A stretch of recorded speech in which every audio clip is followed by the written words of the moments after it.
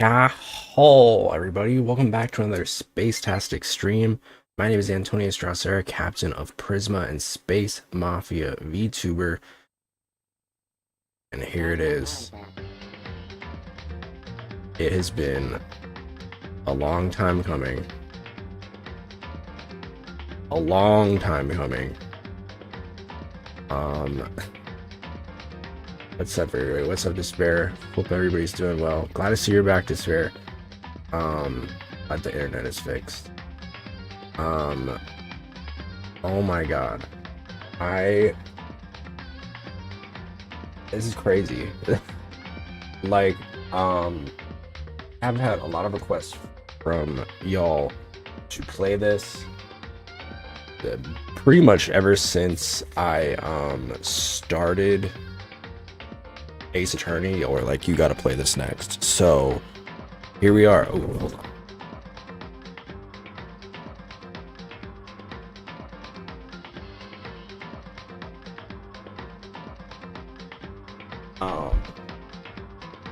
Yeah, I've played them all. I will not have that for you on my watch. If spoiler happens for you, they will get cussed out by me.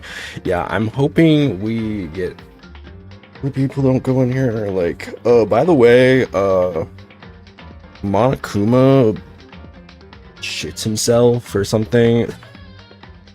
I don't know. I know a little about this game. I understand that it's like people die. People, what's that one quote from that one, like, that anime that's like, people die when they are killed. That's I understand that. But we're going into this pretty blind. This game was something that, like, I had a lot of friends that were like super heavy into it, would be like pinning characters and stuff. So I'm interested to see what the hubbub is all about.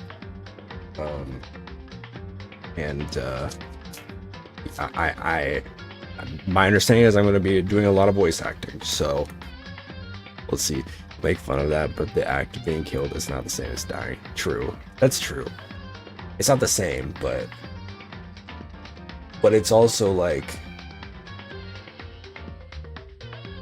but it's true, right?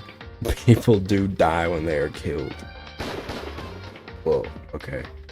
Load game. I got no game to load. I literally bought this like an hour ago. Logic difficulty. Let's go mean. I want to go mean. Action. I don't know what action. What is action? Is it? Am I doing fighting? I thought this was just like a visual novel type vibe. Okay, let's go mean. I don't know. Let's see what happens. Can I lower it later? I don't know. Oh, there he is. Monokuma, right? Oh, what's going on? Loving the janky live 2D. Oh, okay. Ducking a little page. Wait, a rocket?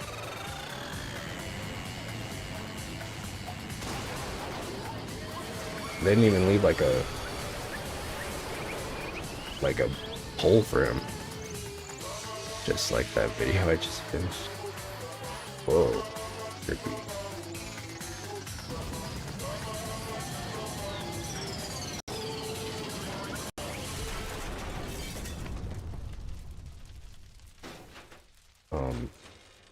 Welcome back. Wait, where'd he go? Oh, he's dead. Okay.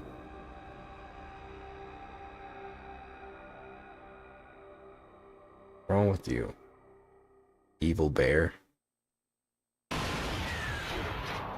Trigger, Happy Havoc, Danganronpa. Okay.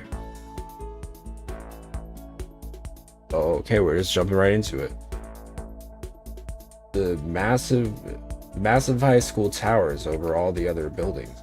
This bustling urban area. Like the school stands at the center of the entire world. Hope's Peak Academy. It brings in top students from every field imaginable, a government-funded school of privilege. They say that if you come here and manage to graduate, you'll be set for life. Hundreds of years of tradition, it sends the cream of the crop into the workforce every year.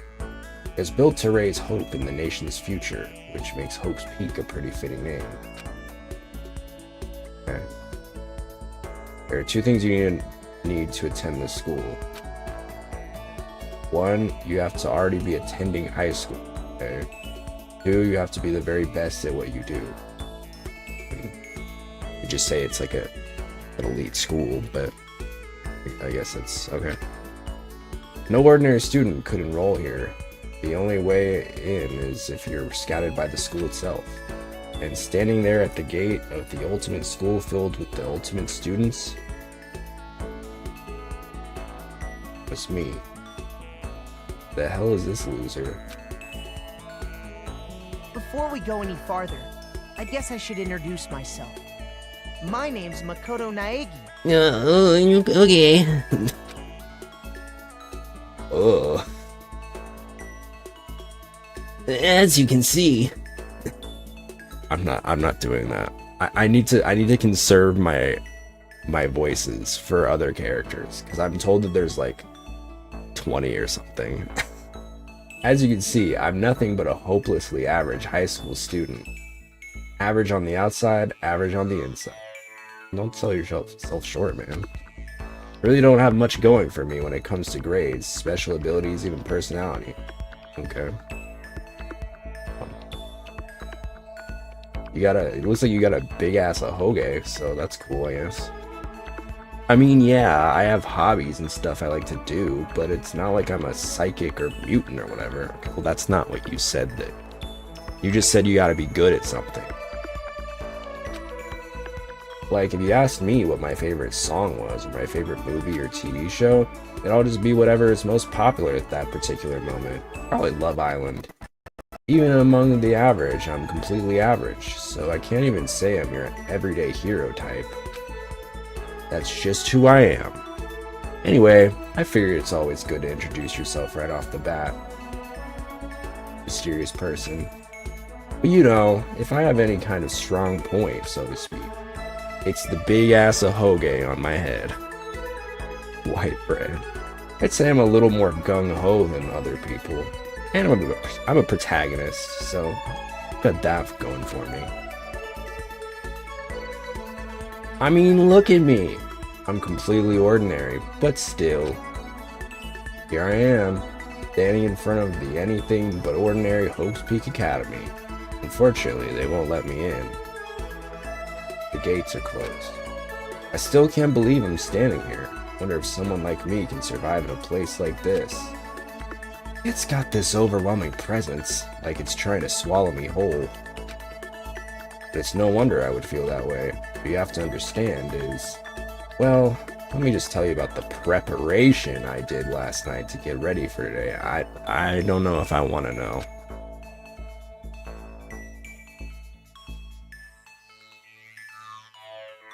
Come on, keep it coming. Apparently my friend kind of knows them. I guess everything there's state of the art.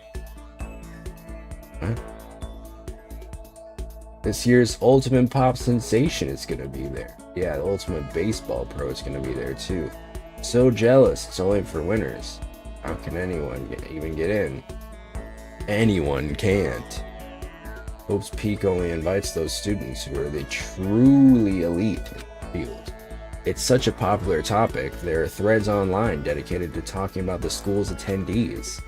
So to prepare, I looked up some of those threads. And all I saw was talk about ultimate students, who were way beyond your average high schooler.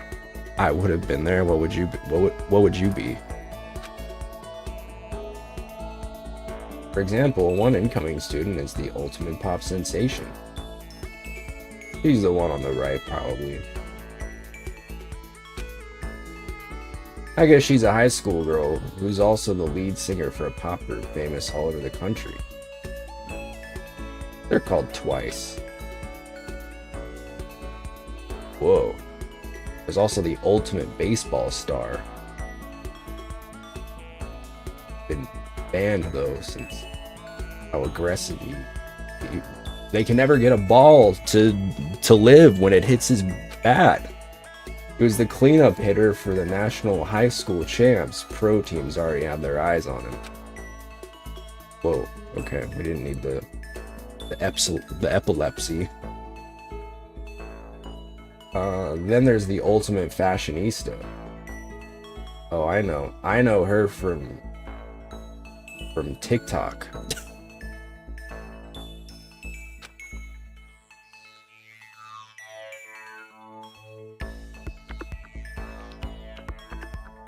Junko Enoshima. Miss Bitch. She's been on the cover of tons of fashion magazines. She's what every high school girl wants to be. And that's honestly that's kind of true when you look at TikTok.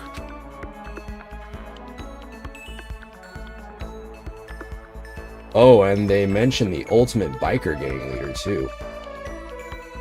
That, you know, up until now it made sense, and then we got like, okay, what's next? Like ultimate gooner, like ultimate biker gang leader. Okay, I don't know if that's really what does that do for you educationally?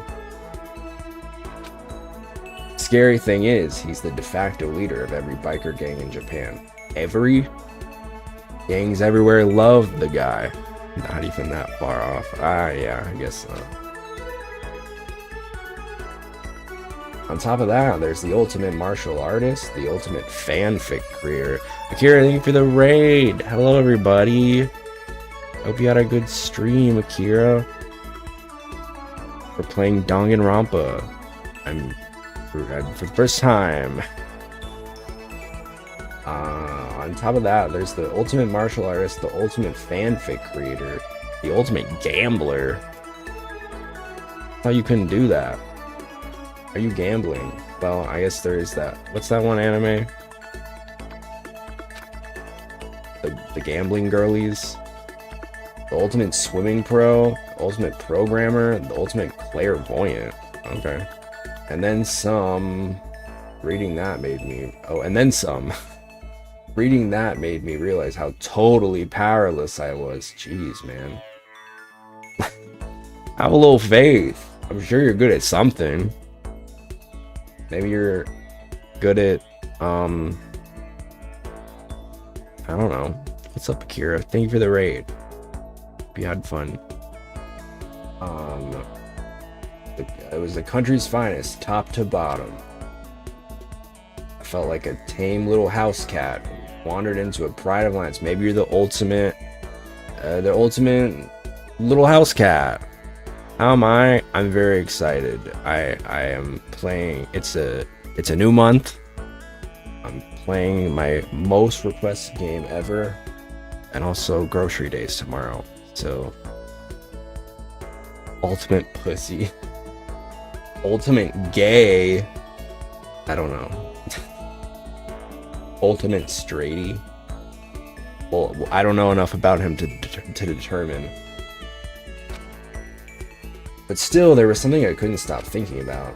You see, there were a few students who I couldn't find any info on, no matter how much I looked. Okay.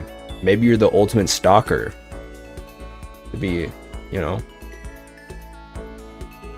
Ultimate Redditor.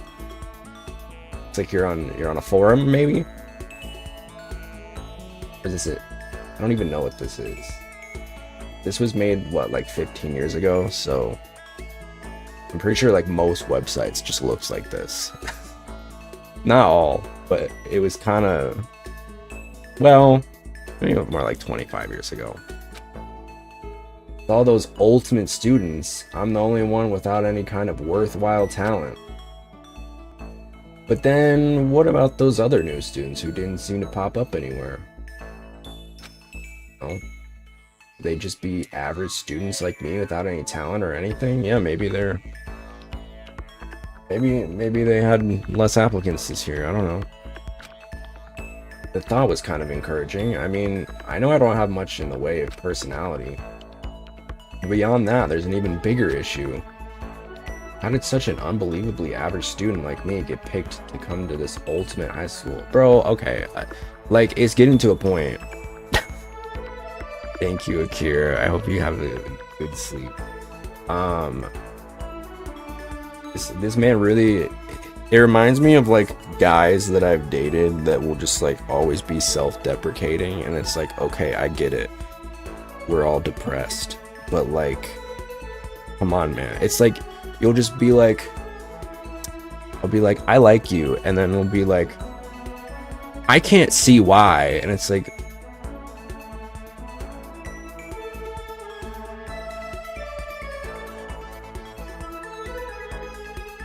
Just take the compliment.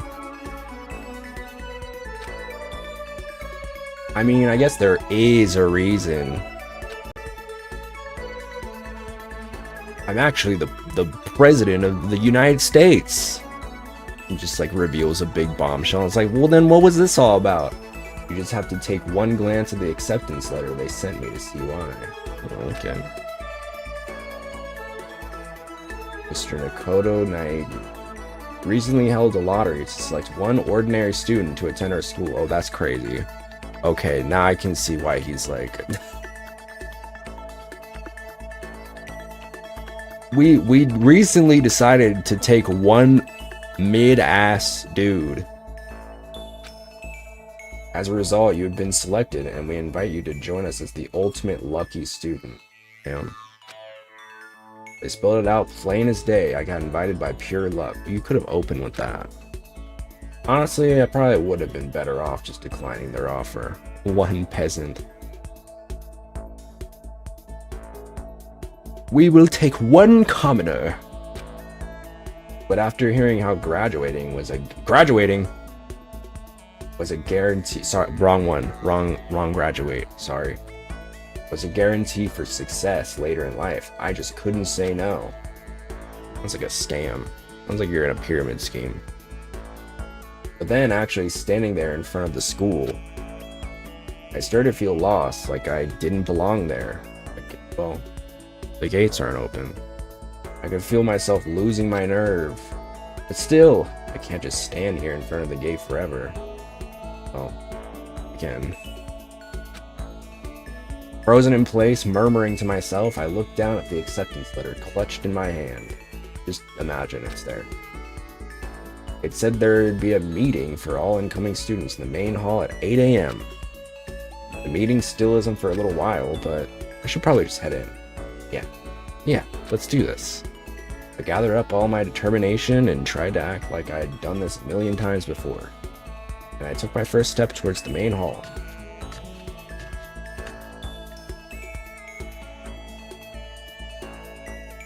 Wow, pretty empty and all. This is where we're supposed to meet, right? I guess I'm the first one here. A really elegant clock over the corner.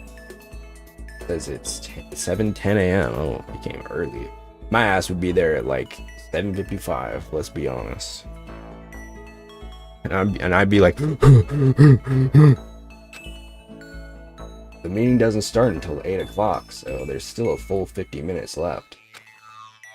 Makes sense nobody else would be here yet. I'm the ultimate early student. 8:30, yeah. Hi, Suja.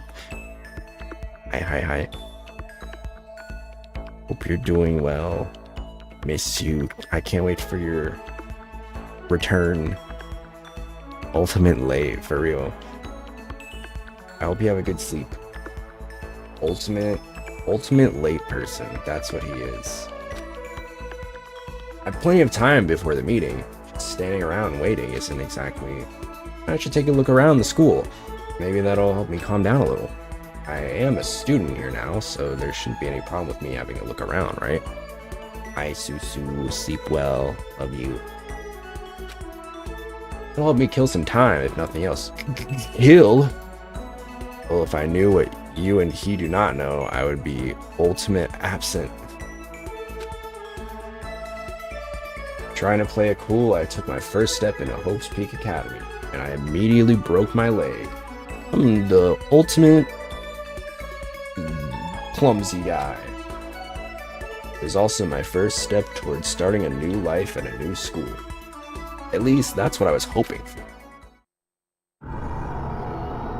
Whoa, oh, the LSD setting in. What the? The instant I took that first step forward, my view became warped, twisted. Like some kind of delusion, melting away and mixing together into something else. Spinning, mixing, melting away, then spinning again. The next moment, everything went black. That was how it all began. How life as I knew it came to an end. At that point, I should have realized the reason I was brought to Hope's Peak Academy wasn't because I had ultimate good luck. It was so I could experience ultimate despair.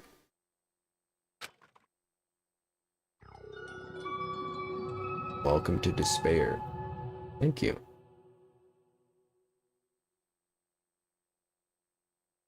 You want to save the data? I don't feel like I really did anything, but my PP name. Whoa.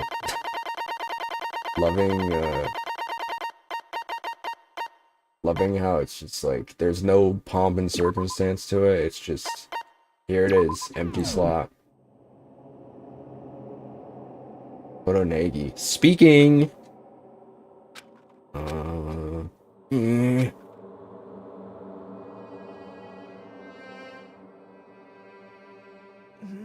No, ultimate sleepy boy. What? Where am I? I woke up with my head resting on top of a hard wooden desk. My body feels heavy. It's pretty normal for me to zonk off in the middle of some boring class or whatever, but what was I doing asleep here just now? In a classroom I've ever been in before. What the heck is going on? Whoa. Alright. Welcome to Hope's Peak Academy. Who's saying this? First, we'd like to explain the basic controls. You can use the left stick to adjust your aim. If you aim at an object you can interact with, you can press the A button. Skinny ass seats. For real, my ass would not fit in those. And presto, you'll investigate that object. Use the right stick to adjust your viewpoint. I could only get one cheek. Why don't you... Whoopsies for it. Why don't you try looking around the classroom? Okay.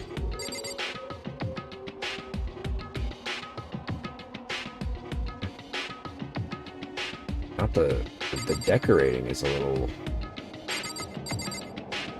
awkward, but I'm not sure if I love the giraffe print wallpaper in a school, and also what looks to be like a judge's podium, but maybe this school is lacking funding. I don't know. The desk I fell asleep on, I can still see a line of drool I must have left there. I have to clean that up later. Hey, what's that on the desk? Hey there, new kid. The next semester is about to start. Starting today, the school will be your entire world. Lectern? Oh yeah, lectern.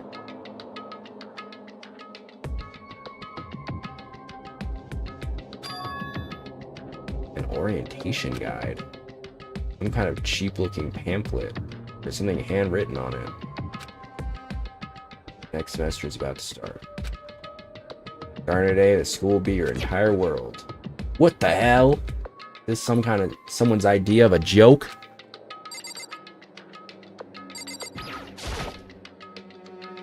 Jeez, can't believe it's already 8 o'clock. You wouldn't be able to tell though. It was just after 7 when I first got here. Has it really been almost an hour since then? Is that a surveillance camera? The dangerous world we live in. I guess they have these to keep weirdos from just wandering in. Not like me though. The ultimate not weirdo.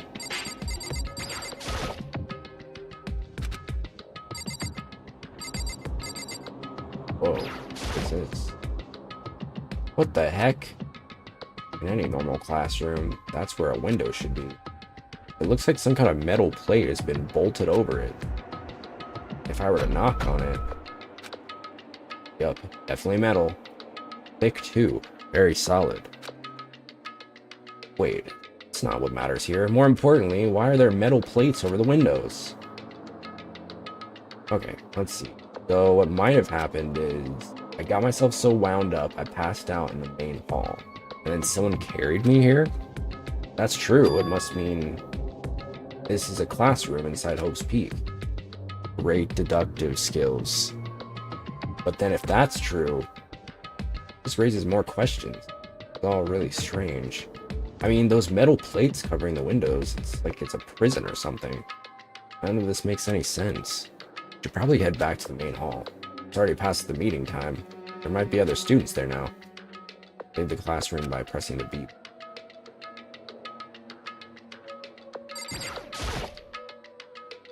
The TV. School is funded by the national government, so I guess it's not that weird to have TVs in here. Something feels off. I wonder what it is. It's not the metal bars on the walls. TV area. Whoa, nice bisexual lighting. Jeez, this hallway is kind of weird too. It's getting stranger by the second. I honestly have no idea what's going on.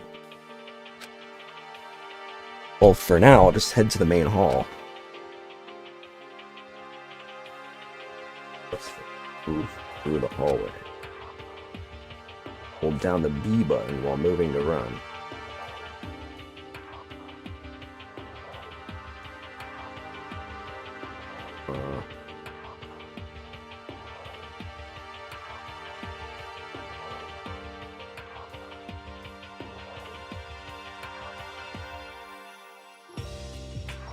Hold on.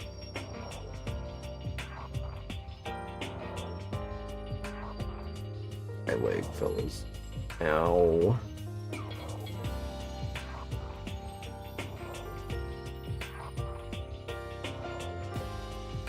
Okay. Hold down the B button while moving to run. Also, you can press the X button to bring up a map. Press the X button again to close the map. How convenient.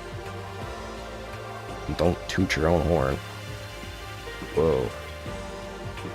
This reminds me of like the original like Persona 2 games where like you just like wander hallways. I've never played them, but I've seen like footage of it where it's like you're just like going through places in first person. Despair Hotel.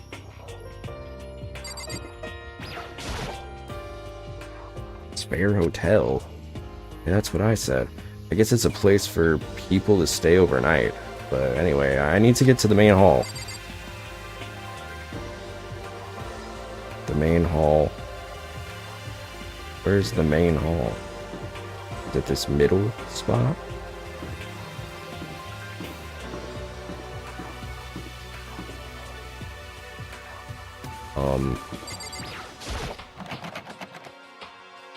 School store. Guess it's not open.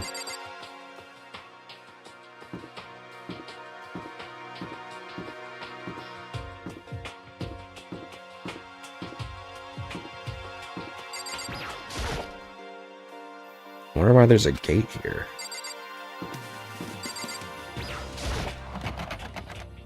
Gym. The handle didn't move at all. Is it the... Is it here?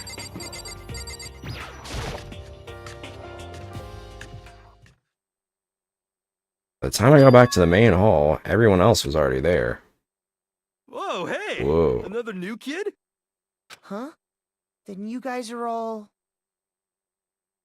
Yeah, we're all new here. Today's supposed to be our first day of class. So, counting him, that makes 15. Seems like a good cutoff point, but Ugh. I wonder if this is everyone. Sitting before me were the ultimate students that had been handpicked by the school. I looked around at everyone who'd gathered there, taking in their faces and one at a time. Maybe I was just imagining it, but I swear I could feel a kind of aura coming from each of them. They're aura farming. How's it going? My name's Makoto Naegi. Sorry I'm late. A bunch of stuff happened, and then all of a sudden I was just asleep. Huh? Oh god, here we go. Whoa, you two? Whoa. She's got the OG curls. I feel like I've seen her too. Things just keep getting curiouser and curiouser. So strange. I declare beyond a shadow of a doubt that this is a strange situation indeed. What are you talking about? I honestly have no idea what's going on right now. Got it! Whoa. Just a moment. There's something else we must address. Listen to me! Makoto, your tardiness is unacceptable. Surely you were aware the meeting was to start at 8 AM sharp. To be late on your first day is unspeakable. I must report you and you must accept your due punishment. It's your problem. It's not like you wanted to be late. You didn't have any control over it. That's right. Everyone just calm down. Everyone just calm down. Listen, why don't we all go around and introduce ourselves? The hell? No, oh wait. I should do my... The hell? No, now's no time for freaking introductions. Maybe, but it's maybe good to at least find out who we all are before digging into the bigger problems here. I mean, how are we even supposed to talk to each other if we do not know each other's names? Yeah. That's a good point. Oh my god, there's so many characters. Okay, so let's get introductions out of the way. Then we can move on to whatever else. Sound good? I'm still totally lost, but I think it's best to just focus on getting to know each other for now. I guess this is as good of a chance as I'm gonna get. I already looked everyone up on the Hopes Peak Academy thread online, but I still don't really know what kind of people they actually are. I'm gonna find out. We're talking to those 5 over there. I met a student and press the A button to talk to them. Each conversation is important to the overall story, so keep track of how they go. I'm Kiyotaka Ishimaru. I believe in bold simplicity. Let's work together on our educational crusade. Okay, close your mouth. It's over for your throat? Yeah, it might be.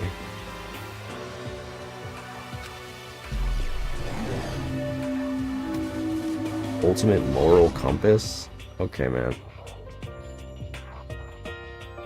I mean, I feel like ultimate student council, Seito Kaicho would have been better, but I guess it's fine. He seems like he'd be like class student council president.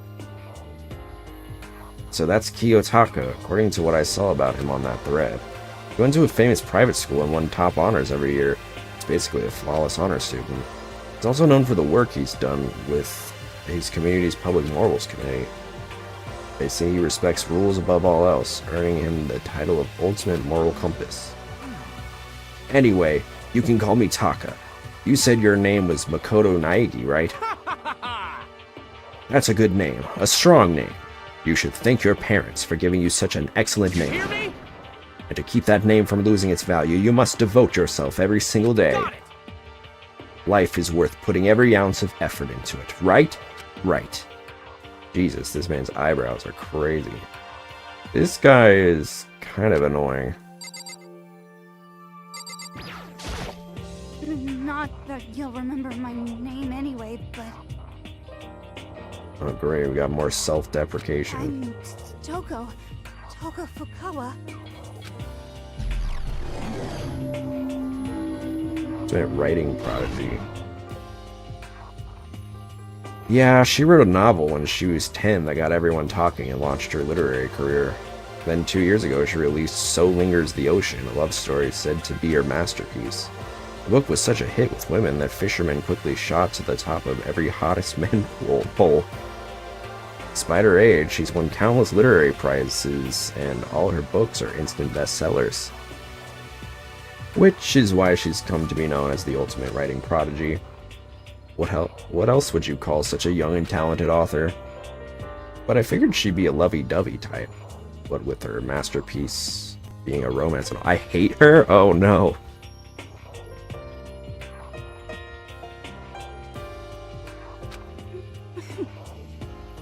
What's your problem? What? It's not polite to stare, you know. Stop staring at me like I'm some filthy creature. Filthy creature? No, I just thought... Yeah, I know what you just thought. You just thought you've never seen such an ugly woman. You just thought it was so funny. No, that's not what I was thinking at all. I'm telling you. Don't bother trying to lie to me. I know it's true. Otherwise, I know you can't stand looking at me. Anyway. Whatever, I don't really care. I'm used to it. Oh, talk about an inferiority complex. I was way off about what a successful author would be like. Great first impression. And stay up with us. Holy cow, what's with this huge metal hatch? It's like the kind of thing you'd see in a secret military base or something. I got one of those on the spaceship. This is the same main hall I was in before, right? This door definitely wasn't here then, though. Hi, I'm Sayaka Mizona. I look forward to getting to know you.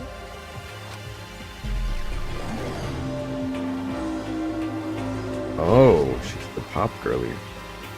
The way she moves is positively mesmerizing. Alright, chill out. That pleasant scent I can't quite place. Oh. Sayaka Mizona. When I saw her name in that thread online, frankly, I was pretty surprised. She's in a pop group famous all across the country. In fact, she's their lead singer. Would they go on hiatus or something? As the ultimate pop sensation, she's in high demand to appear on TV and in magazines everywhere. But actually, she's not the only person I was so surprised to find out she'd be going to the school. I'm sure she doesn't remember, but... Well, never mind. Oh my god. Here we go. We were actually childhood friends. I don't know. No matter how you slice it, she's really beautiful. Almost like a doll or something. I'm not a doll, you know. I'm alive. Huh? Did you hear me? I'm psychic. Huh? Kidding. You just have really good intuition. He's a sharp one. Hey, Huh? Hey, by any chance? Oh, what? Yeah, it must be. I'm sure of it. Hey, Makoto Just did... hold on. Jeez, you guys. How long do you plan to waste our valuable time with this ridiculous back and forth? Sorry. Just got carried away, I You guess. hear me? Self-introductions are for introducing yourself, not bumbling through a bunch of idle chit-chat. You're right. sorry. Sorry, Makoto. We can talk about this later. I'm gonna just fade away. I don't like Sayaka really had something she wanted to say. But it's not like we'll never see each other again. Like she said, we can talk later. Yo, Leon. my name's Leon Whoa. Kawada. What's up? Were you already stabbed? I recognize that name. Played for the National High School Champs as their cleanup hitter, the ultimate baseball star. That superb athletic specimen is... You? Seriously? Huh? What's wrong? Nothing. I'm just surprised. I figured with you being the ultimate baseball star and all. What? Were you expecting some kid with a shaved head? Shaved head? Oh, I was just expecting more of a, you know, sporty looking traditional baseball player type. I mean, when I found that article and picture of you online, that's how you looked then. What? Oh man, you found that picture of me playing baseball? Seriously? I hate that picture. This is not cool. This is so not cool. Seriously, I'm like mega embarrassed right now. I didn't have a choice, okay? Shaving your head like that is part of a national championship regulation. A jock, if you will. Oh, we're still on this? You kinda... alright. I mean, I feel like the beard needs to go, because I don't know what that's about. Man, seriously? But now I refuse to cut my hair. I'm... not now then. But now I refuse to cut my hair. And I'm not gonna dye it back to normal either. Okay, nobody asked you Hey, to. listen. Actually, can I be totally honest with you? I don't like baseball, like at all. I've never gone to a single practice. He's never practiced, and he was still his team's star player. He's some kind of prodigy. Some kind of prodigy. Dyed his beard.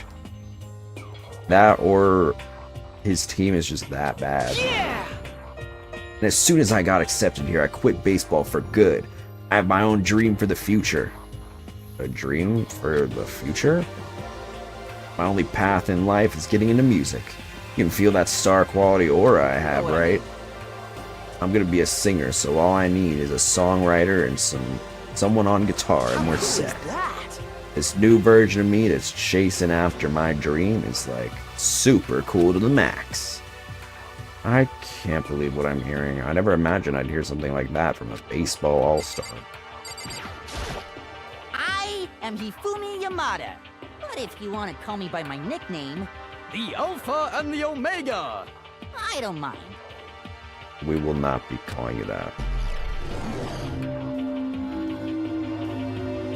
Ultimate fanfic creator. By the way, how much do you know about the world of 2D art? World of 2D? Well, in that world, I am well known and supremely well regarded as the ultimate fanfic creator. I do not acknowledge his presence. I have a tie that points to me, so you know that it's me. I once sold 10,000 copies of one of my fan comics at a school festival. The event has passed into legend. Some of them didn't get it, of course, saying I'd tainted the event. How stupid can you be? That's too bad about them, but selling 10,000 copies like that is definitely pretty remarkable. Yeah. However, The words of such idiots mean nothing to me. I am like Van Gogh, utterly unappreciated in my time. I am a soldier serving night and day to destroy all mindless preconceptions about fan fiction. I am sure if you were to observe my work, Mr. Naegi, you would comprehend its greatness immediately, for my work is filled with deepest meaning. What kind of yes, meaning? indeed. It's about embracing our basest urges. Can cook. I don't think I want to comprehend it.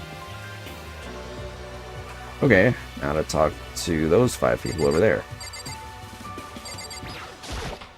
Heya! I'm Aoi Asahina, but my friends just call me Hina. Sup? Hello. Ultimate Swimming Pro. Aoi Asahina. Been breaking records in every competition since she's been in elementary school. She's even been chosen as an upcoming Olympic cadet. She is, without a doubt, the ultimate swimming pro. A combination of her ability, appearance, and proportions has been widely discussed online. Oh lord. So, what was your name again? Sorry, totally forgot. Makoto Naegi. Oh yeah, I knew it was something like that.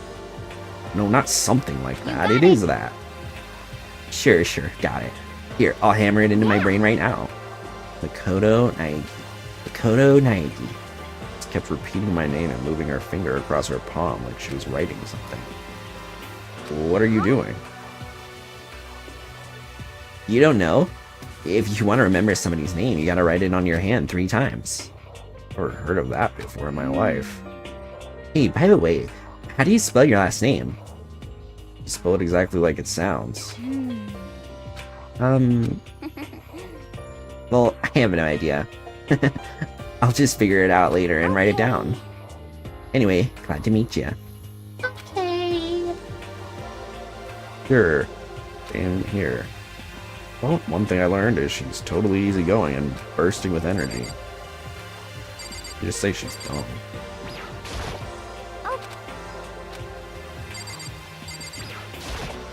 Hello, nice to meet you. I'm Chihiro Fujisaki. Hello, Chihiro. Ultimate programmer.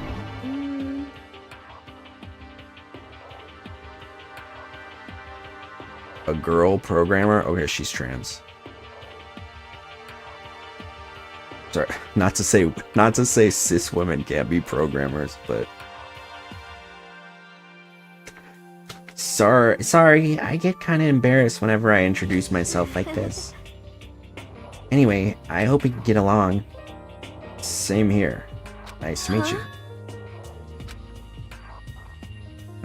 Maybe it's just my imagination, but have we met before? Another?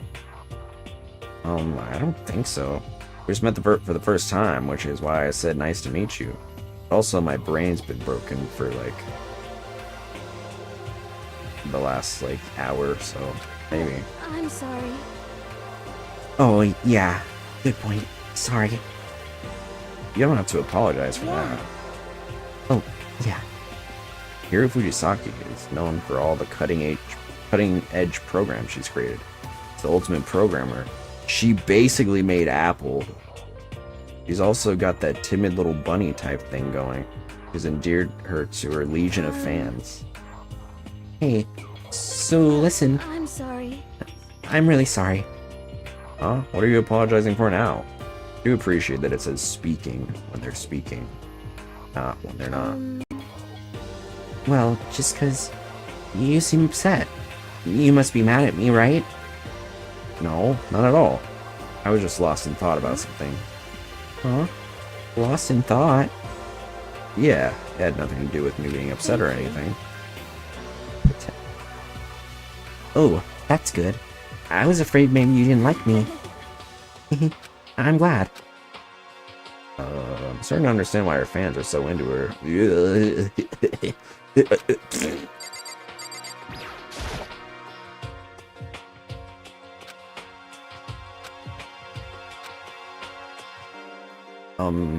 Can I ask your name? My name is Kyoko Kirigiri. She's cool. Her head kind of looks like a butt. He's pretty tight-lipped, huh? Ultimate question mark.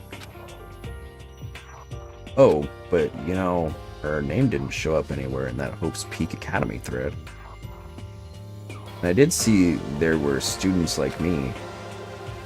Ones who didn't have any real identity or presence. This girl be one of them? So what are you doing at the school? What's that supposed to mean? No, I just meant getting invited here means you're some kind of ultimate something, right? So what ultimate something are you? That doesn't matter. Why should I tell you? Huh? Well, I guess you don't have to tell me. No, I don't have to tell you. I'm not going to. Nothing about her turned up online, so I was thinking maybe she got picked by chance like me, but... Face is like an iron mask. Doesn't want to tell me anything, no point in asking. Hi, I'm Junko Enoshima. Charmed, I'm sure.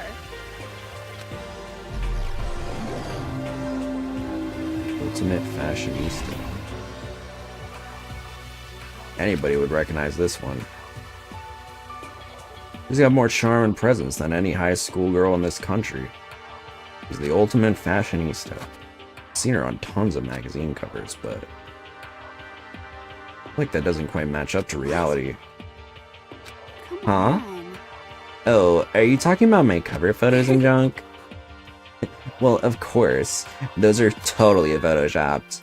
Photoshopped. Yeah, you know, edited to hell and back with like computers and junk. Oh, so they aren't real. What can we do? Come on, don't act so surprised. You're gonna make me all depressed.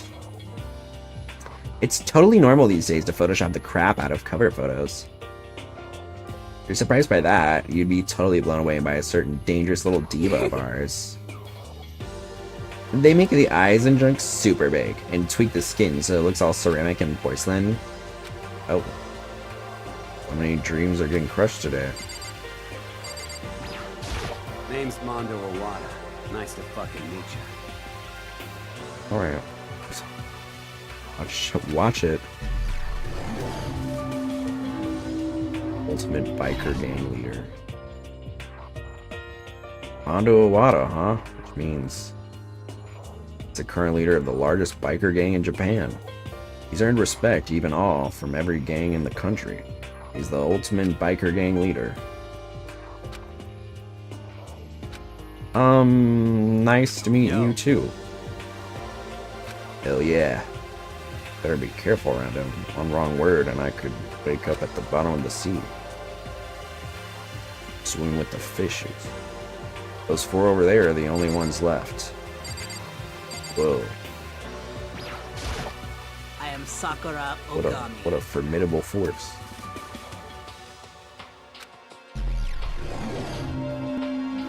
Ultimate martial artist. Oh geez, I almost asked her if she was a guy. The day I say something like that out loud is the day I get turned into a human meatball.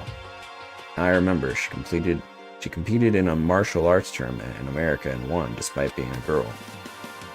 She's the ultimate martial artist. She's fought in over 400 matches and never lost a single one. Alright, queen. That thread also said a bit more about her. Don't call her ogre. I don't even think she's the closest known relative to the primates. Okay. The famed missing link. Well, no, that was Neanderthals and what came before it, as we discussed the other day. But any incoming Hope's Peak students who are reading this, let me warn you right now. If you value your life, avoid her at all costs. Sitting in front of her now, I don't think they were exaggerating about that. Hey, you. Yes? Snapped to attention without even realizing it. Then she started to poke and prod at my body. What are you? Muscular quality and quantity is right around that of an extremely ordinary high school student. What a shame. You're not at all fit to act as my training partner. I'm not sure that's such a shame for me. Name's Byakuya Togami. Yakugan. Ultimate affluent project. What did it say?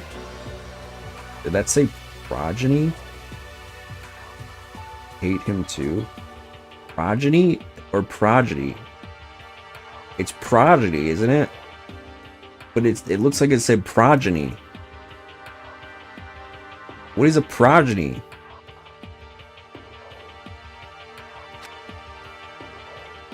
That's the most half-assed introduction I've ever heard. There isn't really anything I can do about it. Even among the ultimate students, this one is special. He's the ultimate student. Yakugo Togami. He's the heir apparent progeny ultimate rich kid. Byakuya Togami is the heir apparent of his family's massive financial conglomerate. He's already started managing business operations, and his own personal assets are, well, vast. Progeny progenitor? Oh. You know that was a word.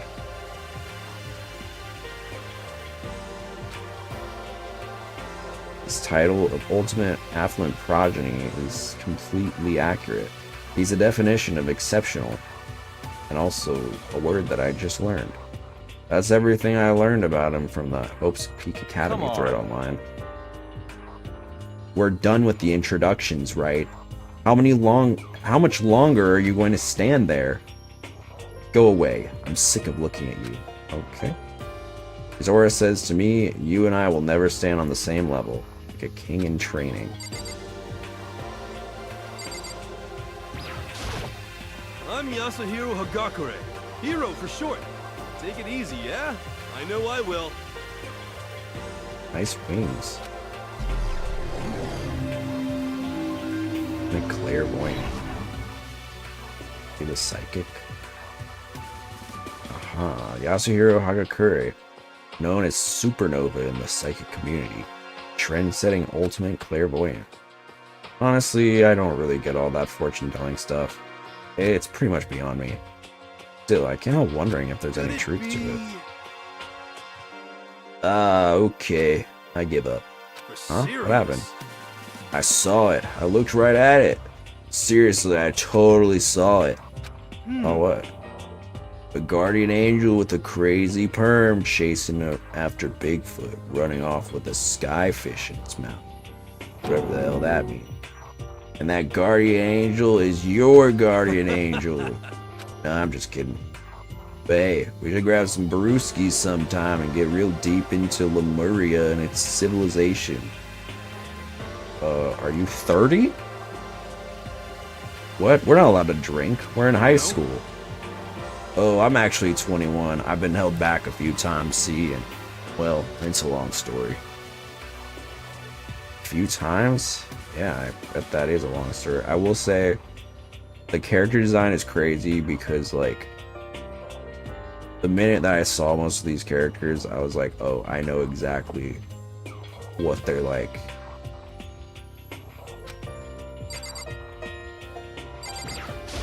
I do not think we have been introduced. I am Celestia Ludenberg.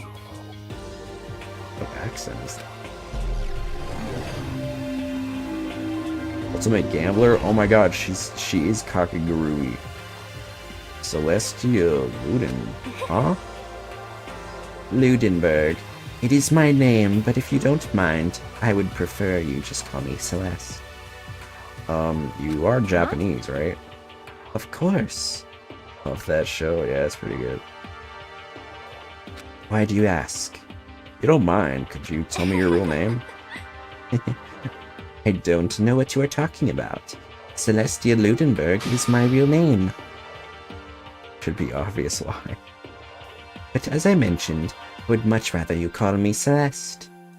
She's polite, but pretty forceful at the same time. I don't think she wants to say any more about it. Guess the rumors in that thread were right about her.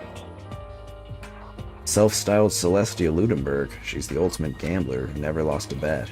Other than her obvious love of gothic Lolita clothes, everything about her is wrapped in a veil of lies. They say she entered and won an underground gambling tournament, earning the title Queen of Liars. She totally cleaned out the other players, taking their life savings and laughing as she did it. She probably went, oh! I look forward to getting to know you better. The smile is beyond deceptive.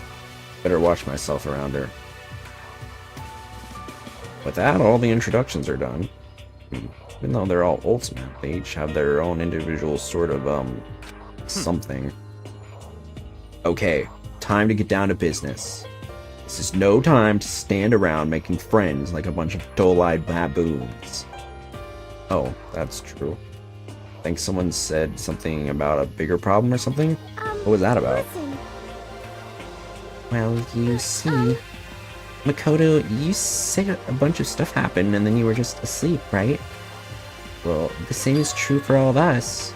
wait, serious? What, seriously? Just after each of us got to the main hall, we lost consciousness. And when we came to, we were somewhere here in the school. That's what happened to you, right? But that's just weird. That every one of us would be knocked out like that? Piece of shit! Jesus. Exactly. That's why we're all freaking out. And that's not the only thing. You saw where all the windows in the classes and hallways were, right? But instead of normal glass windows, it was a bunch of big metal plates. What's that about? Are you for real? Les, all my stuff's missing. Even my cell phone. Like Big Brother. Yeah, you're right. I haven't seen my PDA anywhere either. I gotta text my Discord boyfriends. And then there's the main hall here. The front exit is completely blocked by some giant metal hatch. But there wasn't anything like that when I first got here. What the heck? What's it doing here? Maybe we got caught up. Sorry, I'm like buffering because there's so many characters. Maybe we got caught up in some kind of like, you know, crime or something? What, like a kidnapping? You think maybe someone grabbed us and hauled us off and we're not actually at school? Hey, come on. Come on, don't act like that. Don't think like that. Cheer up. I bet this is all just part of the school's orientation procedure. Yeah, I'm sure that's it. So I'm just gonna take it easy for a little bit. Oh, so you think they wanted to do something to surprise us? Huh? Well, if that's all it is, it's nap time for me. I was up way too late last night, so I could use a little shut-eye. Feel everyone's tension evaporating. Then it began.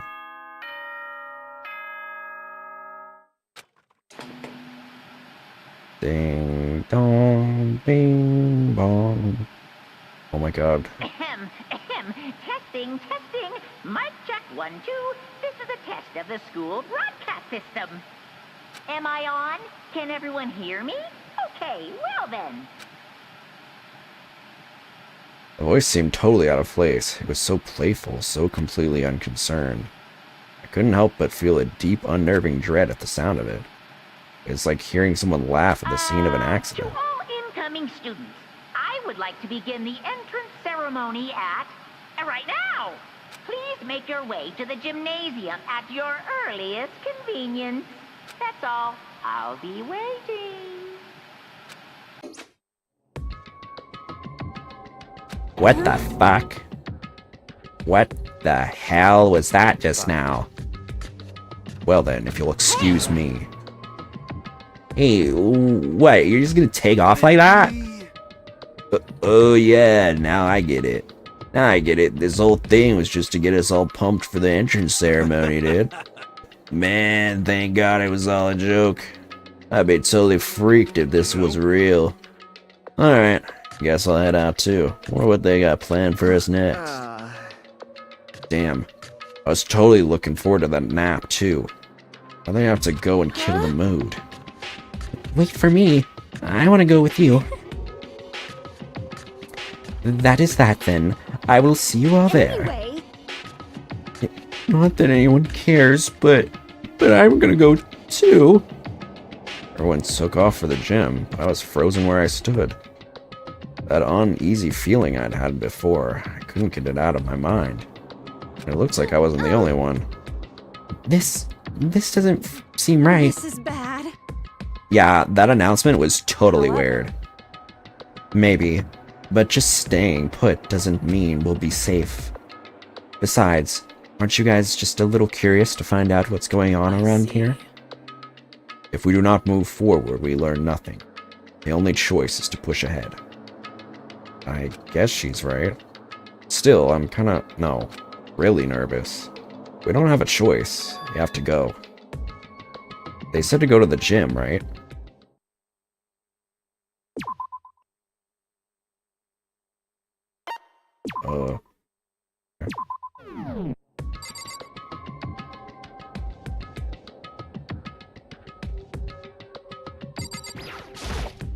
This is bad.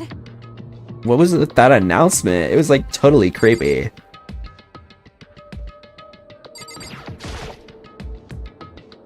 Impressed with these voices? Oh, thank you. It's a TV. The school is funded by the national government, so I guess it's not that. Okay, where? Read that.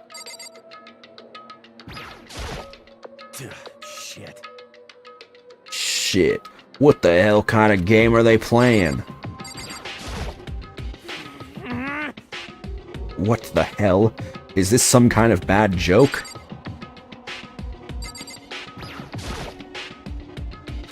Whoops. Something weird is going on here, right? It's not just me. Listen, I know how you feel, but all we can do now is check it out, right?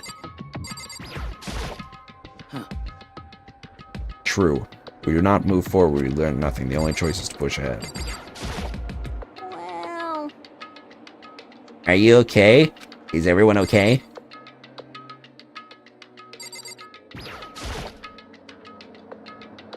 Mailbox. Nothing inside. Alright. Leave the area.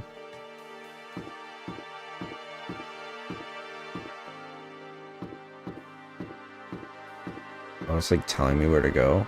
Never mind, it's not doing that.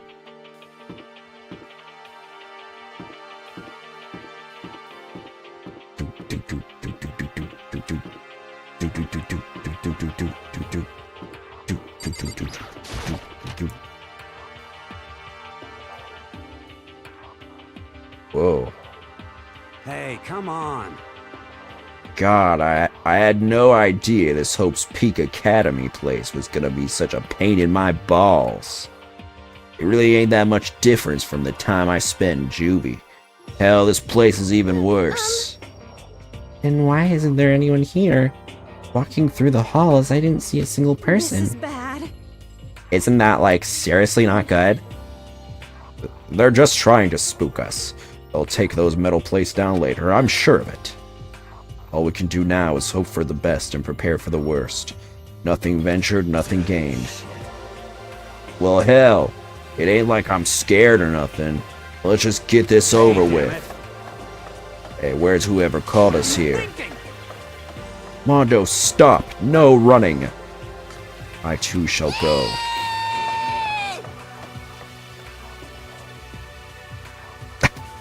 What was that?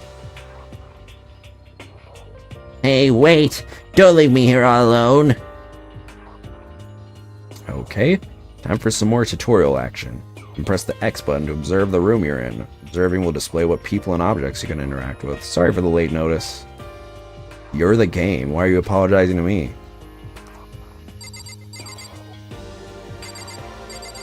Oh, I like how they're just like PNGs. But it's like in a 3D area, so it's like, oh, oh.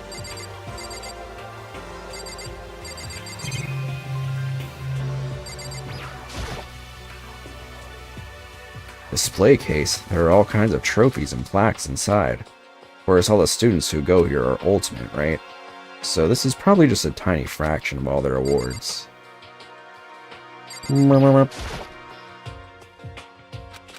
No.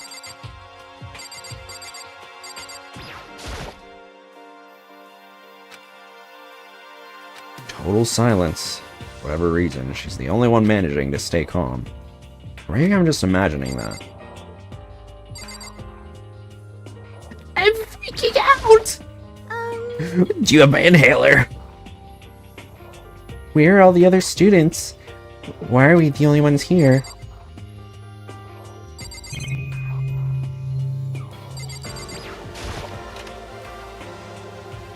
Wait, no.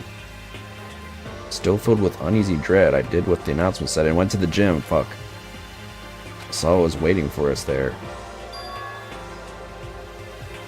Oh, it really does look like an entrance ceremony. Yo. See, told you. It's totally normal. It's totally normal entrance ceremony stuff. Hiro is right. But in a way, that just emphasized how completely not normal all of us were. Hey there! But you howdy were normal. ho. Is everyone here? Good! Then let's get things rolling!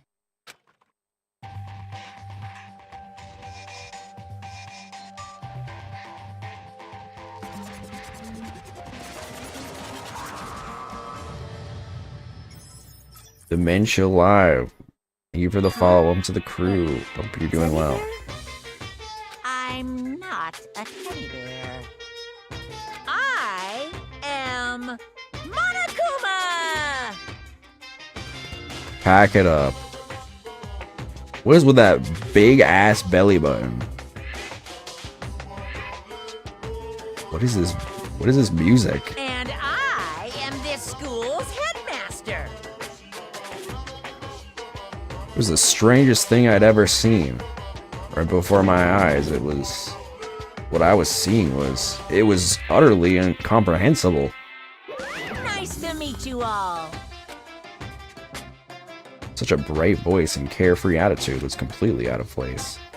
And all that anxiety I'd been carrying with me suddenly transformed into outright fear. What? That teddy bear can talk? Calm down, I'm sure there's just a speaker inside it. Hey, come on now. I told you already. I'm not a teddy bear. I'm Monokuma, and I'm your headmaster. You know I gotta put the voice in there somewhere. What? It moved. Seriously, man, calm down. It's probably just a remote control toy or something. How dare you compare me to a child's plaything? You've cut me deep, deeper than the Mariana Trench. My remote control system is so complex, even the folks at NASA can't recreate or even comprehend it. But don't make me say stuff that might destroy NASA's dreams. After all, I did launch a guy into space at the beginning of the game. I just couldn't bear that. Bear that? Really? You are unfortunate. Now then, moving on. We really must hurry and get started. Giving up already? No other stupid bear puns? Quiet down now, quiet down. Okay, so... You guys abandoned the gag. Good morning. Everyone, stand at attention and bow. And good morning. Good morning! What's your problem? You don't have to say it back. Now then. Now then, let us commence with the most noteworthy and memorable entrance ceremony. But first, let's talk a bit about what your school life here will be like. Now, make no mistake. You few students so full of potential represent the hope of the world.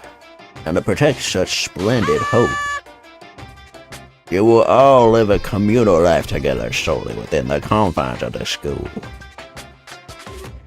Everyone will live in harmony together and adhere to the rules and regulations of the school. Huh? Now then, regarding the end date for this communal life, there isn't one. In other words, you'll be here until the day you die. Such is the school life you've been assigned. What did you just say? Until the day we die? But fear not. Fear not. We have quite an abundant budget, so you won't lack for all the common conveniences. We got chips. What else? We got pretzels. We got Gatorade. Y'all like Gatorade? Cause I got a lot of Gatorade. It was on special. That's the least of our worries right now. Yeah, what the hell? You're saying I have to live here forever? I do like Gatorade, though. You're screwing with us, right? I'm not screwing with you. I'm no liar. Of that you can be 100% sure. And just for your information, you're completely cut off from the outside world. It's kind of like Big Brother. It's nothing like Big Brother. So you don't have to worry about that dirty, dirty land beyond these walls ever again. Cut off? So all those metal plates all over the school? They're here to keep us trapped in here? That's exactly what they're here for. No matter how much you may yell and scream for help, help will not come. So with all that in mind, feel free to live out your life here with reckless abandon. Come on, what the hell is this? I don't care if the school or whatever, whoever else is behind it all. This is just a really bad joke. Yeah, cut this shit out. It isn't funny anymore. You keep saying this is a lie or a joke. A bunch of skeptics, all of you. But I guess you can't help it, huh? Y'all grew up in an age where you're taught to doubt your neighbor. Well, you'll have plenty of time to find out whether or not what I say is true. And when that time comes, you'll see with your own eyeballs that I speak the undeniable truth. Having to live here forever would be quite the problem. Come now, what's the matter with all you? You decided of your own free will to attend Host Peak Academy, didn't you? And now, before the entrance ceremony is even finished, you've already decided you want to leave? Oh, but you know, I guess I did forget to mention one thing. There is one way for you to leave this school. Really? As headmaster, I've crafted a special clause for those of you who would like to leave. I call it the graduation clause. Graduation? Now let me tell you about this fun little rule. Basically, you make a white background with black text, and you say, "Thank you for your continued support." As I mentioned, in order to maintain an environment of harmony here, we rely on a communal lifestyle. If someone here were to disrupt that harmony, they alone would be allowed to leave the school. That, my students, is the graduation clause. What do you mean by disrupt the harmony? Well, you know, if one person would murder another. Murder? You need to change this? No.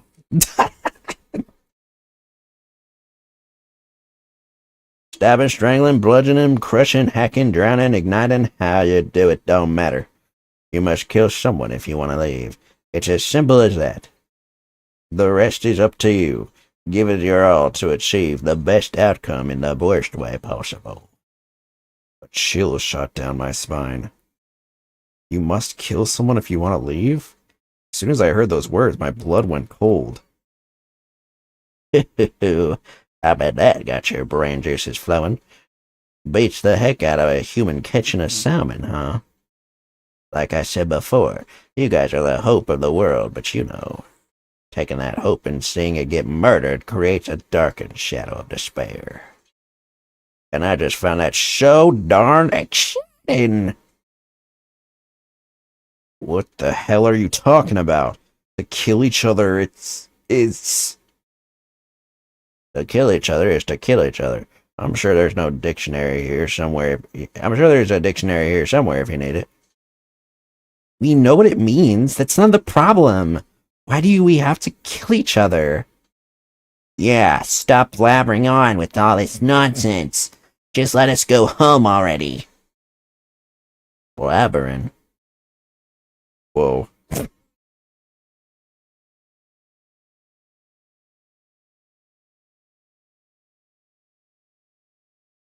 I'm going crazy. You guys just don't get it, do you? Let us go, let us go. You keep on saying the same thing over and over and over and over. Listen, from this moment on, this school is your home, your life, your world. Got it? And you can kill as much as you want to kill. So go ahead. Go on a killing spree. Alright, come on. Smelling my finger. How long you gonna keep this up? Huh? You know? You got us, okay? You scared the hell out of us, so you can go ahead and reveal the trick now. Reveal the trick? I'm right? Yeah, cause I mean, you know, this is all some kind of trick and all, right? So, like... Dude, shut the hell up and get out of my way. Shoving Hiro aside, Mondo placed himself in front of Monokuma, his voice rumbling like thunder. Listen up, asshole. This shit's gone way too far. What the hell kind of joke is this? Joke? What, you mean like your hair? Whoa! Mondo roared out, and there was a sudden boom. was the sound of the floorboards as he kicked off and launched himself into the air. He flew at Monokuma fast and straight as a bullet. He locked onto his target. Whoa. Oh my god.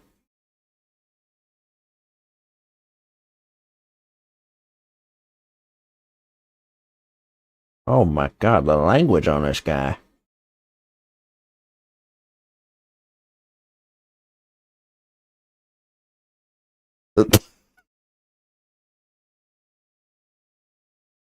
Low key's kind of all of us in this situation. What? No smart ass comeback this time? Stop that goddamn beeping and say something! Watch out! Get rid of it! Huh? Hurry up and throw it! I don't know if her ferocity stunned him into silence or what, but without a word, he did what he was told. He threw Monokuma. As soon as he did. Oh my god. The hell? That sure as shit wasn't a joke. It blew the hell up. It was a painful ringing in my ears, and I could smell gunpowder. Explosions might happen all the time in movies or whatever, but when it's in real life, I've never seen anything like it. But, you know, this means that the teddy bear's been destroyed, right? I told you I'm not no teddy bear, I'm Monokuma. Ugh! There's another one? You son of a bitch, you seriously tried to kill me just now.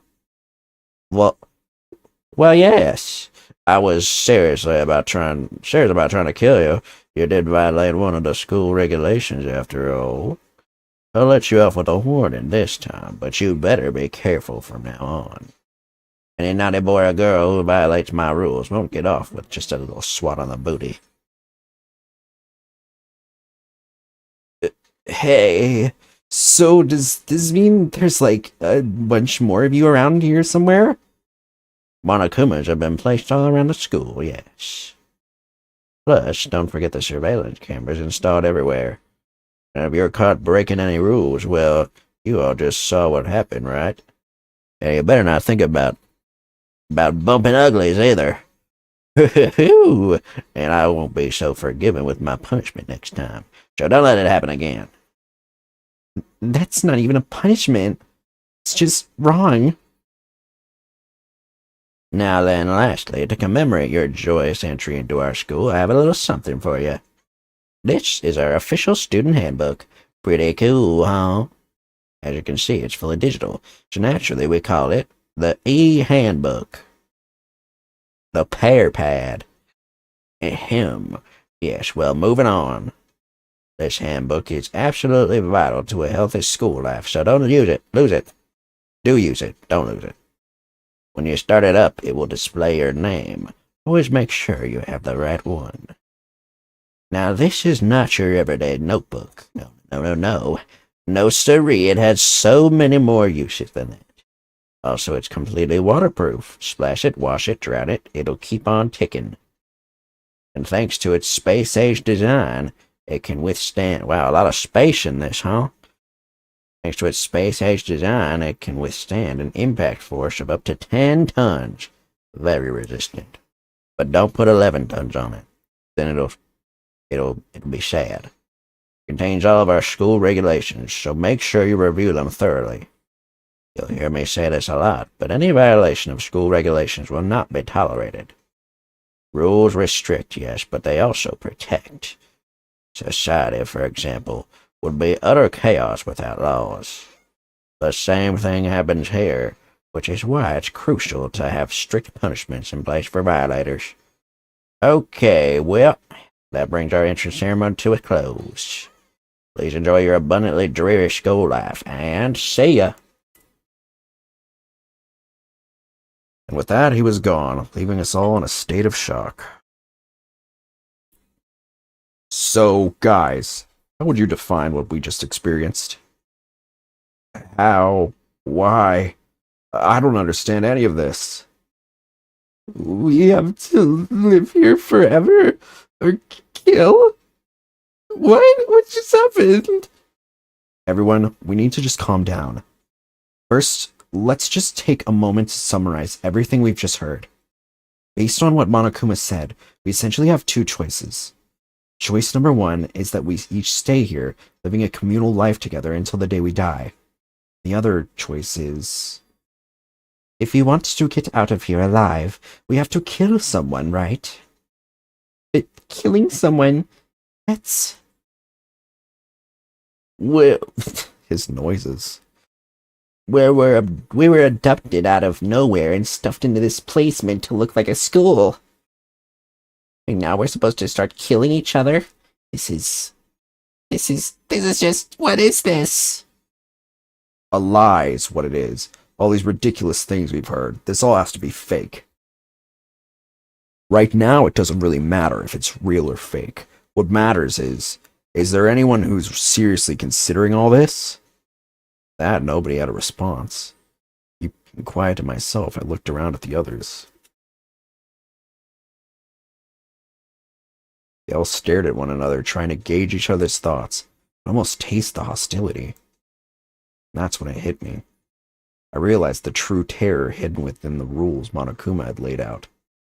You must kill someone if you want to leave. Those words had planted vicious thoughts deep within each of us. Each of us became suspicious of everyone else. We're forced to wonder, is someone going to betray us?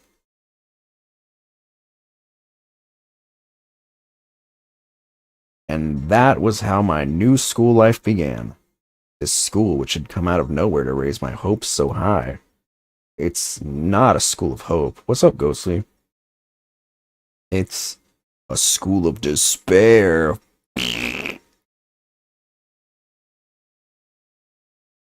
Prologue, welcome to despair. Ew, who splooged all over the screen? Driving students 15. Uh-oh. That number is gonna go down, isn't it?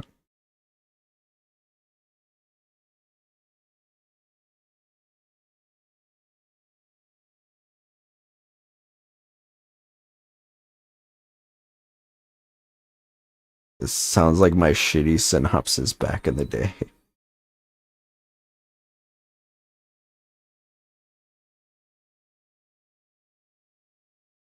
Makoto Naegi. Ayaka Maizono, Leon Kuaro, Shiro, Yoga Girgi, Celestia Bloomberg.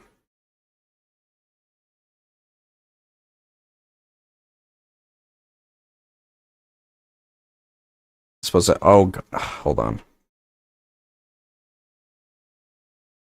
Thank you. We're still working on it. We might have a solution though, soon. A more permanent solution.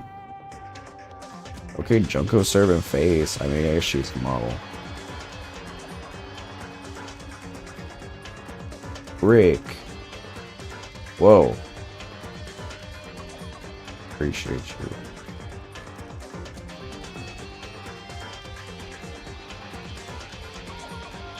Oh.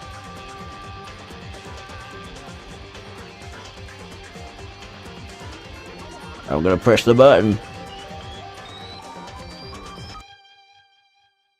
Trigger Happy Havoc Danganronpa. Dongi Romper. Got an item. School crest present. I'll save my data.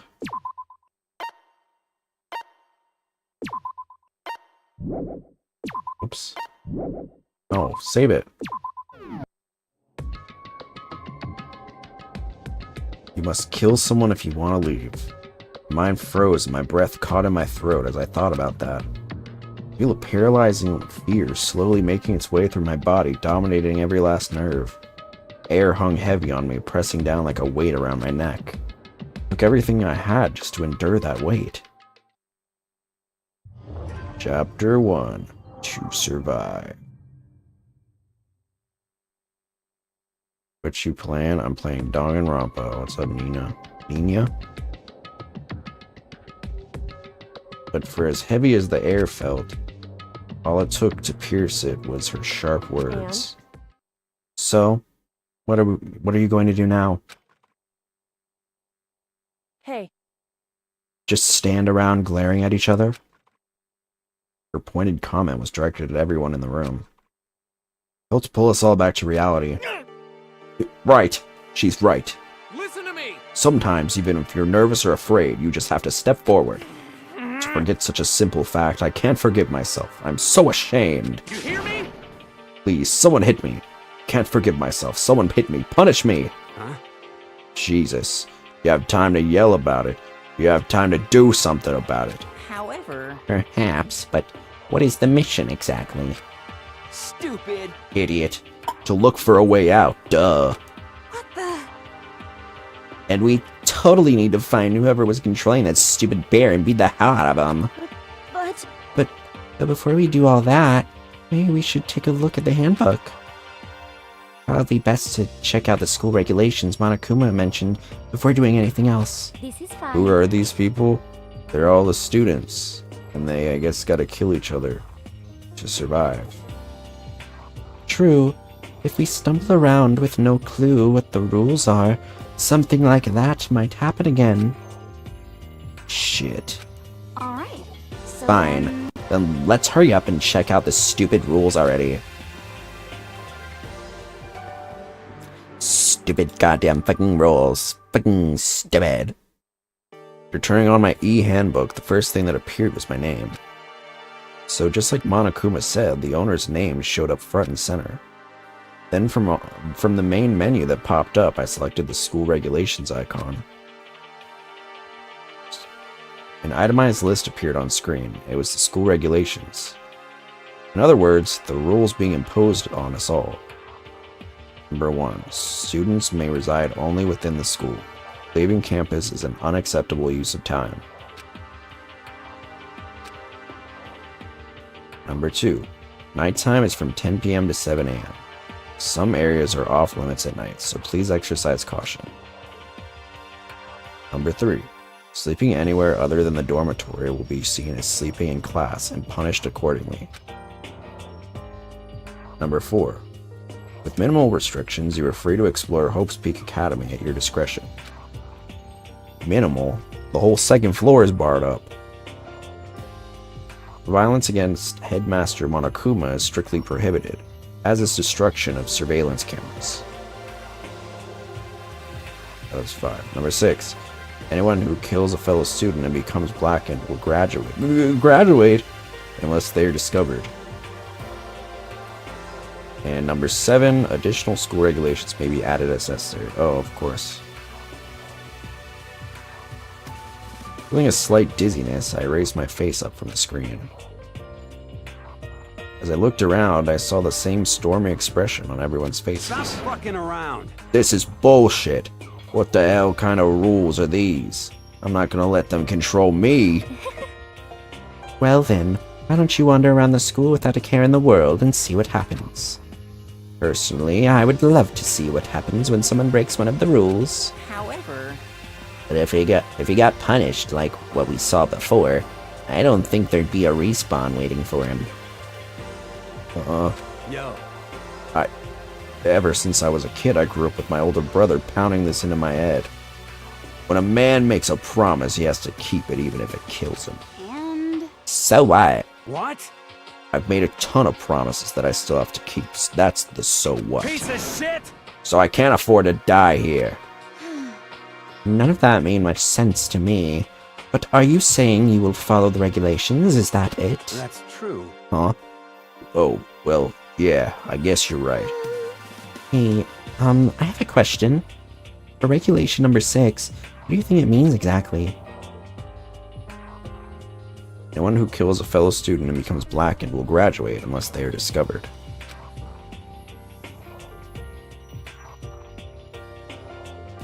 You're talking about the second half, right? Where it says unless they are discovered? I was wondering about that myself. It's saying that if you want to graduate, you have to kill someone without anyone finding out it was you. But why? Why do we have to do that? I don't see any reason to worry about it. Just worrying about following the rules as they've been explained to us. Such ignorance. Frankly, I don't want to hear anything from someone who waits for others to decide what to do for them. I'm an alpha male. I'm the ultimate alpha male. Don't jab at me. Give me a break. More like a full-on stab. Well, for now, let's forget all the silly junk about murders or whatever. Okay. Now that we know the rules, let's start exploring the school. True. We need to find out where exactly we are. Is there any way out? What about food and supplies? You understand? There are tons of questions we need to answer. Let's do it! Damn straight. Okay, then let's start looking around. I'll be going alone. What? Why? It's a pretty stupid idea, don't you think? Someone here might already have started thinking about murdering one of us. Are you saying we should stand around with them in our midst and make it that much easier for them? Hold on a second. Wait, hold on a second. That would never... What? Don't bother saying it couldn't happen. You can't deny the possibility. I have so many lines on my forehead. That's why you all seized up with fear when that graduation rule was made clear to you. Am I wrong? But... So I'm simply acting in accordance with what I think is best for me. Just hold on. Hold on. Like hell I'm gonna let you run off and do whatever you want. What? Out of my way, Plankton. What? But what the fuck's that supposed to mean? Such ignorance. One tiny bit of plankton drifting across the sea. So minuscule, so insignificant, they couldn't possibly have any kind of influence on the boundless ocean. You're fucking dead. I'm gonna kick your ass. Stop it. We shouldn't fight. What? The fuck you just say? You some kind of goody-goody little bitch? You wanna throw down? Who do you think you are talking to me like that? You think you're my fucking dad or something? No, I wasn't. You son of a bitch. Fuck you. Damn. He punched me. I flew back in a heap. Like something straight out of a comic book. I didn't even see the punch coming. It was just suddenly right there in my face. 1 second I was standing there. The next I was soaring through the air. Now that I think about it, maybe I'd kind of forgotten the kind of people I'd been trapped here with.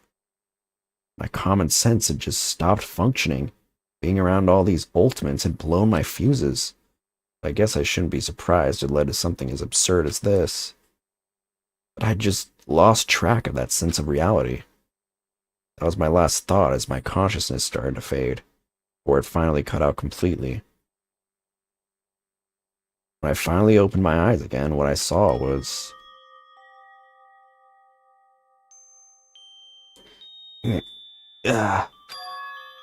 Huh? Where am I? As if it had become part of my daily routine. Woke up in yet another room I'd never seen before. Okay, so... where am I now? You now have access to the handbook menu. You can use this to check a variety of information as you play. Open the handbook menu with the Y button. You can use this menu to check the school regulations and character info in the report card section. At certain points, map and truth bullets may not be available. Truth bullets? You can also save and load game data under the system section. Finally, press the button to review the transcript. I'm guessing the minus. This records all pertinent info. So use this to review comments from everything involved. That's like the case files in Ace Attorney.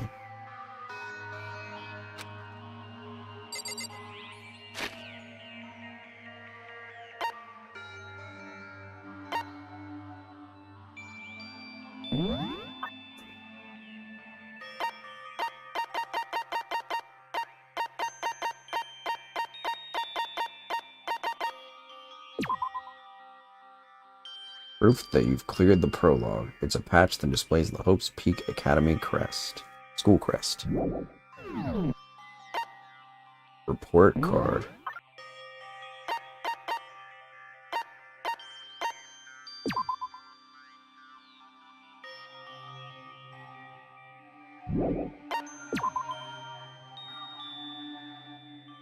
chest size.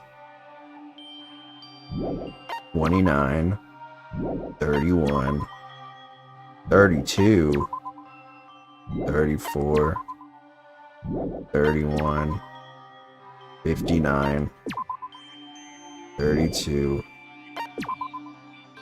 33, 33,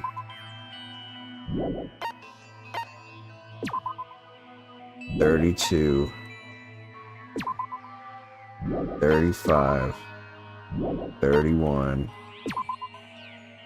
51, 31, 31, 28.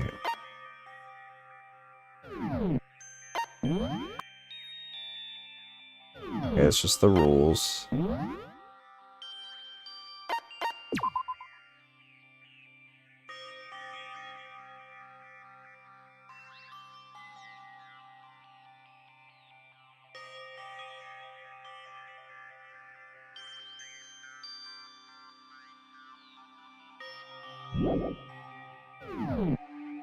Alright. Cool.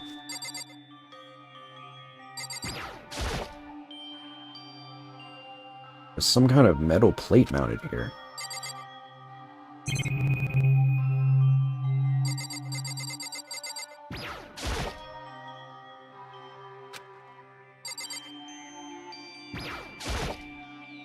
Oh, can I get the camera? There. Surveillance camera. I hate the idea that someone might be watching me right now. I'm not allowed to mess with the camera, so I better make sure I don't touch it.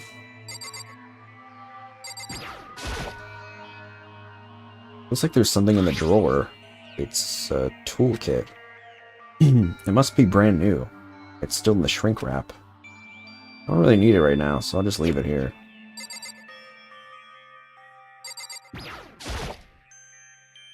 It's a notepad. Guess the school must have given one to each of us. It's a paint roller? Some kind of lint... Oh, lint roller. I guess we're supposed to clean up after ourselves.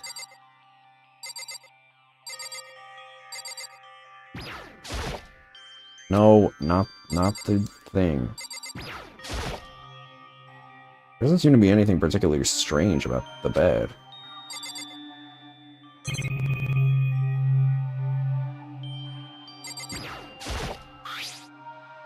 Must be the key to the room. M. Naegi. Name's written on the keychain. Means it must be mine, right? I better hang on to it for now.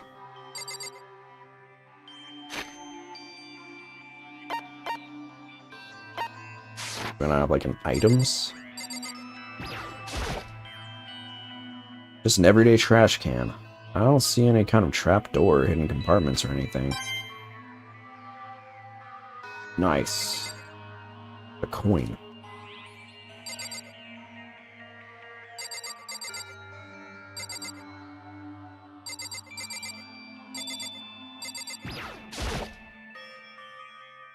This would appear to be the bathroom. Huh? It's not opening. Guess it's locked.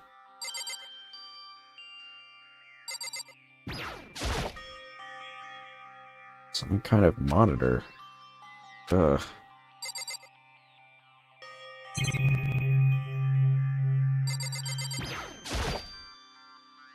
It's a piece of paper hanging up on the wall which says, announcement from Headmaster Monokuma. Each room's lock has been designed to completely protect against tampering or lockpicking.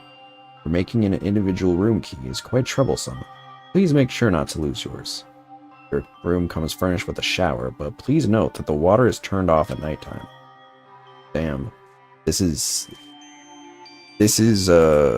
ableist against nighttime showers like myself. Also, the bathrooms in the girls' rooms include a lock of their own. Finally, we've prepared a small gift for each of you. The girls, a sewing kit. The boys, a tool kit. Damn, I want a sewing kit. Sewing kit includes a map of the body's vital organs. One stab will do the job, girls. For the boys, we will leave a strong blow to the head with any of the tools should be ample. Don't think, just feel, and let's all enjoy ourselves. I crumpled up the sheet of paper and threw it in the trash.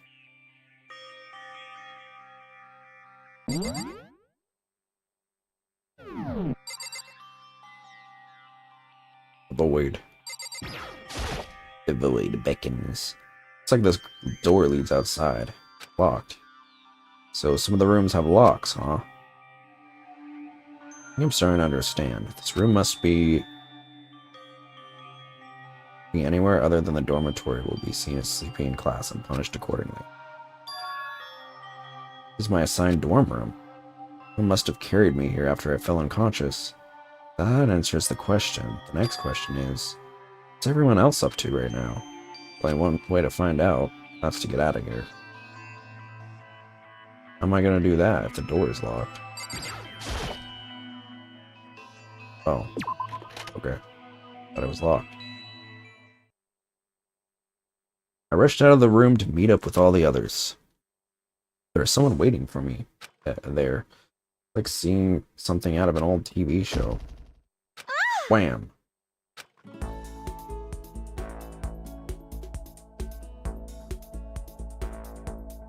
Oh, Sayaka? Sorry. Are you okay? Sorry. I'm fine. I hope you're okay. Sorry about that. Big ass head. Yeah, a lot of these characters got some big noggins. An embarrassed smile on her face. Not a smile. I stood up slowly. That's me smiling. Are you okay, Sayaka? Are you hurt? You make it sound worse than it is. I'm completely fine. I know how I look, but I've actually built some pretty good muscle jumping up and down on stage. That's good then. But are you okay? You know, from when Mondo hit you? That's true. I got knocked out right there in front of everyone. Guess I revealed my lack of cool right from the beginning. Oh, I'm fine. Nothing wrong here. That's good. Oh, that's good. I was kind of worried. Thanks. By the way, what are you doing here? Actually, I came to get you. You came to get me? Well, if you really are feeling better, hoping you could come to the dining hall. The dining hall? You see? After you got knocked out, everyone decided to go and do their own thing. We decided it would be more effective if we split up to investigate. We agreed to get together later on and talk about what we each found out. So does that mean it's almost time to get back together? If that's what's going on, then of course I'll go with you. That's good. Good. I'll go ahead and meet you at the dining hall then. Alright. Whoa. Whoa, whoa, whoa. Oh, look at these little sprite arts. Oko, Chihiro, Aoi, Sakura. Like my little jump that I do. Celeste, Junko, Yakuya, Ando, Yotaka, Kyoko, Makoto, Sayaka,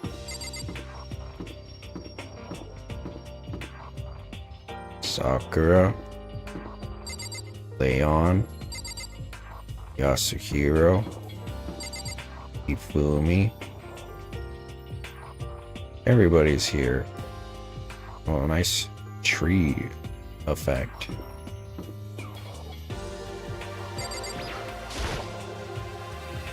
Everyone's meeting up at the dining hall. I should head there myself. Alright.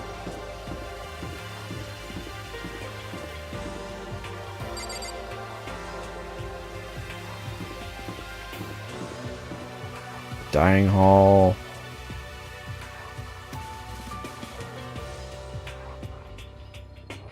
Wait, this is different than before. A different floor?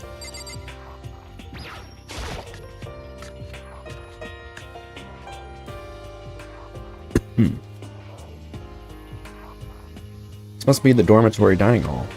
It looks pretty clean, so that's good. I guess that's not really important right now, with us being prisoners here and all. Yeah, that's true. Nobody was there waiting for us. We don't really have much choice. I guess we should just wait here for now. Oh. Sorry, voice crack. Okay, let's just wait here. Huh? You heard that? Like I said, I'm psychic. Come on, I'm just kidding. Seriously, I just have amazing intuition. Is it really just intuition? It's kind of sudden, I know, but here comes a tutorial! The casualty of the tutorial voice. Right now, I'd like to talk about reactions. You're going to be talking to Sayaka, right? Well, while you're talking to her, some purple words are going to appear. Here's how they work. When purple words show up, if you press the X button, you'll go into reaction mode. Reaction.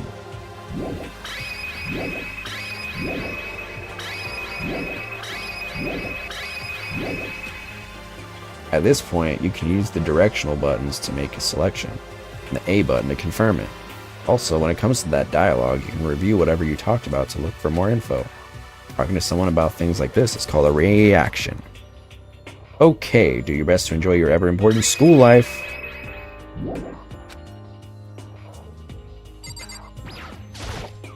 Got it. By the way, Makoto. Huh? What is it? Purple words.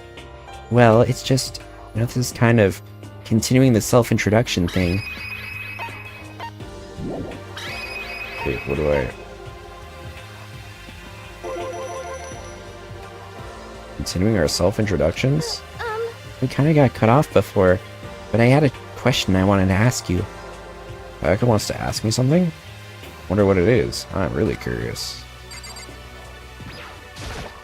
Hey, Well, it's just, I know this kind of continuing the self-introduction thing, and I wanted to ask you something. What did you want to ask me?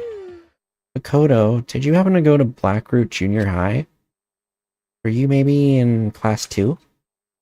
Yeah, actually, I was. I knew it! I went there too. I was in class 4 though. Do you remember me? Do I remember? Yeah, the 21st night of September. Even back in middle school, she was a celebrity with all kinds of ultimates surrounding her. How could I forget? Almost as surprising as her question was. She remembered me. We never even talked to each other, but somehow she still knew who I was. Hey, are you okay? Oh yeah, I'm just surprised. Wouldn't thought you'd remember me.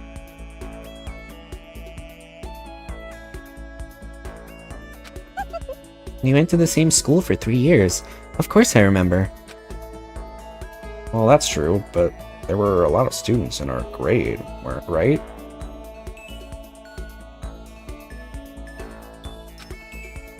Plus, I've never been the type of person to ever really stand out. I'm average at everything, and all my hobbies are totally normal. Even normal would call me boring. What are you talking about? Sorry, I just wasn't really paying attention, because you're so boring. You're so strange. You're like the ultimate strange guy. Strange? That's... I started giggling even louder. That somehow mysterious smile of hers made my heart grow calmer. Her smile was the nicest smile I'd ever seen. God, I'm in love with her. that's good. Anyway, I'm really glad that I know somebody else here. Talking to you has made me feel... What is this? Talking to you has made me feel a lot better about all this. You're amazing, Makoto. No, I'm really not. Nothing at all compared to all you ultimates. But you're the one that helped me find my courage again. Not any of those ultimate students. The fuck? That's the sound she made. Do you want... Okay. And to thank you for helping me out, I'm gonna become your ultimate assistant. Oh, my assistant. Yeah, the ultimate backseater. Yep, I'm your assistant now. I'm gonna help you out as much as I can, so let's get out of here together. When she says things like that, it just gets me pumped up. Which is nice, but still. Everyone else is still late. Besides that, I don't even know what time it is right now. Ultimate trope. There must be a clock around here somewhere. Conveniently covered by its reflection. Okay, so when people gonna die? It's been 2 hours and nobody's dead yet. Ace Attorney, it's like 5 minutes in and then somebody dies. They're taking their time, which is fine. It's just I'm not used to it. It's different. It's quite different in it.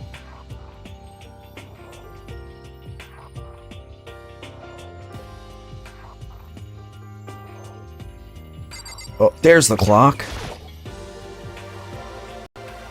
So what time is it right now? What? 7 o'clock at night? How can you tell that?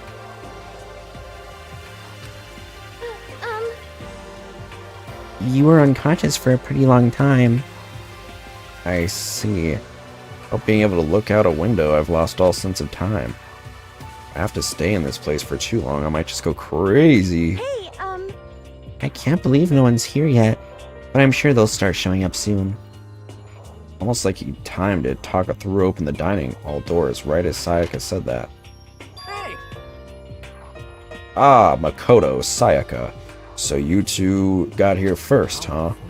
Too bad. I was sure I'd beat everyone here. I guess that just means I don't have enough fighting spirit yet. Well, I won't give up. Next time I swear I'll win no matter what it takes. Justice shall always prevail. That's a bit much, don't you think? And soon after that, everyone else came strolling in one after another. After a few minutes, everyone had gathered in the dining hall. Okay, it looks like everyone's here. Time to start the meeting. Let's all go around and share what we found out during our respective investigations. The sooner we find out what's going on, the sooner we get out of here. hold on a sec. Wait, hold on a What are you sec. talking about? What are you talking about? What's wrong? What about, what's her name? You know, the silver-haired girl? Oh, yeah, Kyoko. Wasn't she purple-haired? What about her? He's not here. Stupid. What? Another look around the dining hall. Uh-oh. Sure enough, she was nowhere to be seen. I wonder where she went. Has anybody seen her? Everyone just shook their heads. Wait, so nobody's seen her? Why hasn't Kyoko shown up yet? Could it be because... Yes, indeed. People died when they are killed. Kill those two in the back. Stabbing, strangling, bludgeoning, crushing, hacking, drowning, igniting. How you do it don't matter. You must kill someone if you want to leave. It's as simple as that. The rest is up to you. Give it your all to achieve the best outcome in the worst way possible. Is it possible? Yes. Was she really? I don't know. No, I'm just overthinking things. Maybe. Darn it, Kyoko. You're really going to be late like this on the first day of school? Not only is she late, she didn't tell anyone she would be late. Most unbecoming personality trait. You're being a real jackass right now, you know that? What do you want me to do? Punctuality is everything. Hear me? Not really. I mean, it's nice, but... I would have found the infirmary and fucked everyone up.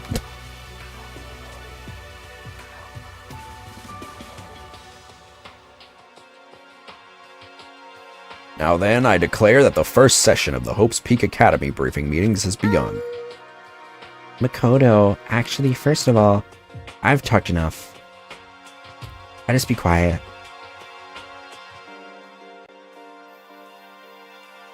But maybe we should listen to what everyone else has to say. Okay, let's do that. You know, What's up? Can you stop starting on lead-on sentences and then not actually say anything? I feel like I really have become your personal assistant, don't you agree? No. What is this dedication of being my assistant? I may not be the best assistant in the world, but I'll give it everything I've got. No, you've already done so much as my assistant. Alright, time to talk to all these guys. Whoa. Nice little garden terrace going on here. Whoa. Haka's looking pretty skinny over there. Skinny legend. Alright, let's start with this asshole. Can I not? Oh, okay. I don't think I should leave right now. The atmosphere is unpleasant. Well, that's exactly why I would leave. Whoa. I jumped so high. Okay, since you're in the dark about all this, let me lay out what's been going on. Everyone split up to investigate different parts of the building, but Byakuya and Taka each went off on their own, and so did Kyoko. I wanted to try and find some clue as to who's responsible for imprisoning us here. But unfortunately, I made no such discoveries. That's all from me. Really? That's it? If I'd uncover anything, naturally I would have had more to say, but I didn't, so I don't. Right. Understood.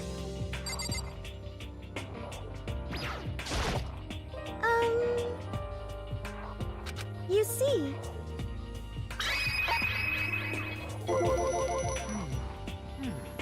I spent some time looking around the dormitory, and there I made the discovery of the century.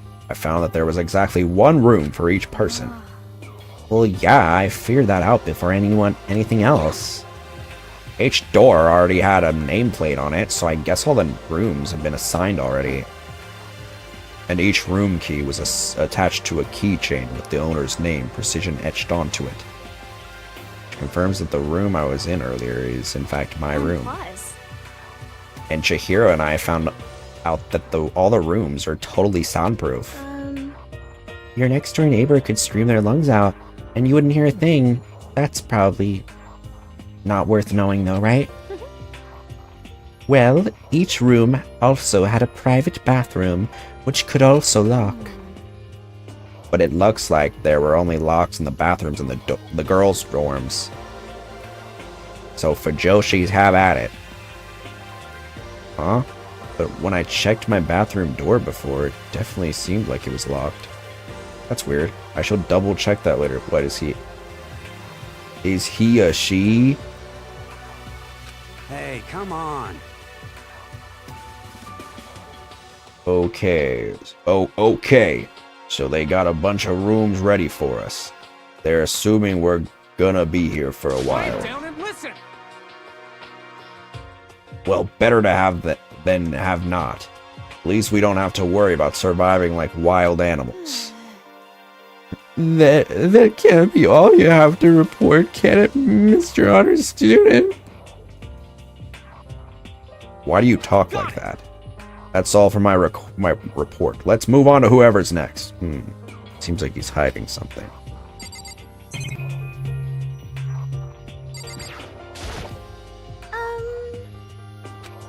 Okay, it's the dark about everything. It looks like Leon, Hiro, Junko, and Chihiro all grouped up together. We went all up and down the school, double checking the windows and all the hallways and classes. We wanted to see if we could get any of those metal plates to come off. And what happened was nothing. This face of his is Unsettling. I don't know what it is. Nothing. Not a damn thing. We couldn't get a single one to budge even a little bit. What should I do? June? There wasn't any, oh, Junko. There wasn't any hope of escape anywhere. The school really has been totally cut off. This is bad. That sucks. Bad. It really sucks. It sucks. What the hell are we gonna do? Come on. God damn, calm down. Starting to make me nervous.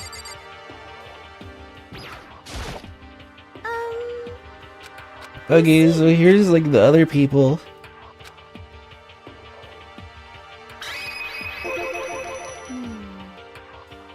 We thought maybe we could find some way to communicate with the outside, so we went looking all over.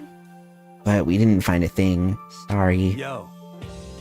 I went back to the main hall, thinking maybe we could do something about that giant hunk of metal. What? But even with Sakura and me both, it wouldn't budge. We hit it with desks and chairs and nothing. Shit. It was hard as, like, metal. Yes, indeed. Well, yes, it is metal. This. Anyway, if we're gonna get out of here, it's not gonna be through there. I feel like I could cry, but no, I have to hold it in. I have to manage my hydration. So then. I shall tell you what happened next. It has nothing to do with communicating with the outside world, but it's still worth worrying about. In both the school and dorm areas, there was a set of stairs leading up to another floor. But there were gates there, and we couldn't find any way to open them, so we couldn't check it out. In other words, at this point we are only able to search the first floor. We can further assume that there is potentially something above the second floor as well. And if that's the case, there is at least a chance it may lead to a way out. Okay, I'm gonna just like say all the things again, but you can just like choose whatever you feel is the right one. Let's see. If I am being honest, I can't say we acted as one. Rather, we did nothing as one. We spent the entire time in the gym. Honestly, we are not exactly the types to go running around a school like a gaggle of junior detectives. What's wrong with you? What the hell were you thinking, just sitting around the gym the whole time? Well, it's not like any of you invited me along. Nobody said, hey, come with us. I blame you for leaving me out. It's your fault. If you wanted to go with someone, you should have just said something. Forget it. Like, I don't want to go anywhere with a dirty slut like you. Oh my god. Slut? Your mind is as thin as your body. You make me sick to my stomach. Are you for real? I don't even know how to react. How can you say something so awful to someone you just met? Hey, come on. Alright guys, everybody just calm down, okay? All the stress is bad for your skin, you know? You heard her trick.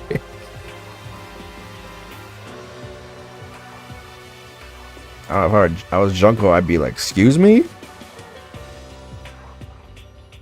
Yeah, it sounds like you two are so close now, you're fighting like sisters. You know what they say? The opposite of love isn't hate, it's indifference.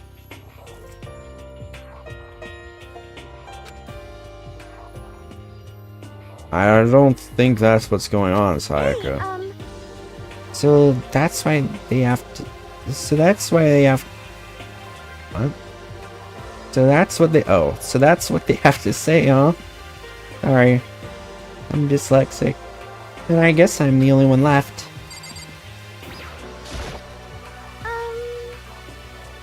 I went and had a look around the dining hall. I found a fridge in the back of the kitchen. It was overflowing with all kinds of stuff. Gatorade. Chips. Yeah, that's about it. That's good. I guess we don't have to worry about food at least. There was a third thing, but I forgot what Drosera said. So just pretend that that's there too. Sure, for now. But even with all that, there are 15 of us. How long can the food last? You could just eat sesame seeds or something. What? What am I, a parakeet? Do I look like I just eat sesame seeds? I don't think we have to worry about it. All the food gets restocked automatically each day. At least that's what Monokuma said. You saw him? Okay. Yeah, he came out of nowhere while I was checking the fridge. Told me that, then disappeared again. I don't really know why. He's so fast, I can't believe someone could have been moving him around with a remote control. A weaponized tool that can just appear from nowhere. I can't tell if we're supposed to be afraid or not. But was everything okay? He didn't try to, like, eat you or anything. I'd be eating the house down. I know, I'm not worried about, I would be worried about dying. Ate her? What do you mean by that? I mean, when you say eat, what kind of eating are we talking about?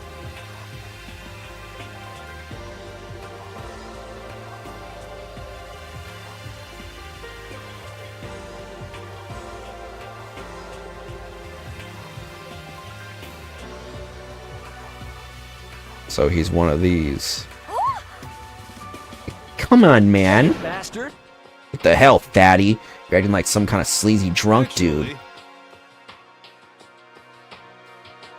Everyone needs to die. Not like there's a good kind of drunk dude. Hey, stop screwing around, all of you. Are you still asleep or something? We're prisoners here. We could all just die any second. She's right. We can't be making stupid jokes right now. We gotta do something.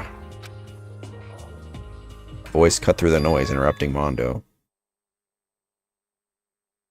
Is this... What is it? Is it Monokuma? You're all spending an awful lot of time yelling and carrying on. Oh. Do you really think you can afford to do so?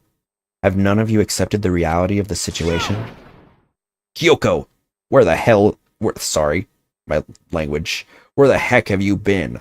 We already started the meeting without you. She didn't say a word. Instead, she just dropped a piece of paper on the table.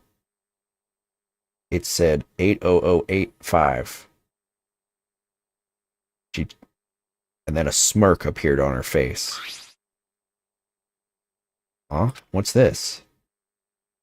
It appears to be a map of... It appears to be a map of Hope's Peak Academy.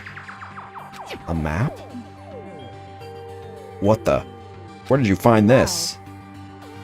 Doesn't matter where I found it. It does matter. You're really freaking us out right now. More important. Never mind that. What's it mean? Just look at it. The building we're in right now is laid out in precisely the same as Hope's Peak Academy. So what you're saying is this really is Hope's Peak Academy? Well, in terms of its construction, yes.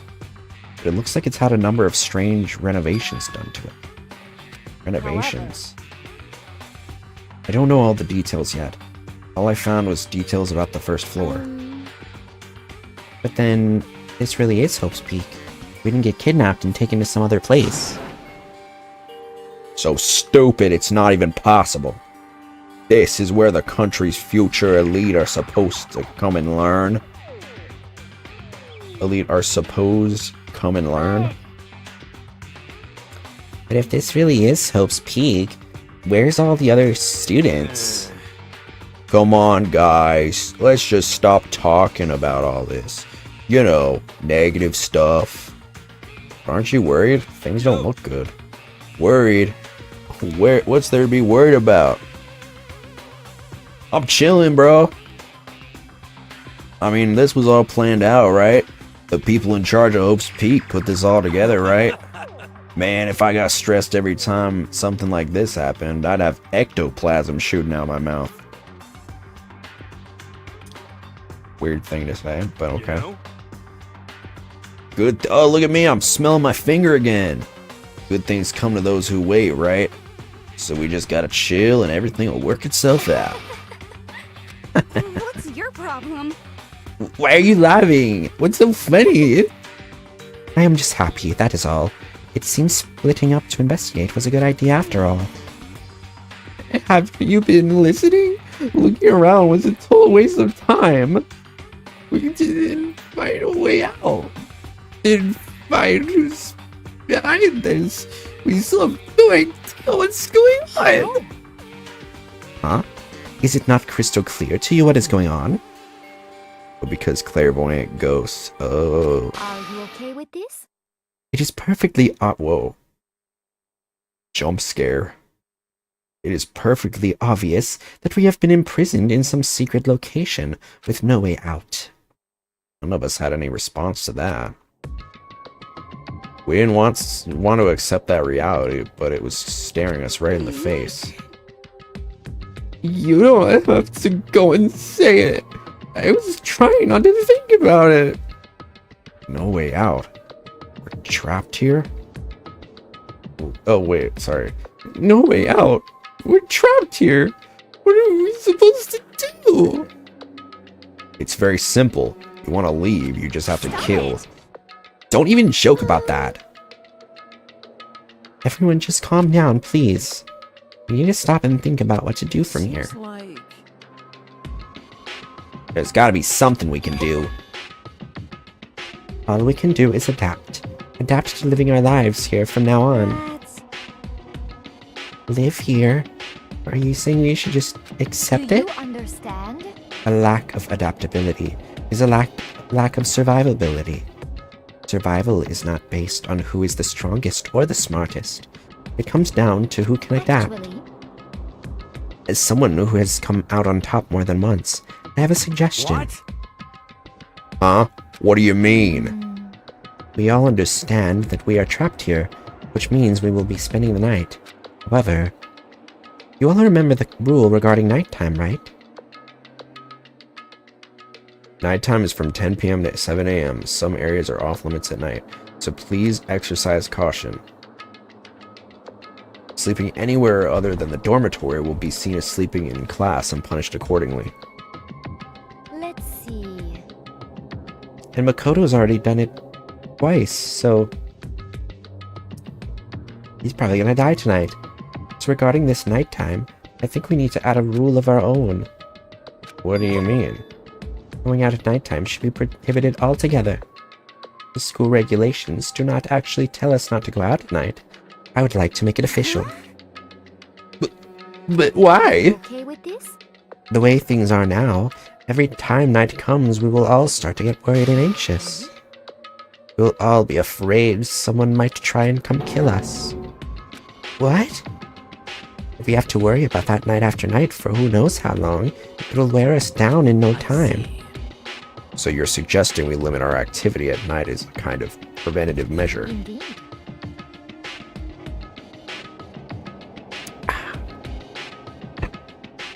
However, unlike the other rules, nobody can be forced to comply.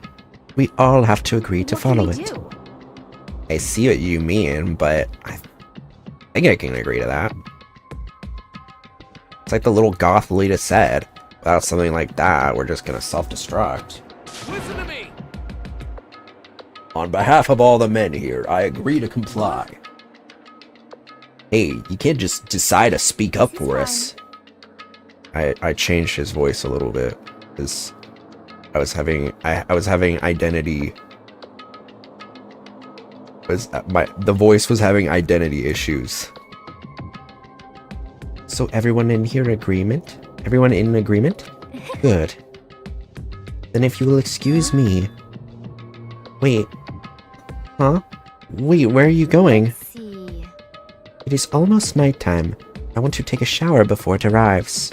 Because the water sure won't. You are well. So, goodbye. Going with pure elegance, Celeste left the dining hall. Behavior seemed so natural, I couldn't imagine anyone even trying to stop her. So I guess it's pretty obvious where we go from here. We'll be spending the night, it looks like. Adaptability. So, Mr. Chairman, what's next? One person already left. Well then, What say we call an end to today's meeting? Like she said, it's almost nighttime anyway. And reconvene first thing tomorrow morning. We really have to stay the night here? What can we do? We don't have a choice. We can't go for long without getting some sleep. This sucks. So we just have to give up. That's all fine and good for today, but what do we do tomorrow? So in the end, our only option is to split up and look around again, and let everyone know if we find anything. Yeah, okay. Let's do that. Then we're done for today? Good. I'm exhausted. Heavy movements, everyone headed off to their private rooms. Makoto, are you ready to call it a day? Yeah, let's go.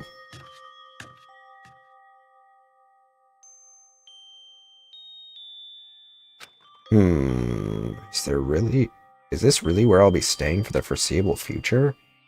Oh, that's right. I should go check the bathroom one more time before I go to bed. Only the girls' bathrooms should have locks on them, right? Alright, let's open it up. No use. It really is locked. Wrong. Not locked. Hello, I'm here intruding in your room. Holy crap! Holy crap, Lois. Jeez, talk about an overreaction. It's like you just saw a ghost or something. What? Like some kind of robot bear ghost. What are you doing here? Makoto Naegi. This is super duper majorly bad. So bad it's almost magical. Ultra magical, awful attack. In point of fact, I acknowledge that the bathroom in your room has a problem with the door frame. Wait, so the reason it won't open isn't because it's locked? The door just doesn't fit? Didn't you should have noticed. Wait, can't you read? Just a very honest question. You can read, right? The bathrooms in the boys' rooms don't have locks. You know why that is, isn't it? No. I'm sure you do. I mean, a lock on a boy's bathroom is kind of pointless, don't you think?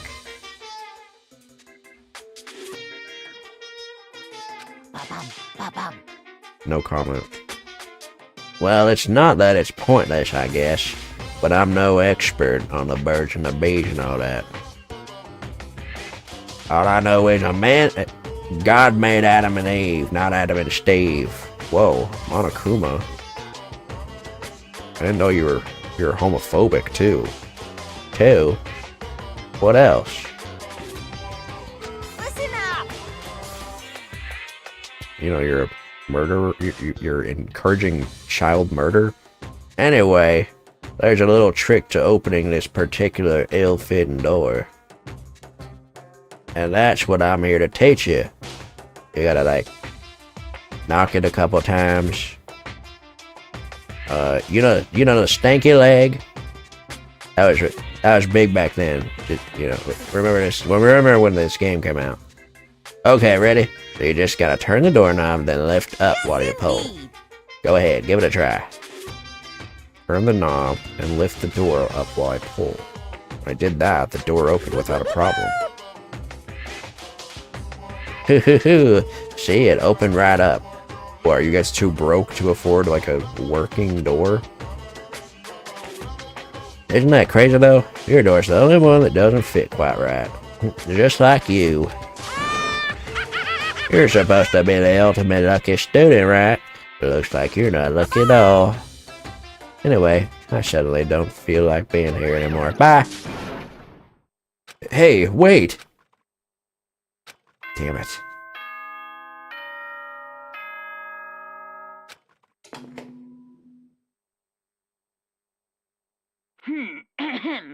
This is a school announcement. It is now 10 p.m. As such, it is officially nighttime. Soon the doors to the dining hall will be locked, and entry at that point is strictly prohibited. Okay then. Sweet dreams, everyone. Good night. Sleep tight. Don't let the bed bugs bite.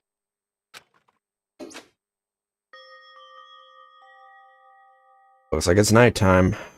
We all promised we wouldn't leave our rooms now. All I can do is try and get some sleep. While still mumbling to myself, I collapsed into bed. My eyes closed almost immediately. Not that I was ready for bed exactly, I was just utterly exhausted. You were barely awake. It's as if I'd spent an entire day staring at a TV watching movies. Or like some kind of illusion where I'd been tossed into a made-up fantastical world. Yeah, that feels about right. There's no easy way to just accept the situation we've suddenly been dropped into. So, this is how the curtain closed on my first day at Hope Speak Academy. Soon enough, I was asleep. Be too much to hope that when I woke up, I'd realize it was all a dream? Kind of lame as far as endings go, but I'd be fine with that. Actually, that'd be the best.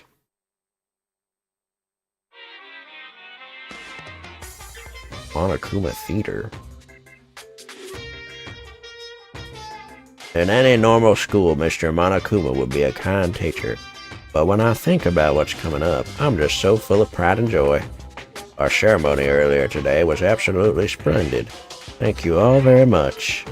Remember that you're all students at Hope Speak Academy, and strive to refine your ideals. I will send you all off into a new tomorrow.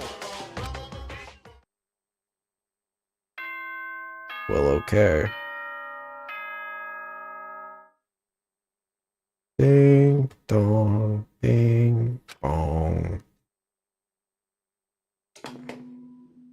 Ding dong, bing Good morning, bong. everyone! It is now 7 a.m., and nighttime is officially over. Time to rise and shine! Get ready to greet another beautiful day! Another beautiful day. Oh, I don't like how that sun's looking. Apparently it's morning, but thanks to the total lack of windows, there's no way to know for sure. Doesn't really seem good for a human being, especially a growing human being, to just have no sunlight. Anyway, what should I do now? Maybe I should go find Sayaka and we can figure out where to go from here together. She did say she's my assistant now. Okay, it's decided. I'm gonna head to her room. The newfound determination, I left my room. Oh, it's Taka. Hello. Hey. Good morning, Makoto. Good morning. Yes, morning greetings are quite a delight. Such an energizing way to start the day. Now then, let's make sure we both do our very best throughout the day. Sure. If he's always like this.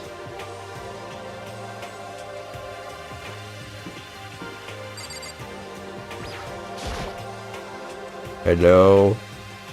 The doorbell next to the door. Guess I should use that. Hello? Good morning, Sayaka. Oh, Makoto. Perfect timing. Huh? Listen, I have a favor to ask. A favor? I was just getting ready to head out. If it's okay, would you like to come with me? Maybe we could talk. Yeah, sure. Where are you headed? Oh, I've been thinking that there might be something around here I could use for self-defense. Self-defense? I mean, whoever's keeping us here could show up and attack us anytime. You never know. Or trapped us here. Or presented us with rules for murdering each other. Or put us in this insane position. That's right. Never know when they might attack. So I just want to be able to protect myself no matter what happens. A weapon to protect yourself? I don't know, girl. Seems fishy to me. Well, now that I think about it, that display case in the gym entryway had a bunch of stuff. Maybe... Oh, the gym? Okay, let's go. Like Again? I said, I'm psychic. Come on. I'm just kidding. Seriously, I just have amazing intuition. You've been joking a lot for it to be a joke. Am I really so easy to predict? Anyway, we should head to the gym. For anyone who just hates walking around the school, we've got some good news. We can now teleport using the map section of the handbook menu. As simple as opening the map menu and choosing where you want to go. However, you can only teleport to hallways and marked waypoints. Plus, you can't teleport to places you haven't been, or places that are blocked off. And depending on certain story moments, there will be times when you won't be able to teleport at all. Finally, try not to teleport inside any walls. There's a chance you could get lost forever. Foreshadowing. Well then, good luck and have fun. Why are you trying to get into my room? Oh, come on. Let's hurry up and go.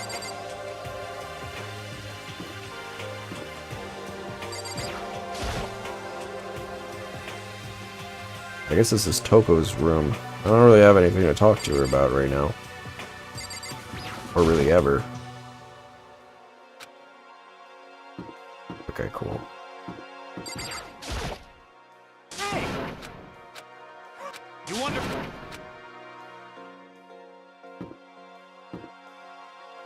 This red lighting makes everything look so evil. I would know. I'm red. Laundry. Girl, what is this? What is this font? Hey, You spray paint this on here? We're going to the gym, right? Yeah, that's right. Good. Let's get moving. Bath. Deep L.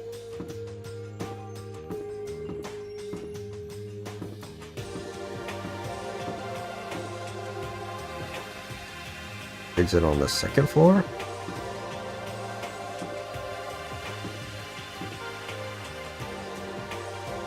Where is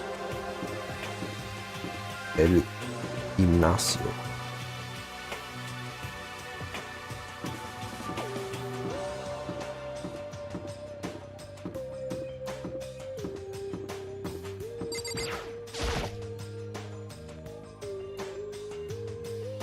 I would find out where those stairs lead, but there's no way past the gate. What's the point of having stairs if you're just gonna block them off?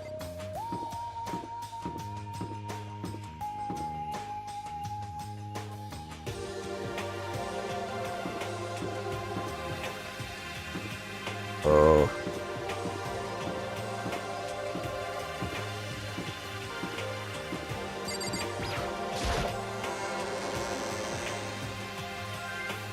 Oh. Okay. Gotcha.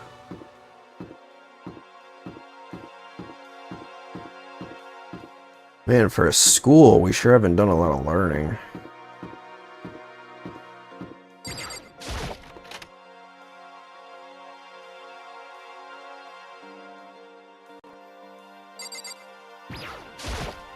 Hey, Here we go. I might be able to find something here to protect myself with. Yeah, I'm sure I'll find something in the display case I can use.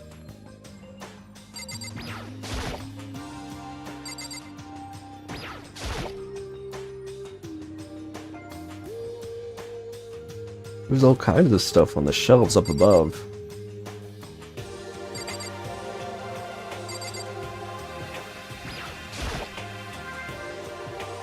It's a helmet of some sort. Why is something like that on display?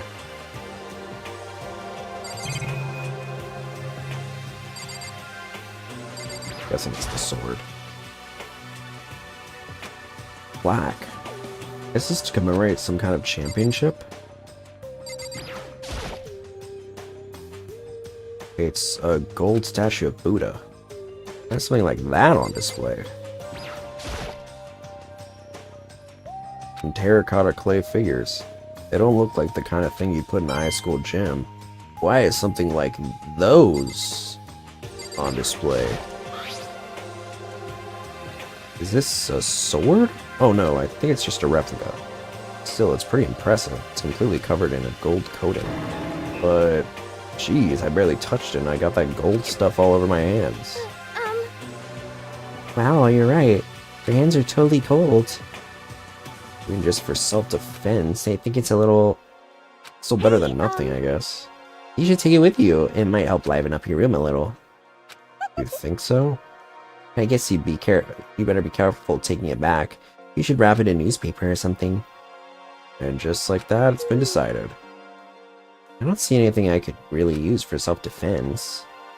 Hey, don't worry about it. It's not like you need it right away, right? Plus, if anything were to happen, when the time comes, I'll protect you. You'll protect me? Thank you for saying that. If I've got you on my side, I guess I don't need a weapon after all. Ayaka giggled as she said that. This lanky little man is not going to protect you, girlie. That mysterious smile. It's all it comes from the heart. I feel at ease. When I look at her, I honestly feel like I can do anything. Okay, we can stop looking for a weapon then. But as long as we're here, let's hang out a bit more.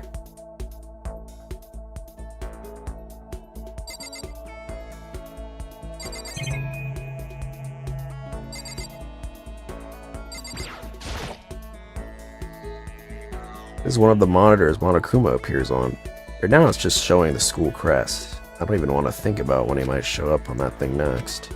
Ugh. Ah, there he is! Wait, it's just a coin.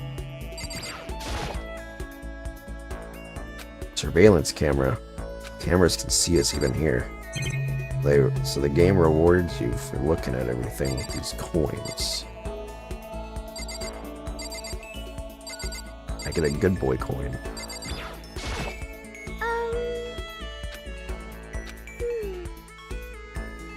I said I wanted to talk to you, but you're kind of boring. But now that we're here, I don't really know what to talk about. And I was the one who invited you to come with me, too. Sorry. It's okay. I mean, if there's nothing to talk about, then we can just not talk, right? Huh? You don't have to force yourself to talk and just, I don't know, stare off into space or whatever. You just chill. Stare off into space? Oh, but you're probably super bored. Just standing around doing nothing. No, it's not that it's boring. It's just I've never really done it before. I don't have a lot of time to just do nothing. I guess that makes sense. You're not a normal high school student like me. You've got tons of stuff to do every day. Listen. Hey, this is kinda out of nowhere, but Makoto, do you have a dream? Well, what about you, Sayaka? What's your dream? I'd love to hear. Okay, well, I asked you. My dream is I always wanted to be a star, as long as I can remember. I grew up without a mother, you know. My dad worked really late every night. I was always home alone. I was just a kid, you know? So I was really lonely. But all that changed when I saw a pop star on TV for the first time. She was so pretty, like a princess. She could sing and dance. More than anything else, there was her smile. Looking at her smile, I could feel my loneliness melting away. I decided that's what I wanted to be someday. I wanted to give that kind of encouragement to others. Eventually, that became my dream. That's so amazing, though. You're able to actually fulfill your lifelong dream. Honestly, it's really incredible. I did whatever it took to reach that dream. I killed people, you know. I mean it. Even some things that weren't so pleasant. You see? Huh? I honestly believed that as long as you kept chasing your dreams, someday they had to come true. But to do that, you can't take your eyes off of your dream, not even for a second. Even if sometimes it's a bad dream, whether you're awake, whether you're asleep, make your dream a reality, you have to keep your gaze fixed on it no matter what. In that world, you lose focus for even a split second, you get left behind. You have to keep on swimming against the current, without even taking time to breathe. That's the kind of world my dream lives in. Is it really that tough? Is it not fun at all? Oh, Oh no, don't get the wrong idea. It's super fun. But that's exactly what scares me. Huh? I enjoy every single day I wake up and get to do what I do. Everyone in our group is amazing, rivals in a way, but they all mean so much to me. Been performing together like we were well, since we were young, so they're all like family to me. Without them, I would have given up on my dream a long time ago. To work together and fulfill our dreams together has brought me so much happiness. That's the thing that scares me the most. If the world gets tired of us, then what happens? What happens to us? And the dream dies.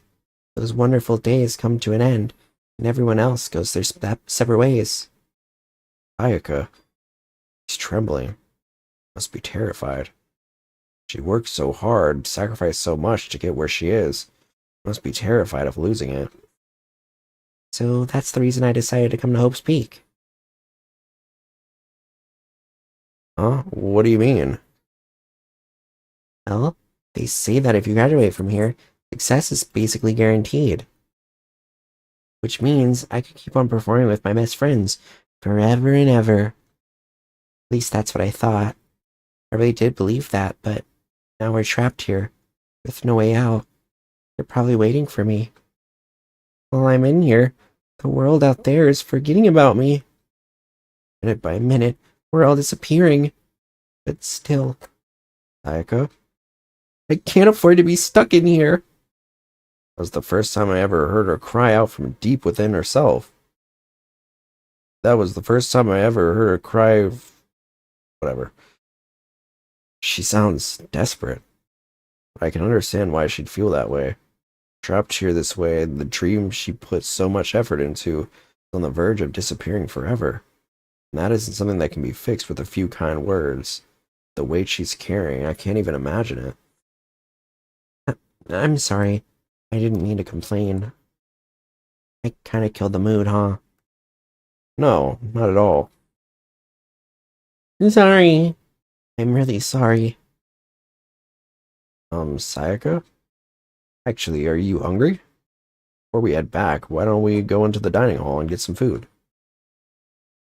So, you want me to make us something to eat? I might not look like it, but I'm actually a pretty good cook. Wow, really? What's your specialty? Chili oil. You mean the condiment? Just kidding. He burst out laughing. Earlier mood disappeared, replaced by the bright smile I'd quickly grown used to. But how did it happen so fast? Almost like a mask, like some kind of neutral expression. Anyway, we headed to the dining hall to get something to eat, before returning to our dorms.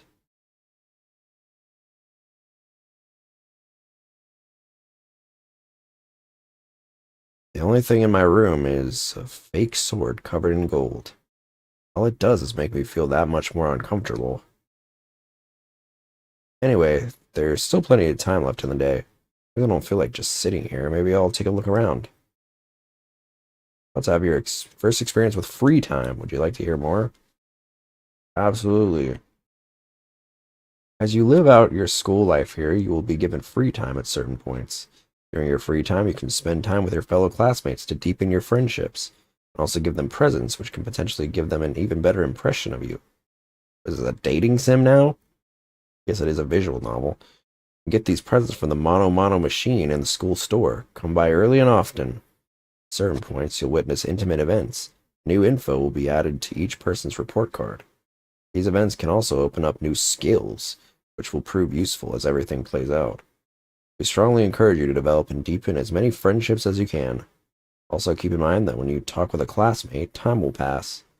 When you're finished, you will automatically return to your room. After a certain amount of time passes, your free time will come to an end and the story will progress. If you'd prefer not to engage in free time, you can always choose to simply go to sleep and skip it. We wouldn't recommend this approach, but if you absolutely must press forward with the story, then... Anyway, why don't you try it out by spending some time with Miss Sayaka Maizono? What, again? He's the ideal partner to begin with, don't you think? Yes.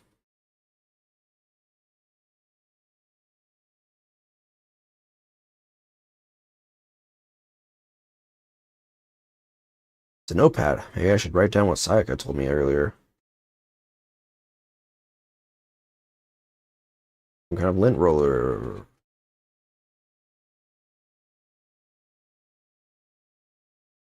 Oh, no. Don't do that.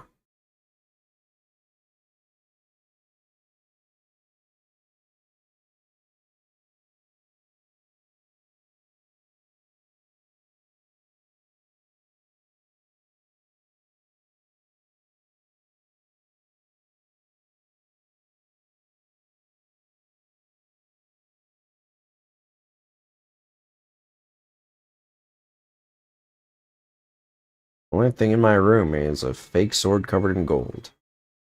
All it does is make me feel that much more uncomfortable.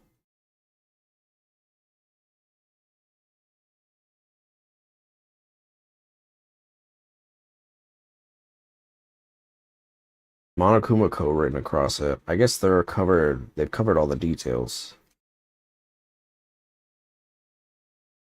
It doesn't quite fit in the door frame. To make sure and remember the trick to opening it. Pull it up, and then push.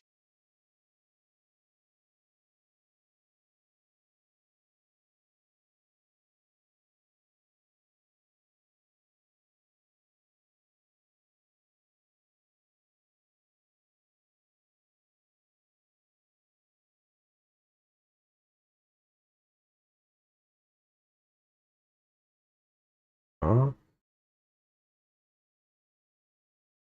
There's two. Is the plant not a thing? Why are there two circles?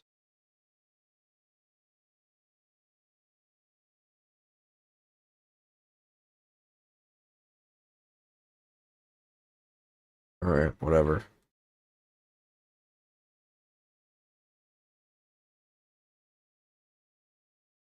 Okay, well, before I go and, like, do stuff, before I, like, talk to her, I might as well look around, because we haven't actually, like, explored. This is the girls' bathroom. Obviously, I can't go in. So you say.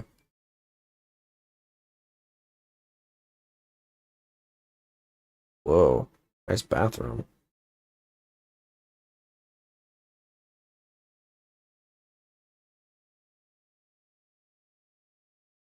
Fish tank. There's a bunch of little fish swimming around inside. Oh. Fish to watch you pee. I'm gonna get so many of these coins, dude. It's gonna be crazy. Gonna be the coin king.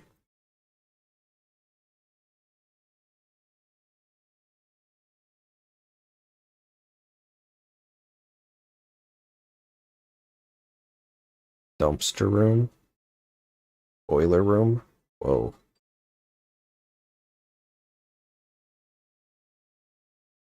Can't get inside. The gate's in the way.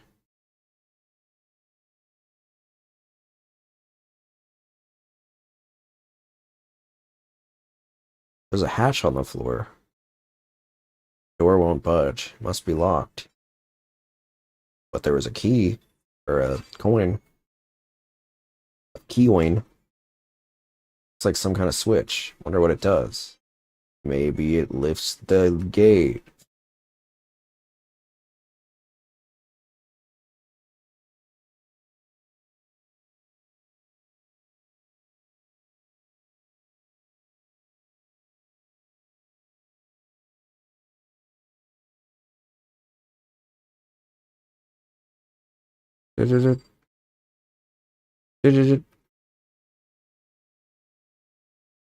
Alright, that does it here.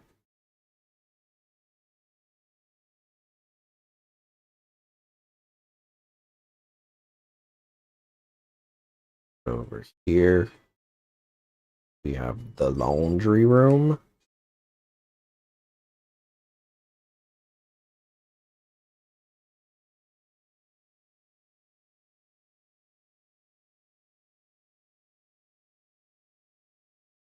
Magazines laying around. Probably to kill time while you're waiting for your laundry.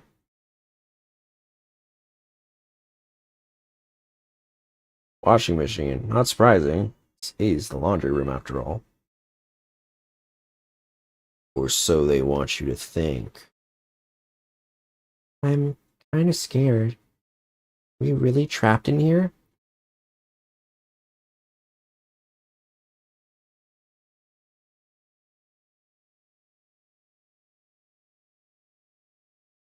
Washing machine.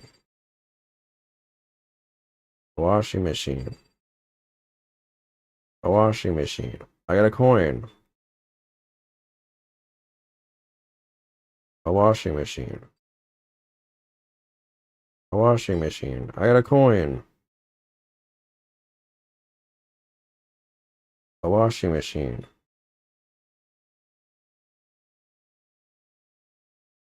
A surveillance camera. I hate the idea that somebody's watching me. I have to keep in mind that it's against school regulations to mess with any of the cameras. Much as it gets on my nerves, I better leave it alone.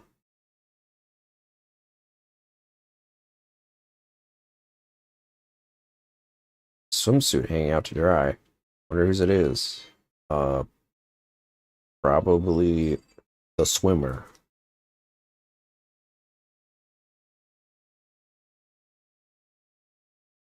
Monitor.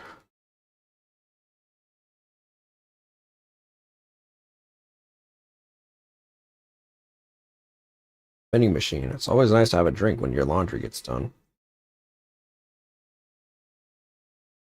Great insight, Makoto.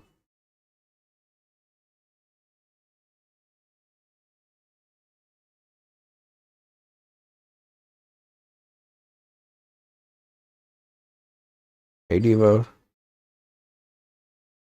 Why is Hope's Peak Academy like this? Very bizarre.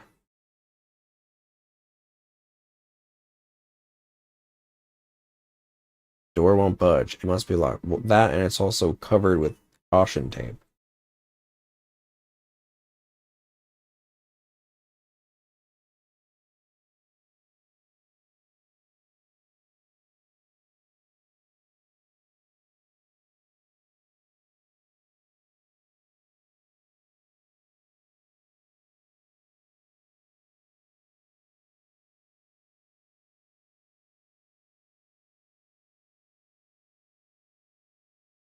Celeste.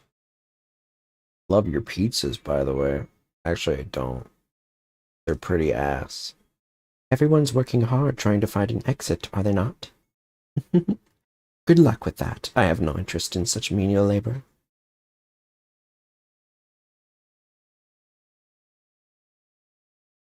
Surveillance camera. I hate the idea. Okay.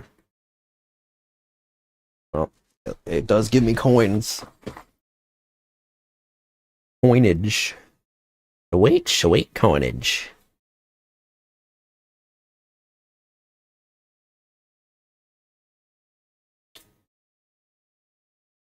Whoa. There are a lot of stuff. Nice PNG.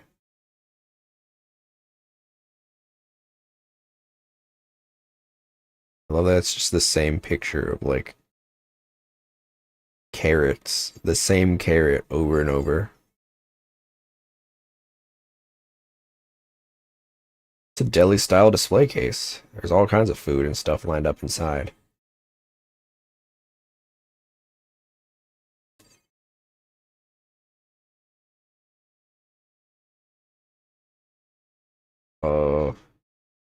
Starting for information from the outside world. If only there was a TV that worked.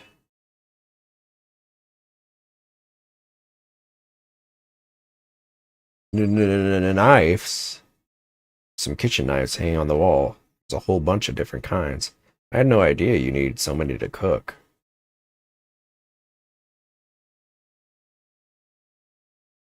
How long am I going to be stuck here being watched by all these cameras?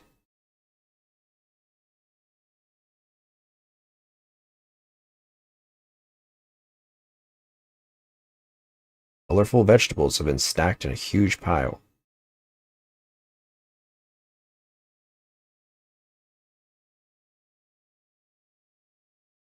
Hey, did you find a way out of here? I didn't find a thing. Nothing. Zippo, zilch. Lost all my motivation.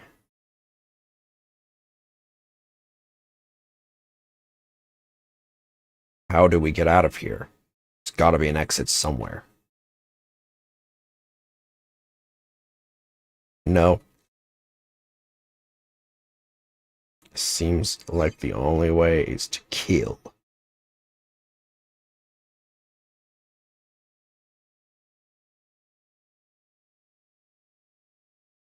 There's a clock telling me what time it is, but I can't see outside, so I have no idea if it's even right.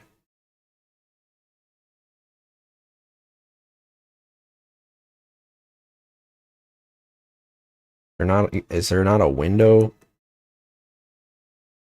there? Whatever.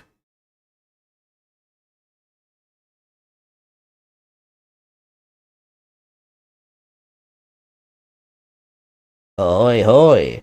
Remember me? The one and only Fumi Yamada. Thanks for your contribution. Looks like I can't get in there.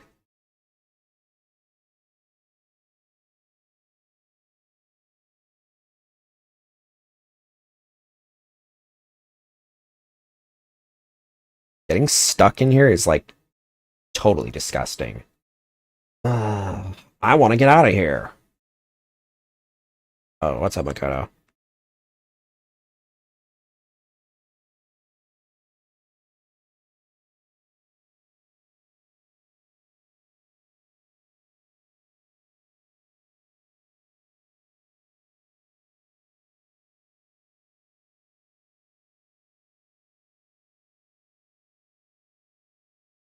I can't believe how bizarre Hope's Peak Academy turned out to be. It's made me weak. It's made me depressed. I'm depressed! Can't even be sure if that clock is right. I don't know what to believe anymore. Oh, God.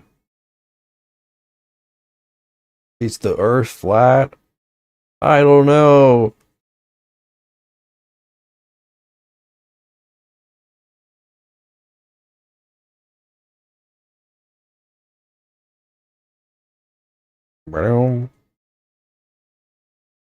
Mono cuckoo coins. In any normal classroom, this is where a window would be, but there's some kind of huge metal plate mounted over it now. I doubt it'd be easy to get that thing off. What did you say? Oh, did I say that out loud?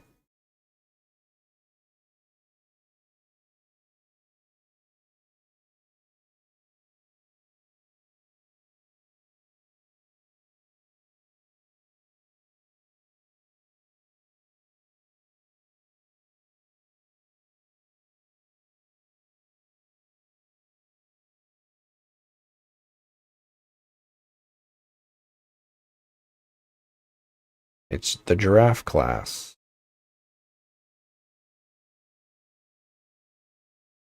This is the desk I woke up when I first got here. That little pamphlet is still laying there. I have absolutely no desire to look at it ever again. Okay. Well, we may or may not do that.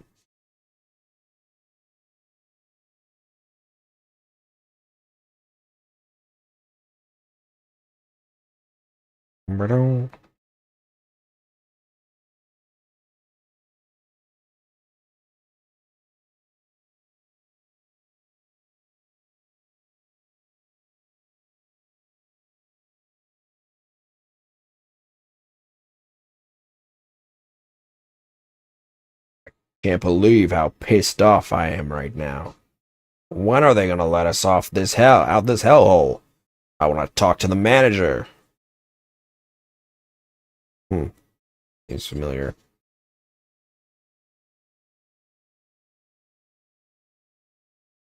Monokuma?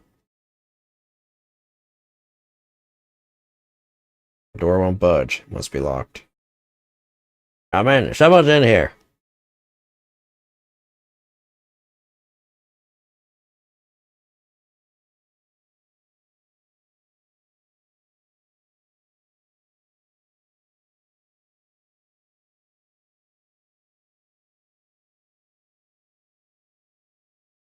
Seriously?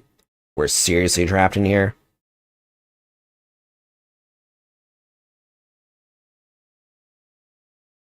It's a DVD player, but I don't see any actual discs nearby.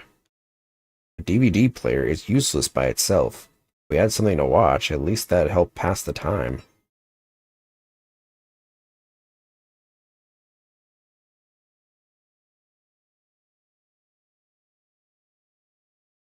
This is one of the monitors Monokuma appears on. Right now, it's just showing the school crest. Not even one of... okay. Yeah. Monocam.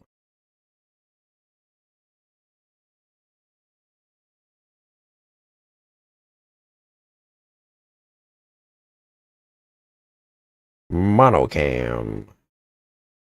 Monocam. It's the store.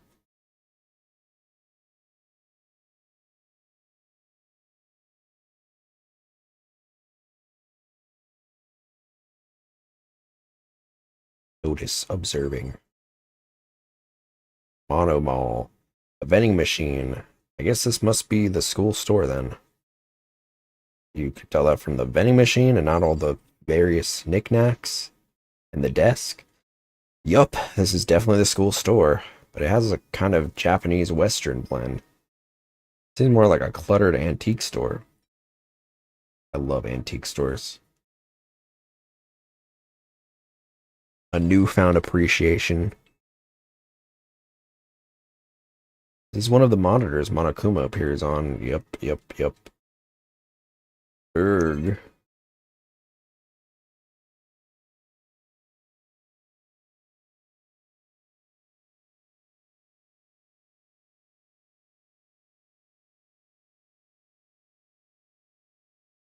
What's this? Oh, maybe if I turn the knob, a prize will come out. Like to try your hand against the almighty Mono machine? Sure. Alright, let's give it a shot. Number of coins.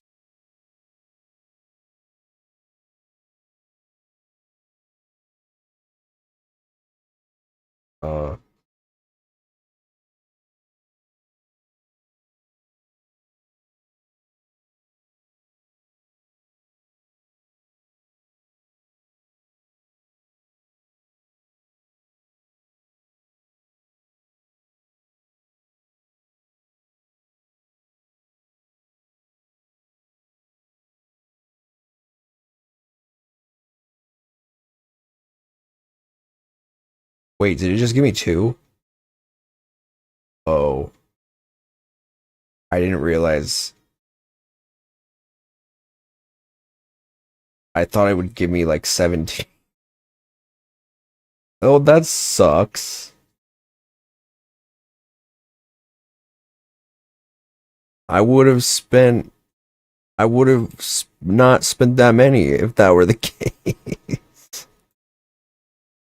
That sucks. Alright. All my hard-earned coins. Well, now I know. Damn. That's got me right pissed off in it.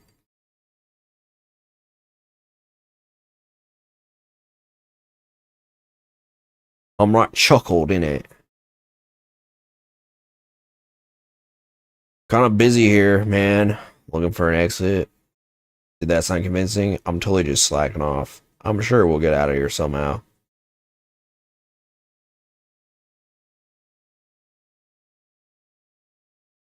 The entrance is being blocked by a huge slab of metal.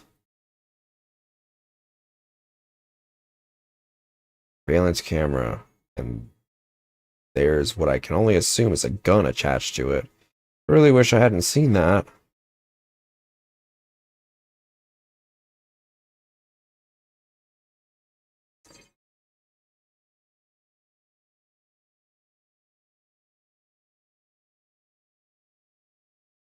It's like some kind of mailbox, but there's nothing in it. Well, apparently there is, because you just found a key. Wait, a coin. Why do I keep saying a key?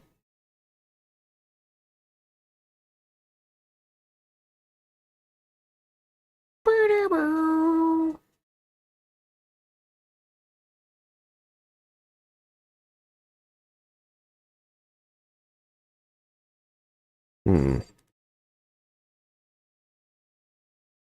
Door won't budge. It must be locked.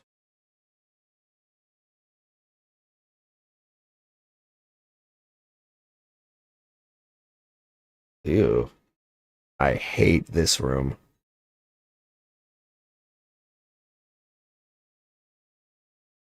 Nothing? Okay, good. Let's leave. What an eyesore.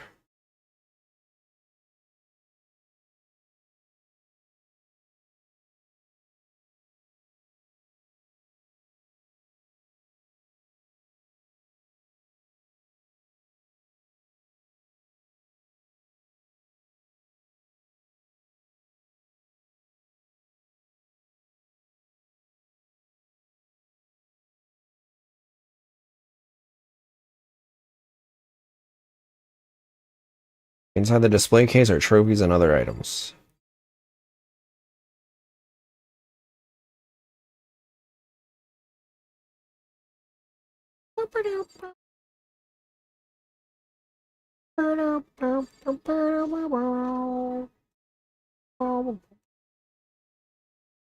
Those bocce balls? No, those are regular balls. What? Nothing?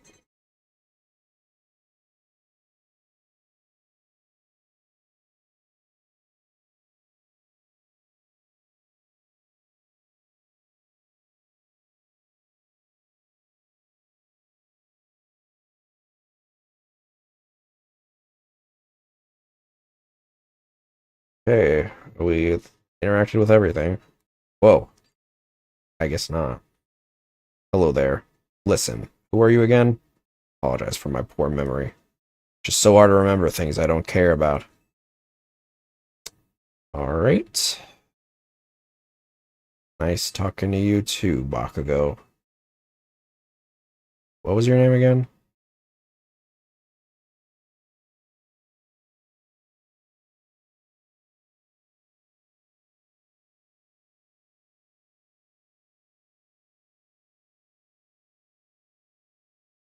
I'm so mad, dude. I'm so mad that I spent all my coins. Ow.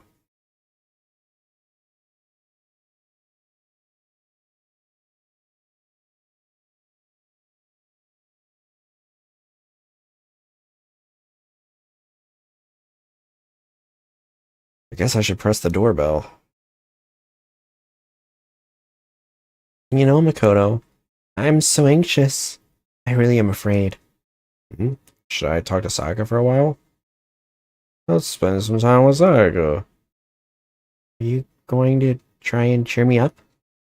Sorry for making you take time out of your day like this. I did my best to comfort Sayaka. Sayaka and I grew a little closer today. Like to give Sayaka a present? Sure.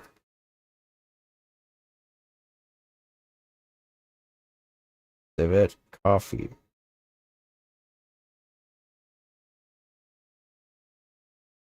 A red scarf. Not a lot of options. I really fucked this up. How about the scarf? You might like that. Huh? A present for me? Thank you. I'll cherish this forever. This means she liked it? Makoto? You think you can make time for the two of us to talk? What's wrong? Are you being so formal? Well, it's just...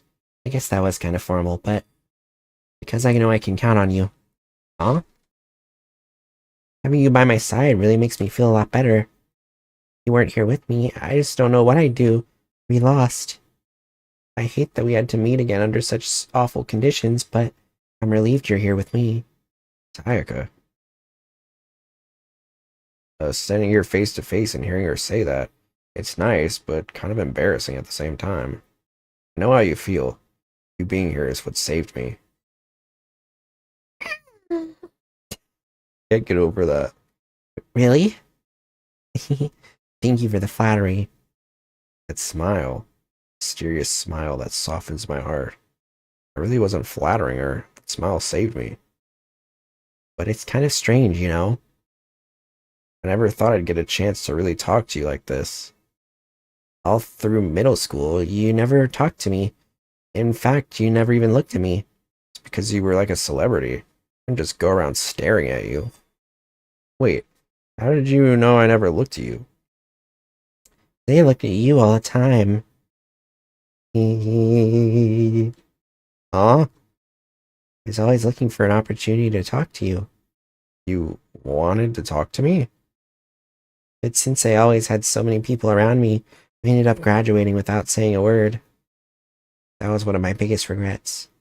But why me? You remember during our first year of junior high, that huge bird wandered into the school pond? Actually, now that I think about it, I do sort of remember something like that. It was like out of a fairy tale. The turtle once every million years, that bird once every 1,000. A huge bird wandered into the school pond during our first year of junior high. I think it might have been a crane. It was a crane. Just walked right into the pond. That's right. That's what it was. It was so big, the teacher had no idea what to do. But you led it into the forest behind the school. You helped it find its way out. Well, only because I was already in charge of taking care of the animals at school. They made me do it. I should have said thank you back then. But is it okay to do it now? Thank me? I'm that crane, you see. I've come to return the favor. Here, let me make you a cloak. Just kidding. Yeah, kind of figured. Honestly, though, I was so impressed. That's why I always wanted to talk to you, even just once. I never imagined this would be how I got my chance. Yeah, we'd met again at a train station somewhere downtown. It'd make for a nice dramatic reunion. But instead, it's this weird school. Maybe, but still. I'm sure you'll help me find my way out, just like that crane. You'll save me. It's just intuition, I know, but I still believe it. I'm going to save her? I'll do my best, I promise that. I'll make sure it's more than just intuition. If there's anything I can do, I'm gonna do it. I believe in you. Besides, my intuition always turns out to be right. Because I'm psychic. Kidding, kidding. She laughed out loud as she said it. The closer we get, the stronger that smile of hers makes me. It's glad to feel that way. Damn, foreshadowing if I've ever seen it. You just unlocked the skill Melodious Voice. Give yourself a pat on the back. You've earned it. What the hell does that do? Once we were all done, I headed back to my room for a little while.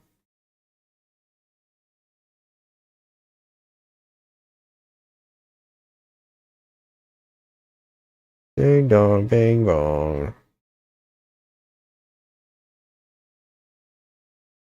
Bing bong, ding dong.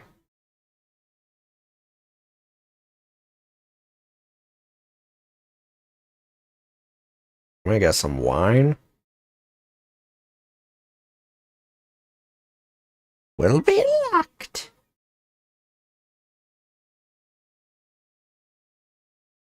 Oh yeah. Day's already come to an end. I swear, tomorrow I'm going to find some kind of clue. Swear. My eyelids began to slide closed. The conversation I'd had with Sayaka that morning began to replay. In a way, it's almost frustrating. Even if I understand where her desperation is coming from, I can't share in it. The pressure she's under is way different from anything a normal high school student like me goes through. She didn't just stumble into this school the way I did. I can't say I feel things the way she does. Compared to her, no, compared to everyone else here. No doubt I just don't match up. I guess that might explain my own frustration.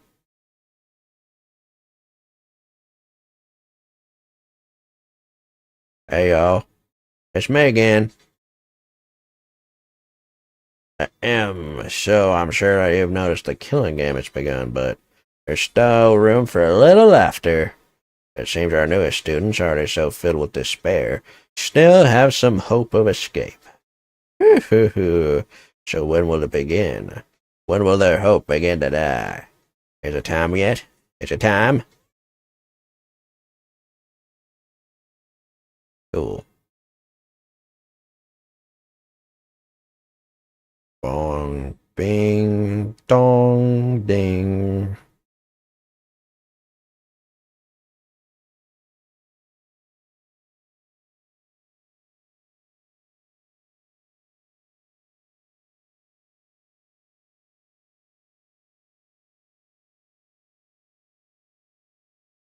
Okay, morning has come. What should I do today? Free time. Okay, well, I'm a little stressed about the coinage. I just like farm coins every day, or is it like that's it?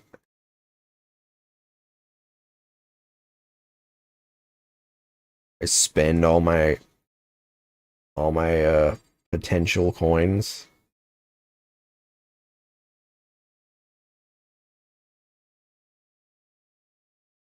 Sucks if true.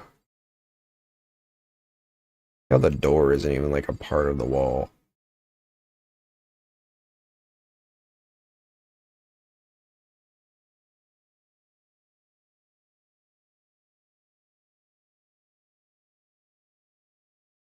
Hey Diva. Oh, Makoto, you wanted me? Just kidding. Should I talk to Sire? No. What's up, Catalado?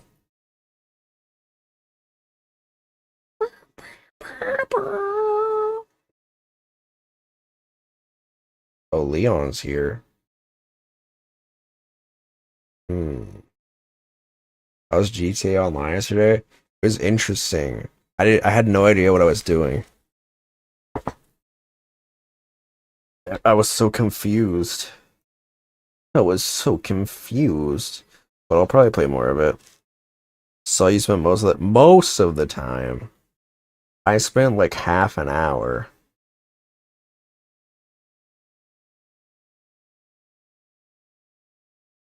I was trying to find a gay club because Ghostly said that he owned a gay club, and I was like, I want to own a gay club, but I couldn't find one.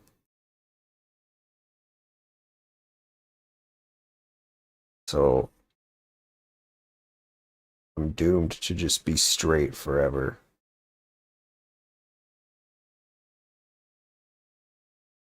Wait, so can I not get coins? Am I coined out? That sucks. What the hell am I supposed to do? This sucks. I spent all my coins. I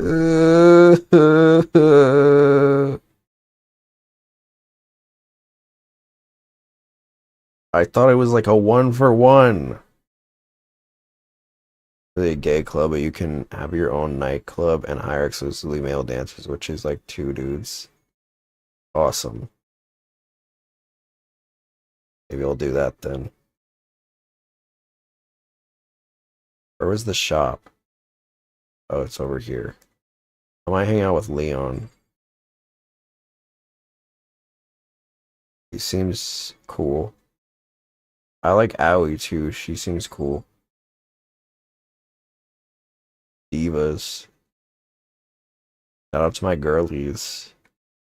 Let me redeem my 1 coin since I have a single coin to my name.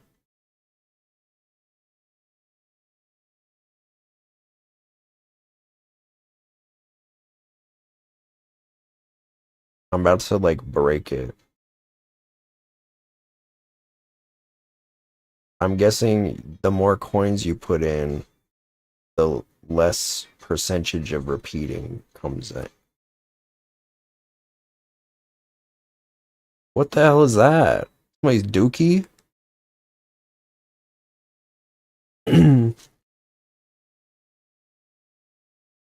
What the hell was that? Somebody just like pooped in a gacha capsule and was like, here it is.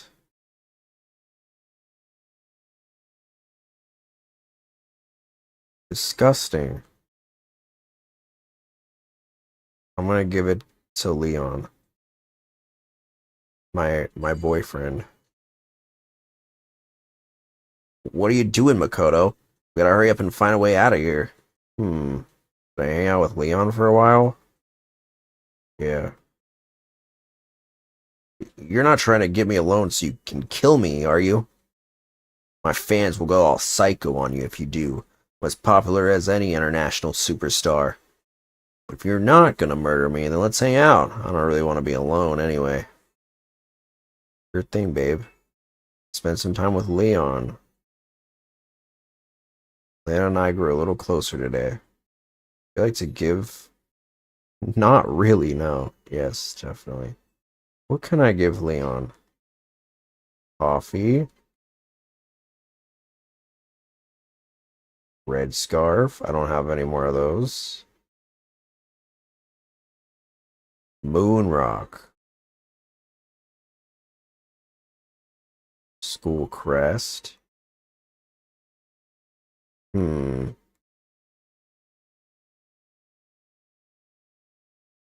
Let's give him a moon rock. Sure.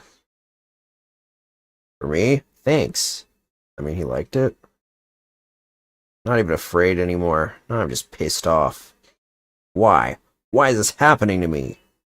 This isn't fair, man. I mean, am I wrong? Oh, yeah, it really isn't. Right? Totally unfair. Ultra unfair. Ultimate unfair. Like just having to shave my head right before every baseball game. Well, I mean, you chose to do that, right? Come on, man. Are you against me now, too? I didn't even want to play, but the coach and all the teachers begged me, so I did it. And they made me shave my head just because it's tradition. How's that fair? Really hate baseball that much, huh? Damn straight I do. Who has fun running around on a dusty field for 3 hours? But for baseball players, the field is like sacred ground, isn't it? But it's so not cool. Spending all that time at practice, getting covered in sweat and dirt. It's just baseball, right? It's easy. Who needs practice? I think the gods picked the wrong person to bless with that much talent. Still, I gotta admit, baseball wasn't all bad. It did have a few things going for it. Yeah, right? Like the feeling of camaraderie between you and your teammates. Nah, nothing like that. I can't stand being around a bunch of sweaty guys. Oh, so totally uncool. Then, what did you like about it? Well, I hate studying, right? But I still got into that super fancy school on a sports scholarship. As long as I kept playing, I never had to study. Besides that, maybe super popular with the ladies. Booyah! You jealous? Got to third base in more ways than one, if you know what I'm saying. Just kidding. I got plenty more where that came from. I'll tell you about it more next time. Anyway, let's hang out again sometime. Talking to you helps keep my mind off this. He's gone. With a smile on his face and a spring in his step, Leon strolled away. Not really sure why, but I guess Leon likes hanging out with me. Leon's report card has been updated. It's unlocked the skill Robot Jock. Give yourself a pat on the back. You've earned it. That's what they... Never mind. Once we were all done, I headed back to my room for a little while. And peed my pants. Still lots of time left in the day. More free time? What the heck am I supposed to do? I'm running out of items. I only got 2 left. I better talk to somebody I feel like would like coffee. Or the school. The school crest is easy. Because I just gotta talk to... You know who would love the school crest? Mr. Goody Two Shoes. Mr. Seito Kaicho. She might like coffee. Unless it's, well, it might be like a shitty brand though, and then she might be like, no, I hate this actually. So that wouldn't be good.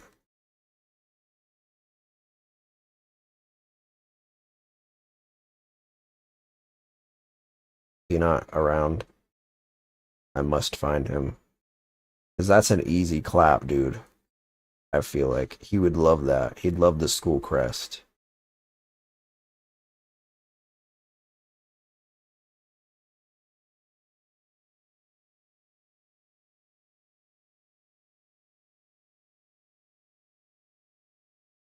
Come on. I know you're around here somewhere. Unless you're not, which would kind of suck.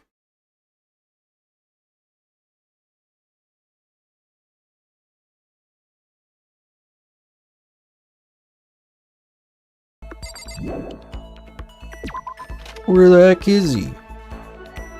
I don't even see him anywhere.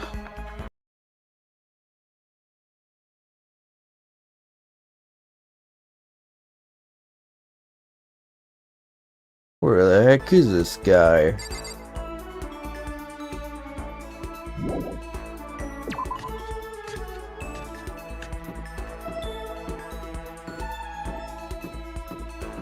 Maybe he's pooping in the bathroom. Maybe he's in his room. I hope not. I'm really desperate.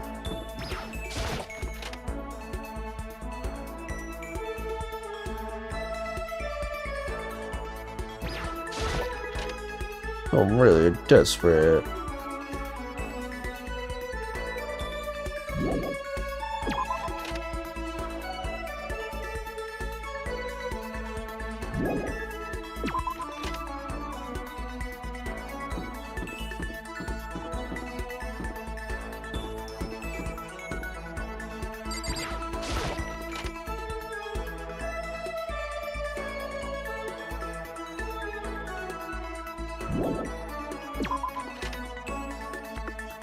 Oh man.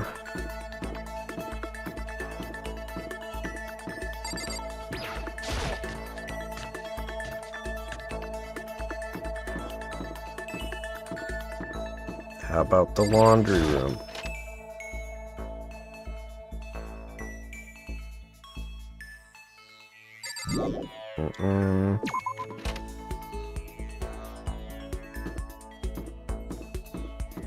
Oh, that's not open. How about the better bathroom? Oh, that's Leon. You were here before. Go away, Leon. Trash room.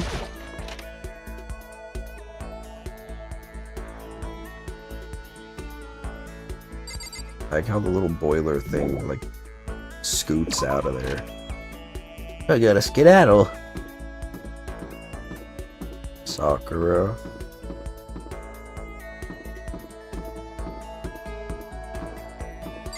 Ayaka.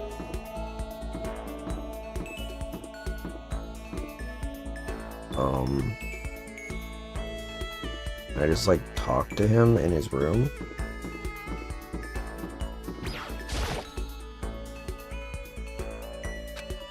Damn it.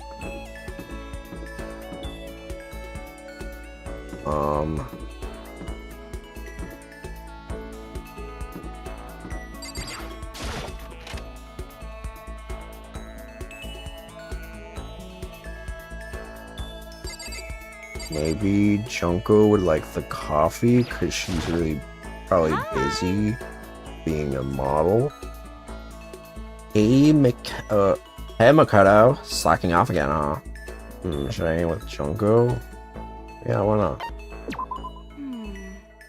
Yeah, I'm bored too. Let's chill for a while. Spend some time with Junko. Junko and I grew a little closer today. Would you like to give Junko a present? Sure. What would you like to give her? A coffee.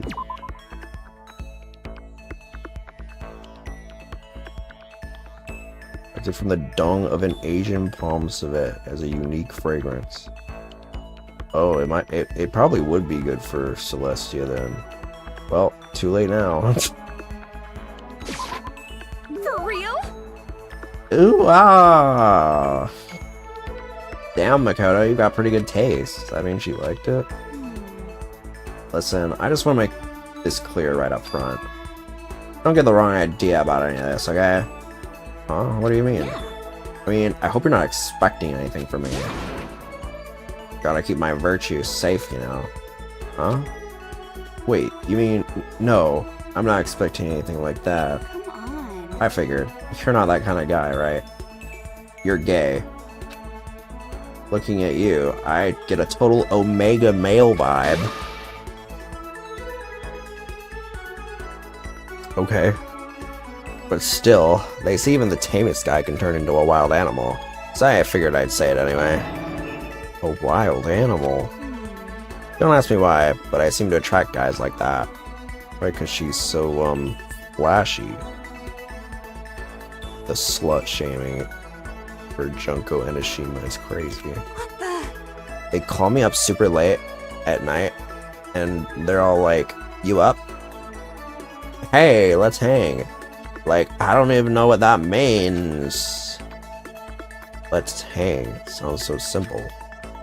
Why super late at night? Why does Junko seem annoyed at it? What? What is it? Hang out? Oh.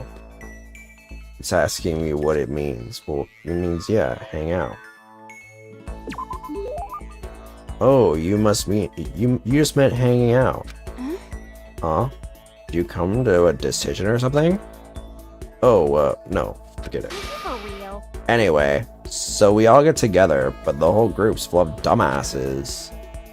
Keeping creepos like that away is like a full-time job, you know? Yeah, it must be tough. I mean, you're a model and all, so you must be really popular. Wow, Makoto. You actually get it. You do get it, right? You totally get me. I do? Totally. Listen, maybe I can introduce you to some of my friends sometime. So, what's your type? You're super passive, right? So you need an aggressive girl. For real? Yeah, I think that'd be good for you. One who'd go after you and not give up. No, I don't really... Yeah. I'll find the perfect girl for you as soon as we get out of here. I hope you're as excited as I am. Choco seemed really excited as she walked away.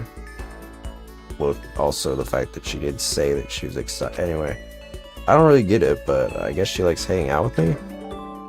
Junko's report card has been updated based on your experience with her. Maximum number of skill points is increased. Hey, look at you go! I don't know what any of that means. Once we were all done, I headed back to my room for a little while.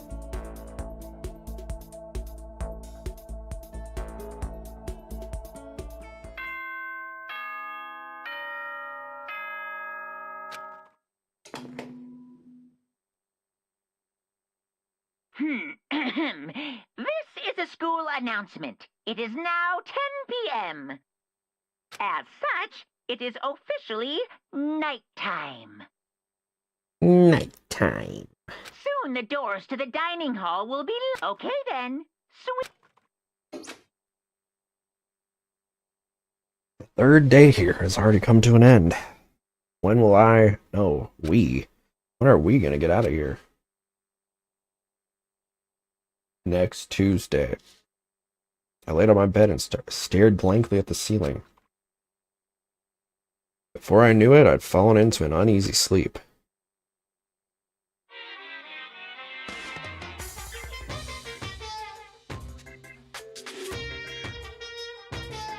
I need an immediate fast act and pick me up. If it doesn't act now, it's the same as giving in to regret. What do you think guides the world? Speed, of course. That's why Formula 1 drivers are so popular. Any idiot can accomplish something if they take it slow. Even a human piece of excrement could create a masterpiece if they spent their entire life on it. Someone who does things in a timely fashion is both wise and admirable. Straight is better than a curve or an angle, or gay. Jesus, Monokuma. I don't agree with that. Freestyle is better than the backstroke or breaststroke. Man, I love me some breasts. Drive through is better than sit down. A Sunday comic artist is smarter than a graphic novelist. What I'm saying is, speed is the gold standard of the standard world. Which is why I said I need that pick-me-up. Meanwhile, 0.000002 seconds later.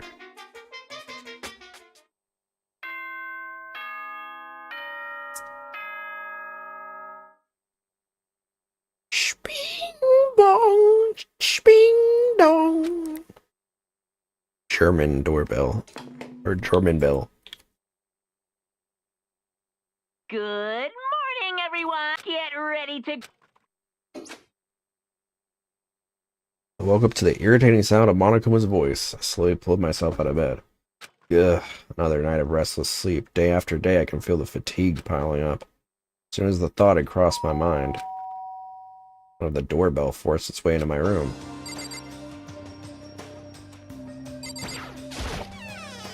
Hey! A fantastic morning, isn't it? Taka. Now then, if you'll pardon the interruption. While waiting for a reply, Taka barged into my room. Boing.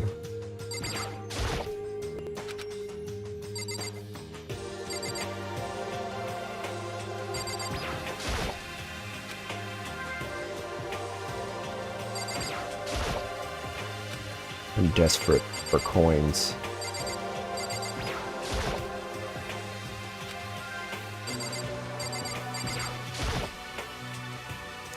What's up, Taka? No matter how intensely the stormy seas may batter me, I will not fall as long as my feet are firmly placed. You agree, right? I'm not sure I understand. Without a doubt. And if you can't do it alone, just find someone to support you and you can support them back. You hear me? That's how you can overcome any storm. I was thinking about it last night, and I decided we all need to really come together. And that was when I realized, every morning from now on, after the morning announcement, everyone should have breakfast together. Quiet down and listen. And now is the beginning of that fateful day. Please head to the dining hall at your earliest convenience. Got it. That's all for now. I have to go and let everyone else know the good news. I didn't even wait for a reply. He turned and left before I could say a thing. Well, I guess I'd better head to the dining hall.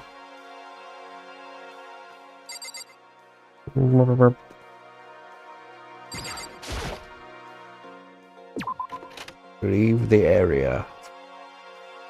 To the dining hall.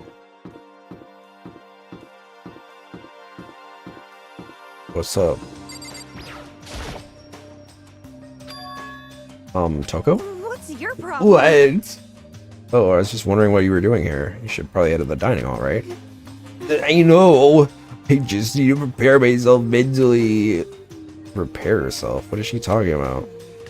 I'm so nervous. What she's so nervous about? What the hell is wrong with her?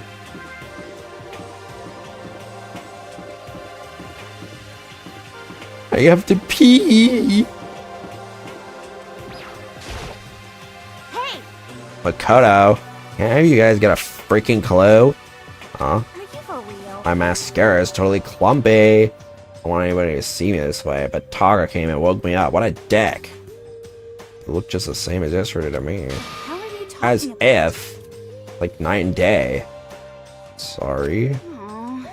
Ugh. I seriously need to reapply, but there's nothing I can do about it now. Maybe I'll go see if Celeste can hook me up. That's that. I've been in prison here, and that's what she's worried about right now. Where'd she get mascara from?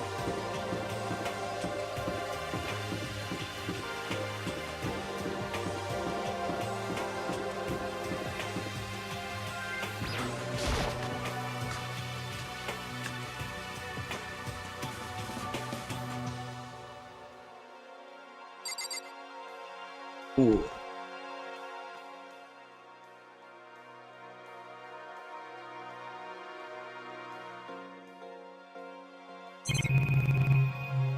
Whoa, talking to all of them? What's your problem? What's the point of talking to me?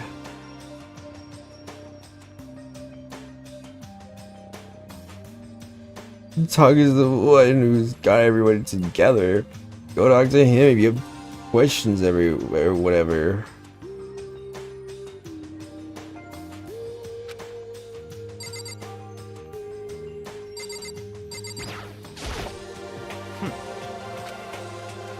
A heavy, annoyed sigh. I'd be ignored completely, then suffer that kind of insult.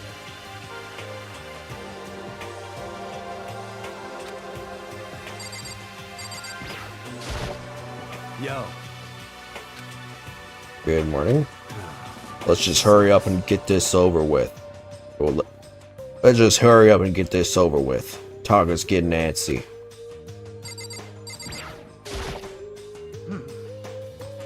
Good morning. Good morning.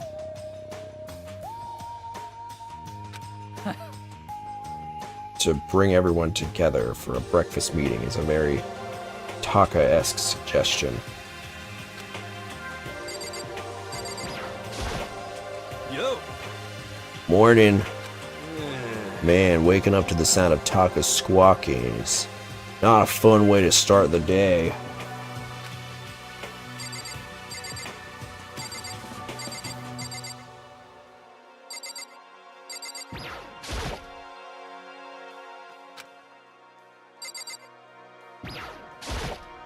Hey. Taka looks pretty impatient. We'd better get this started already.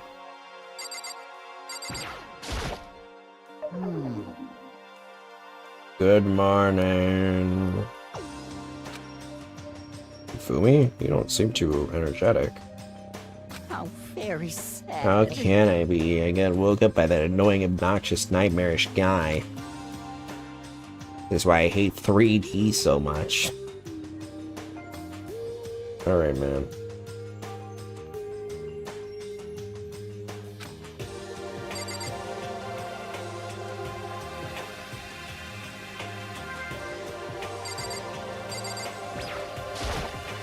Hey, Makoto.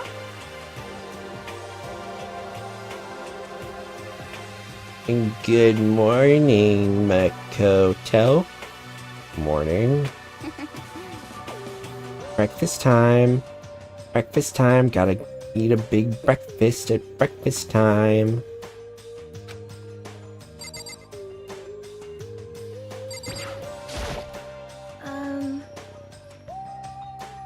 Good morning. Good morning, Chihiro. It's nice to get to eat with everyone. So many people, it's actually kind of fun.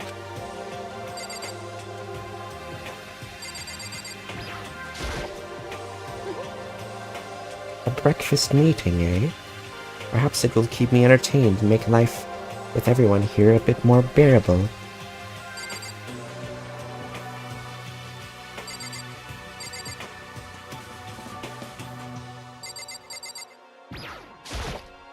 What?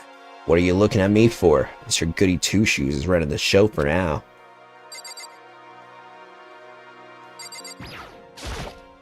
But more important. Okay. If I absolutely must talk to you, let's just hurry up and start the stupid meeting. Aka's gonna throw a fit if we don't.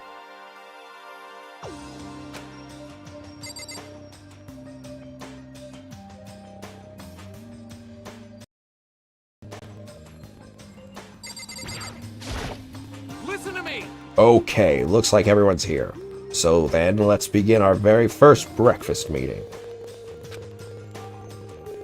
Quiet down and listen! Everyone, thank you for making time in your busy schedules to come together. I didn't make time for shit. You dragged me here. I know I already mentioned this earlier, but in order to get out of here, it's essential that we all cooperate with each other. And the first step is this breakfast meeting to allow us to become friends and build trust. So from now on, let's all meet here in the dining hall every morning after the morning announcement. Now then, let's eat. You want me to eat breakfast with other people? I've never done that before. I'm not sure. I mean, seriously? Yeah, it's been a while for me too. But more important. Well, anyway, did anyone happen to come up with any clues?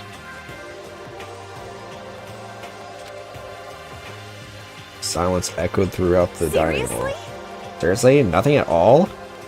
Hey!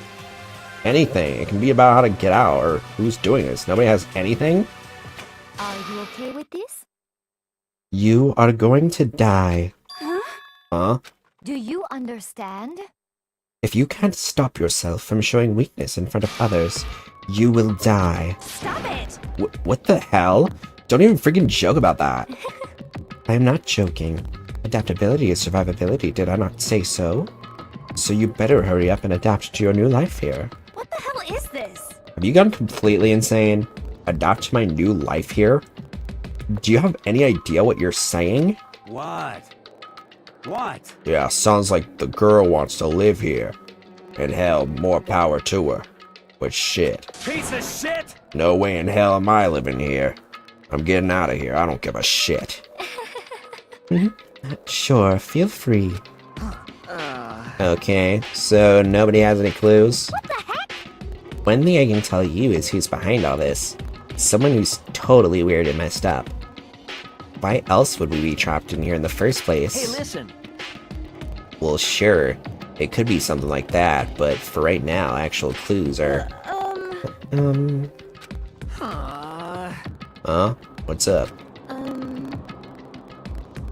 Think in terms of people who are really abnormal or bizarre. Do you think maybe the person responsible for all this could be a certain murderous fiend? Sure? Murderous fiend? Chihiro, do you have some idea who might be behind this? Well, maybe.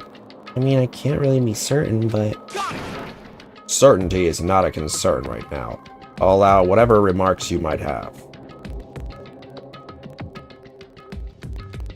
You know? Okay. Well... Have you guys heard of Genocide Jack? You mean that serial killer that's been on the news and all over the internet? The monstrous villain who's murdered scores of victims in brutally bizarre fashions. The word bloodlust was left at each murder scene written in the victim's own blood. Whoever it is, he's like a ghost. He strikes without warning and disappears without a trace. And on the internet, they started calling him Genocide Jack. That about covers it, I think. They say he's claimed over 1,000 victims. That's just an urban legend, right? I mean, even like 10 people would be totally insane. Yeah. Anyway, whoever Genocide Jack really is, he's obviously some kind of super crazy killer. Huh? And if he really is this ultimate psycho, I wouldn't be surprised if he put together something like this. But like I said, I can't be certain. I don't have any evidence or anything, it's just a thought. Hey, hold on. But if they're the killer, isn't that like a killer of a problem for us? Yeah! It's okay. Everything's absolutely, positively, 100% without a doubt gonna be okay. His help's gonna be here soon, I'm sure of it. Huh? Help? I mean... We've been stuck in here a few days already, right? Nobody's been able to contact us, I'm pretty sure they're getting worried. I bet they called the police already. What's this? The police? You're putting your faith in the police? Hey, cab, brother. What are you doing here? You guys, seriously, you understand what role the police exist to fill? All they're good for is being a foil, playing against a villain or anti-hero or evil organization. The bad guys come along and destroy them, and that shows just how badass they really are. Are you sure you want to rely on such an unreliable group of losers? I mean, come on. If you really want to get out of here, all you gotta do is kill. What the hell? Why the hell are you laughing? You know? I'm just impressed at the total commitment to this whole act. Come on. You're still going on about that? You're fucking dead. So, Mr. Serial Killer Psycho Freak Bastard, what the hell do you want? Galaxy Space, thank you for the raid. Hello, I hope you had a good stream. Mr. Serial Killer Psycho Freak Bastard, huh? That's a pretty long name. German, maybe? Hey, come on. We know who you really are. Maybe if I... I love this pic of him. What's up? What's up, Galaxy Space? Thank you for the stream. The raid from your stream. Maybe if I ignore him, he'll just go away. You son of a bitch. Hey, don't ignore me, asshole. Okay, let's get back to business. Your life here has already begun, and a couple of days have gone by, and nobody's killing anybody.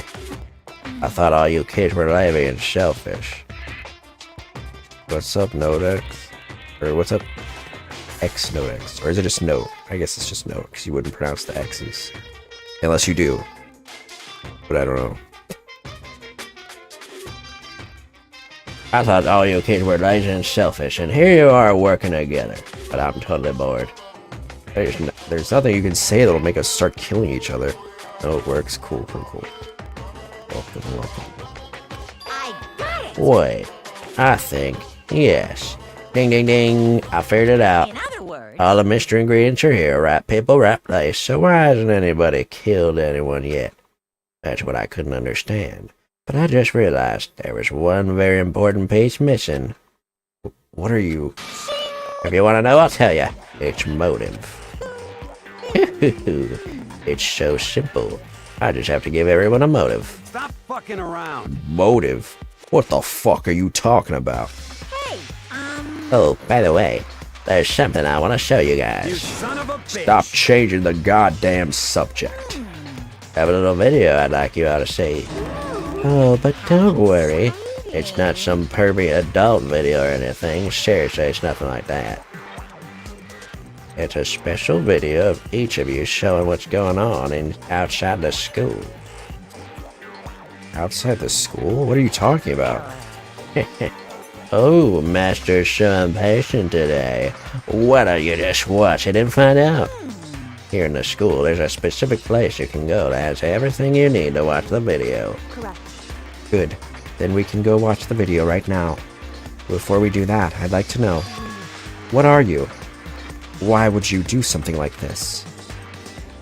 What do you want from us? What do I want from you? Well, if you must know. Despair. that's all. That's all. Well now. If you want to know more than that, you'll have to figure it out for yourselves. Do whatever you need to uncover the mystery hidden within this school. I won't try to stop you. Just to be honest, it's entertaining as heck watching you guys search so desperately for answers. So I guess I want amusement from you too. He's gone. And once again, he left before we could find out anything useful. Is that right? Really? I think we learned something very useful. There's no intention of standing in the way of our pursuit of the truth. Interesting. However, Perhaps. But what about the video he mentioned? Very curious to see what's on it. That's true. Same here. Okay, so Mondo started glancing around the dining hall. But when his gaze landed on me, he stopped. Hell yeah. Hey, Makoto, check this out for us, would ya? Huh? Why me? Yo. Because you're closest to the door, that's the rule, right? Rule? Jesus Christ. Hey, hey.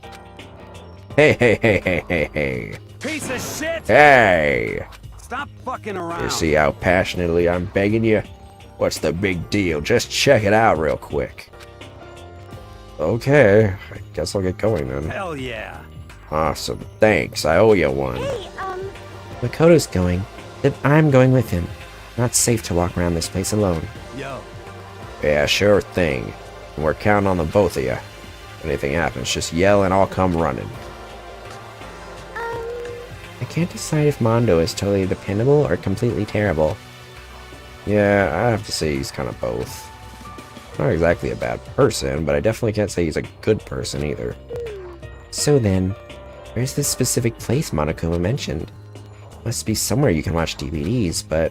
A place set up to watch DVDs, then... It must be the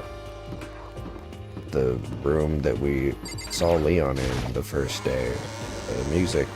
Is it the music room? Is it a rec room? I don't know what its official name is. But I feel in my heart of hearts that it's probably this room.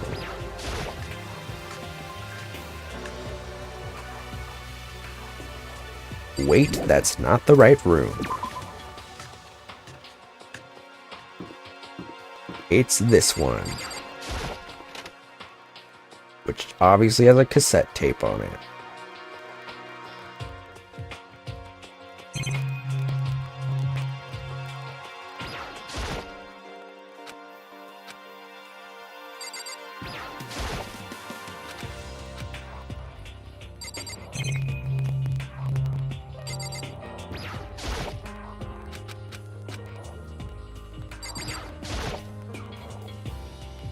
Oh, there's something inside this cardboard box. It's... a bunch of DVDs. And each one has a label on it with someone's name. This must be the video for each of us he mentioned. Hold on a second. I'd better go tell everyone. Just ran off into nobody being by themselves. I didn't follow after. I just stood right there where I was. The DVDs in front of me had robbed me of all my awareness. I was rooted in place. I think I see something.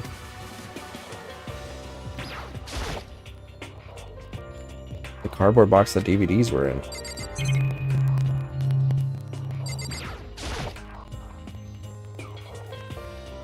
Next to the monitor is a high-end DVD player.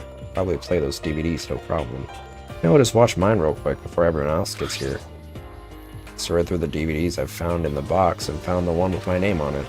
Then I slid it into the expensive-looking player. Sat down and stared intently at the darkened screen. And then... Ooh. Whoa, is that his fam? Yelled out without realizing it, and my heart started racing. It's what I saw on that monitor. It was my family. You getting picked to attend Hope's Peak Academy is like a dream come true. Make sure you do your best. I'm so proud of you, son. But remember, don't push yourself too hard. Are you really watching this, Makoto? Good luck, okay? If it had ended there, that would have been fine. A message of love and support. For leaving my family behind to attend Hope's Peak, it would have given me hope, given me strength. If this was a normal school, I would have been happy, if a little embarrassed. With my family's support to rely on, I would have been motivated to do even better. But here now, it was totally different. I wasn't living an ordinary school life, so I had a pretty strong feeling that the video wasn't going to end there. I hated having that feeling, but it turned out I was absolutely right.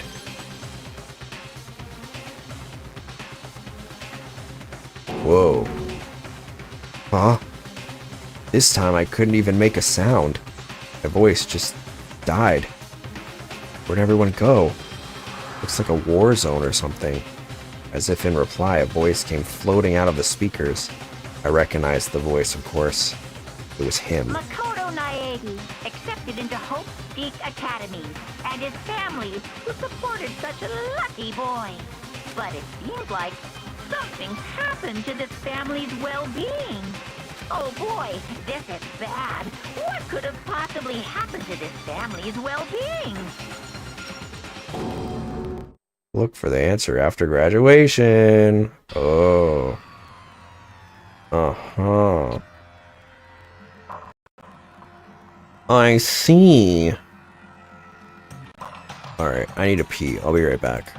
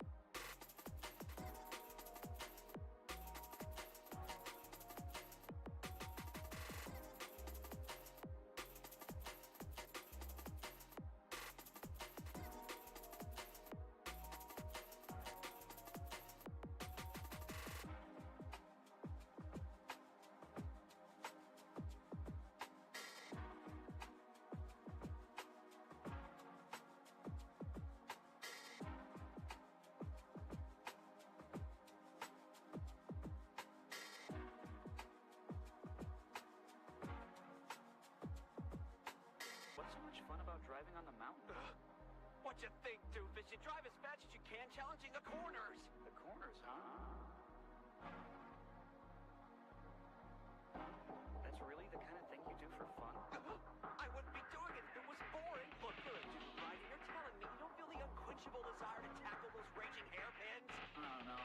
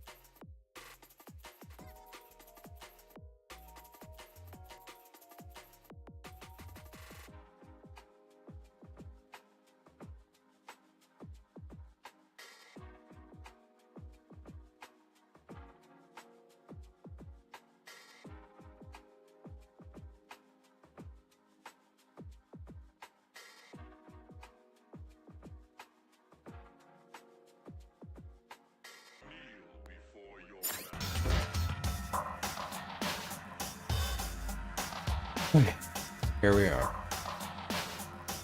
I got some carrots for me to munch on because I'm hungry and I have things to eat. But I get my groceries tonight, so that's awesome.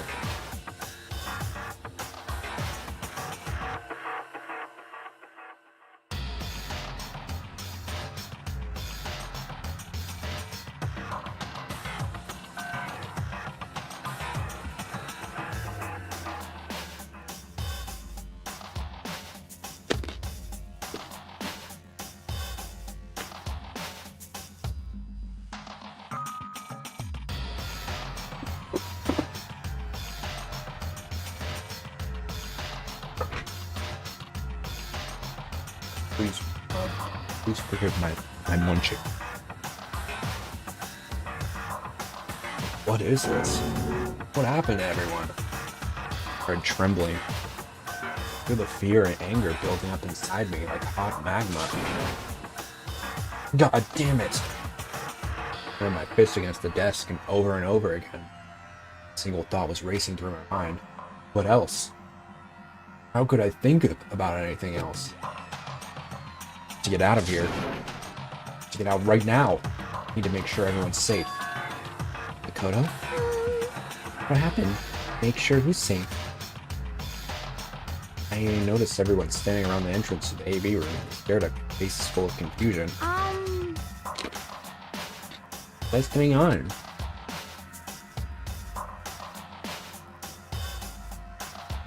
Without a word, I pointed to the cardboard box. Is it like that what Monokuma was talking about? What does this mean? What's on them? All gathered around the box, and each of them grabbed the DVD with their name on it. One by one, they each rushed to a monitor. It took long for them to react. What the?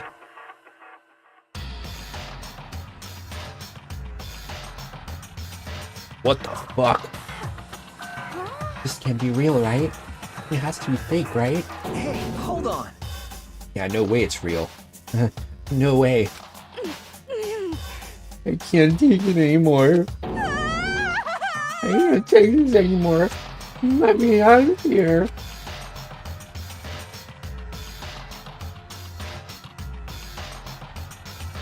As soon as I saw their reaction, I knew.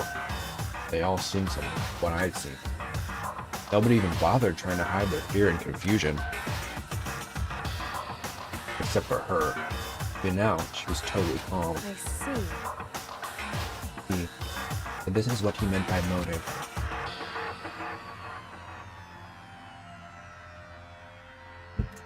Wants to fuel our desire to leave so that we're more likely to start killing each other. Yes, indeed. It's the classic prisoner's dilemma. Huh? Let me use an example. Imagine two countries are on the brink of war, but both countries want peace, and each commits to scaling back their forces as a sign of good faith. But there's a chance that one country may betray the other, so each country fears lowering their guard.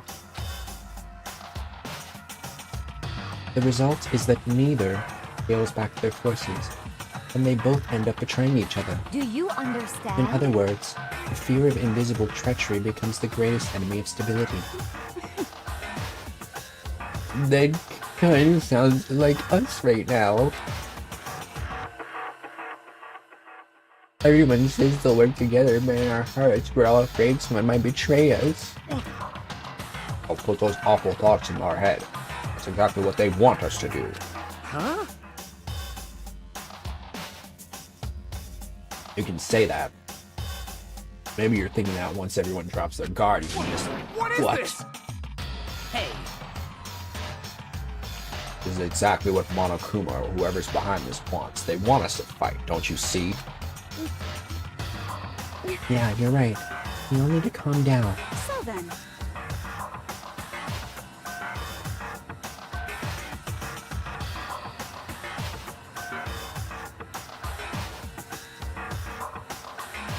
Okay, and then maybe we should start by all just talking.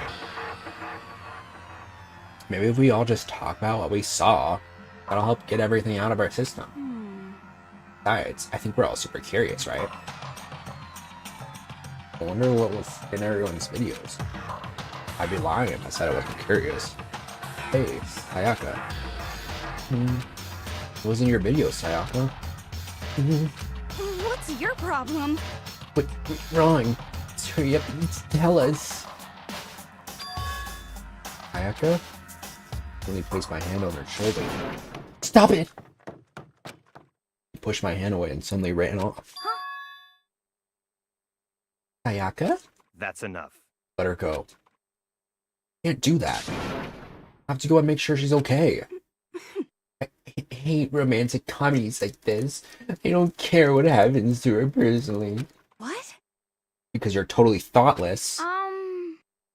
I'm really worried.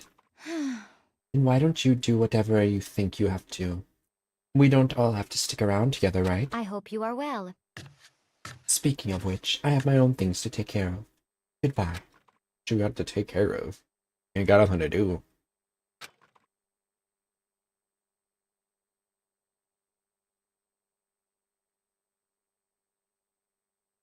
But I don't have time to worry about them right now. Go find Sayaka.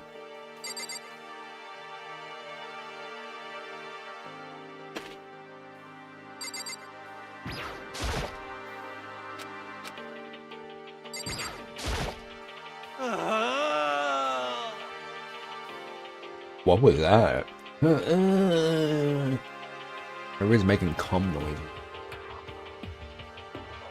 Hey Makoto, videos are some kind of hoax, right? I think so, but What the heck? what the hell, man? It's all one big lie, it has to be.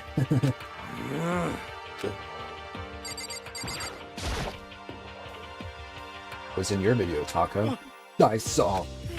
Sorry, it's gonna take me some time to figure out how to put it into words. Guessing Sayaka's was like her group dead or something. What should I do? Everyone's really upset. I mean, how can anyone be calm right now? Why? How can something like that even exist? I don't understand. I don't... be able to do something like that. Is it because they really are the murderous fiend?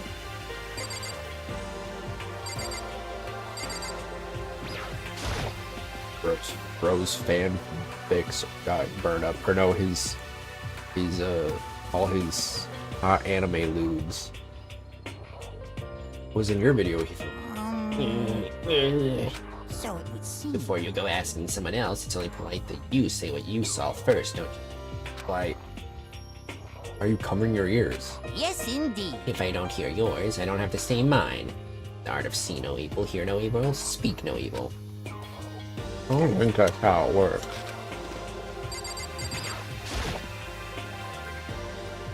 What was in your video, Sakura? I'm sorry. My family. But I'm not upset by what I saw. You're overpowered. You must accept your death. That is the way of my family. Damn. But still, I refuse to believe that we lose so easily. How?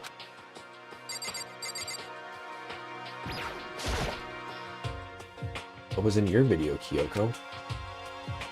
Well, Why should I tell you? Just wondering? Okay, so we have one person. We know one person's video other than ours. Cool. Where'd she have gone? She can't have gone far. Check around the school.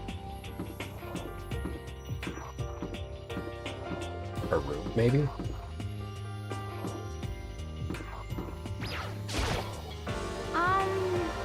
Where'd Sayaka run off to? Anyway, that video is pretty convincing. I almost thought it was real. I mean... But it's fake, right? It's gotta be. I like to believe that, but it was real.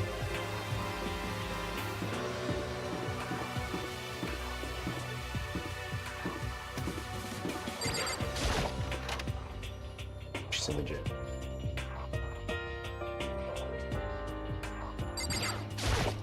But more important, Hey Makoto, aren't you like super curious what's in everyone's videos?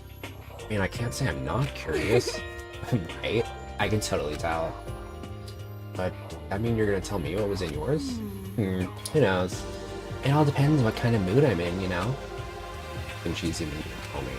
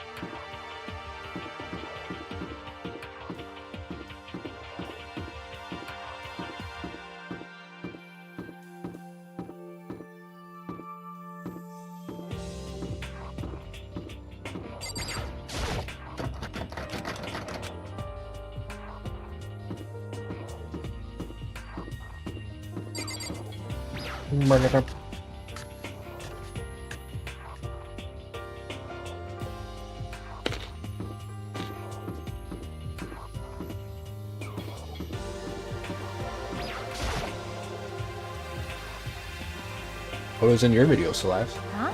Oh, it is you. You really want to know, don't you? That smile. Actually scary. Is that okay? There are many, many things in this world you are better off not knowing, don't you think?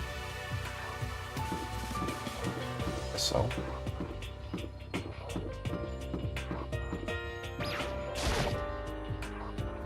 What was in your video, Mondo? What? Huh? Oh, doesn't matter. It's not a big deal. It's fake anyway. Had to be. Or it's doing all this pulling it out of his ass. Stop fucking around. Yeah, that's gotta be it. Those assholes can't fool me.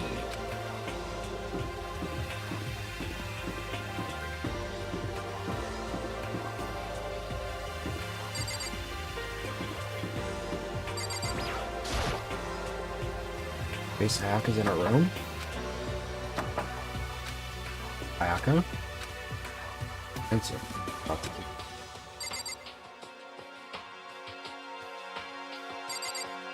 keep. In my room? Sayaka's not the type to go in someone's room without permission.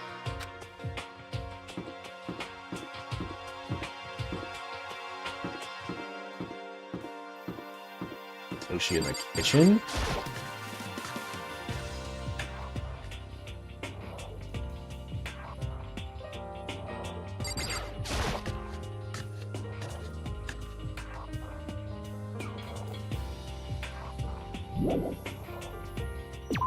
The heck is she?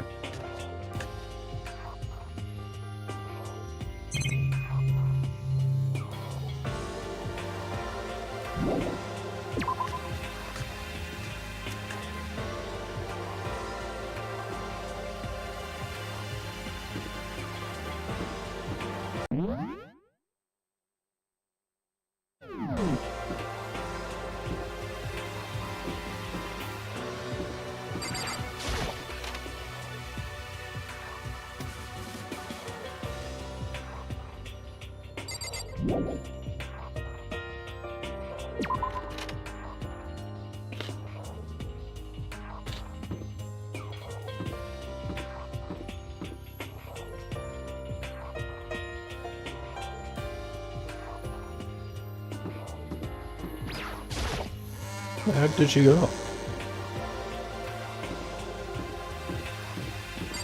Classroom? We're just going everywhere at this point.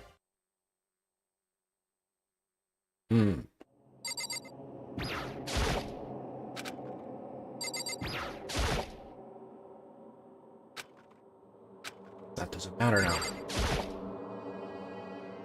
We're in one corner of an empty classroom. Sitting in a chair, hands on her knees, staring absently at the floor. Maybe she was upset or angry, or no, have any expression at all. She looks scared. Nothing on her face that you could call emotion. It's as if her original mask had been stripped away. Aika, are you okay? Yeah, I'm fine. Actually, no. How could I possibly feel fine? When did we two end up like this? Why are they doing such terrible things to us? I want to help. Let me out right now. Aika, calm down. She thrashed around. I grabbed her by her shoulders. I understand. I know how you feel right now. I think what might have happened to my family. But now more than ever, we need to stay calm. Exactly what they want. They want us to lose our composure and stop thinking rationally. Think about it. Those videos have to be fake. If those things really had happened, people out there would have been in an uproar. Our families, the police, everyone. Right?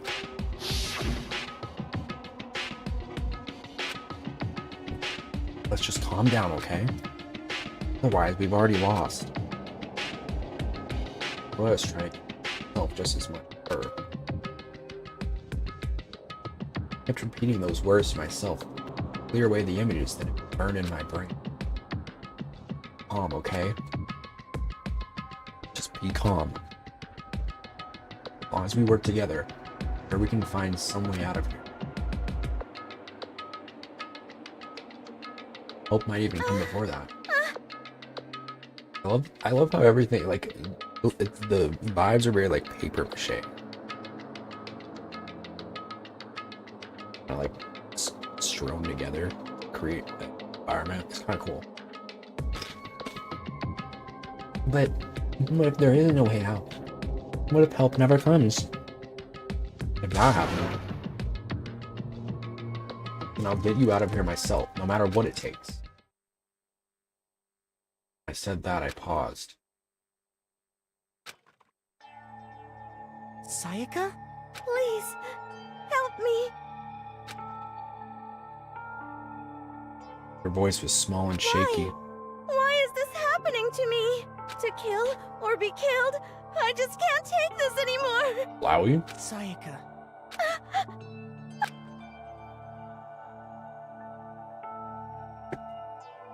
Finally, she raised her face up to my chest. 31 centimeters. Or inches. I knew it. Looked at me with those big wet eyes. Big wet eyes. Makoto! Can I believe what you said? Huh? That you'll help me get out? No matter what it takes? Absolutely. Makoto, you're the only one I can trust. So please, Happens, no matter what happens, always be there for me. I need you on my side. Huh? Of course I'll be there for you. No matter what, I'm always on your side. I mean, you are my assistant after all. Yeah. Makoto. Thank you, Makoto.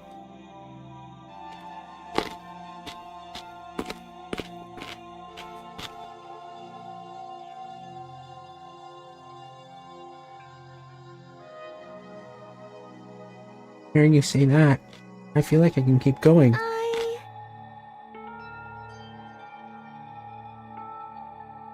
I can get through this, as long as you're here with me. Because I'm your assistant. Like you said, I'm your assistant. The smile I'd come to know so well returned to her face. Felt a little forced, but still. It was a huge improvement over how she was before. Hey! Hello. It's standing up. Yeah. Makoto, it's standing up.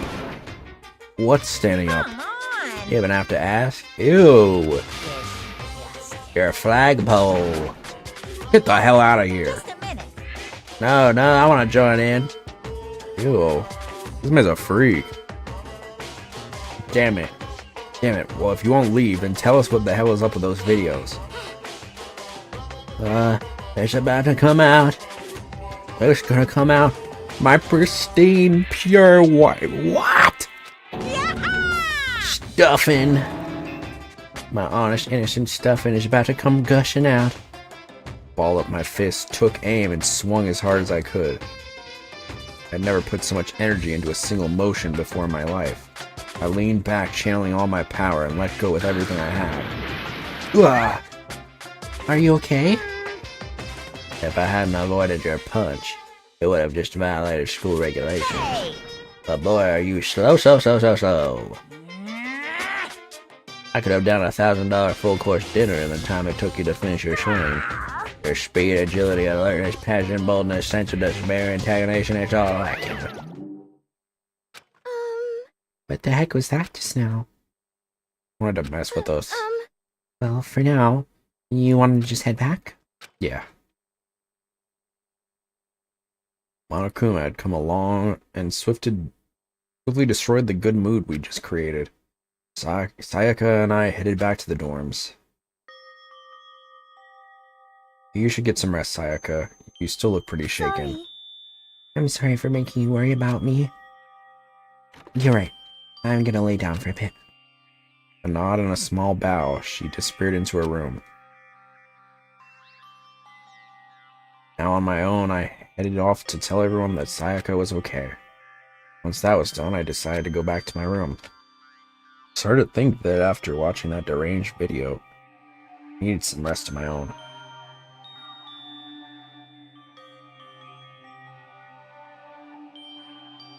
Jeez.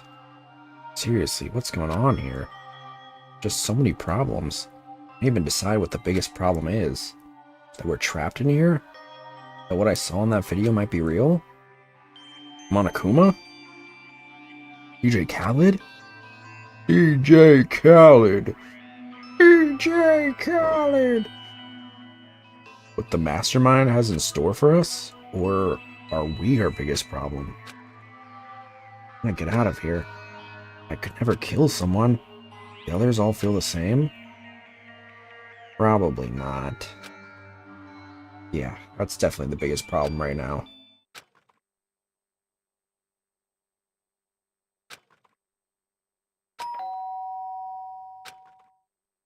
Huh?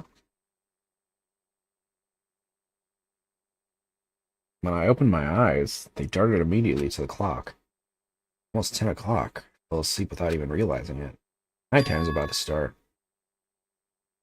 So how come someone's here?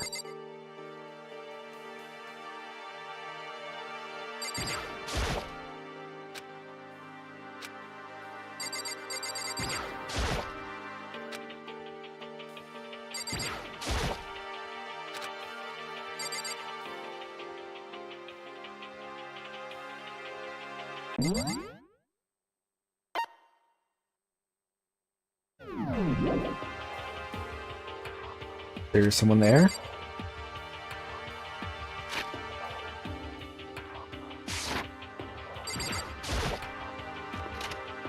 Sorry. I'm really sorry to come by so late. Ayaka?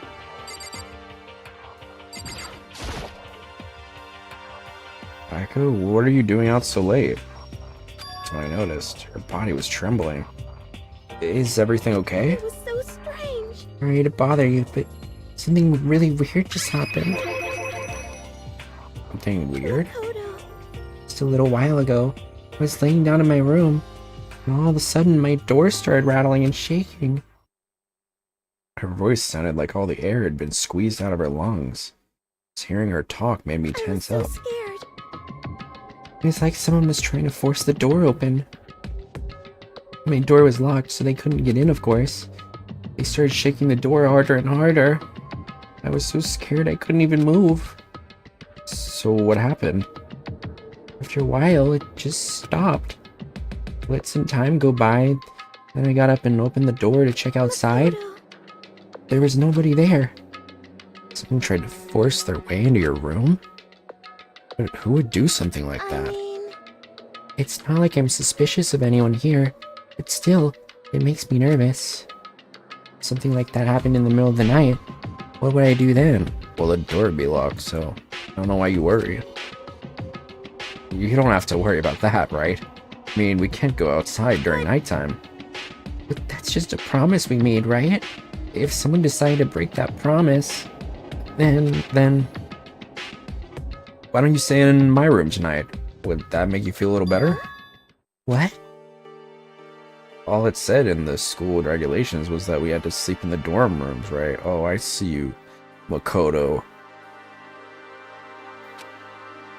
It didn't state specifically which room each person had to sleep in, so... Hey, But 2 people sharing one room is, you know... Ah. Oh, geez, I'm sorry. I didn't even think about that.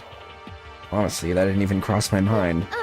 No, I know, me neither, except I did, because I just brought it up. It's not even that I mind the idea, but... if you don't mind, maybe switch rooms, just for tonight? Switch rooms? If it'll put your mind at ease, then it's totally fine with me. But I don't mind you staying in my room, but... You sure you're okay with me staying in yours? Doesn't, like, concern you? It's fine. I trust you. In that case, then...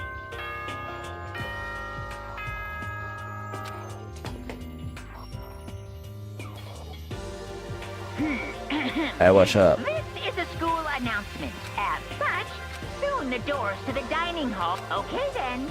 Sweet.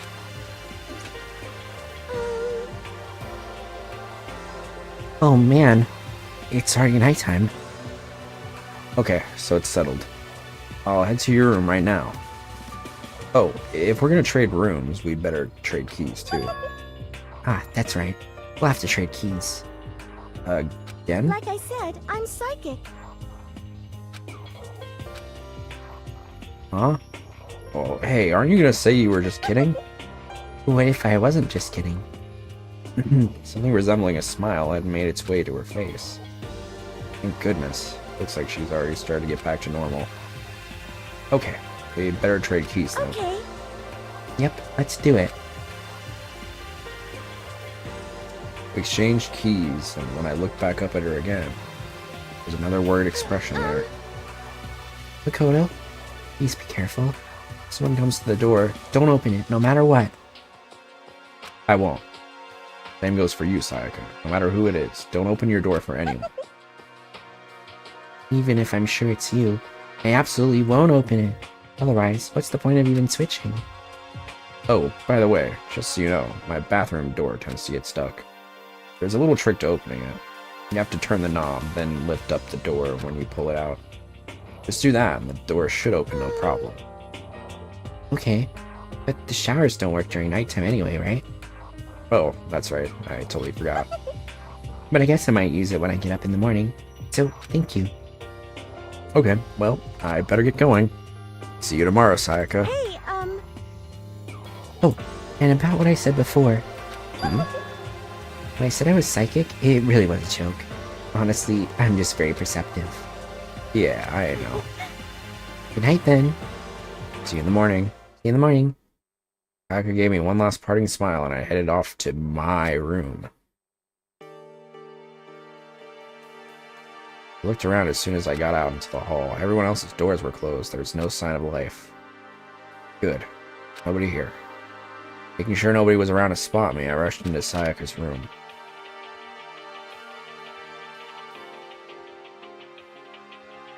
So this is Sayaka's room.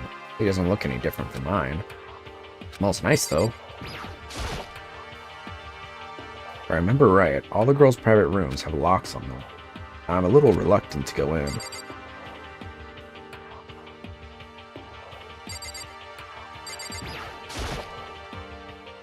It's officially nighttime. I better not leave the room. One of the monitors. It's kind of weird to dig through other people's trash, but I couldn't help taking a quick peek. There wasn't any doubt about it. The DVD with her name on it that we found in the AV room. Reminds me, never did get a chance to find out what was in her video. But it's probably best if I wait until she brings it up again.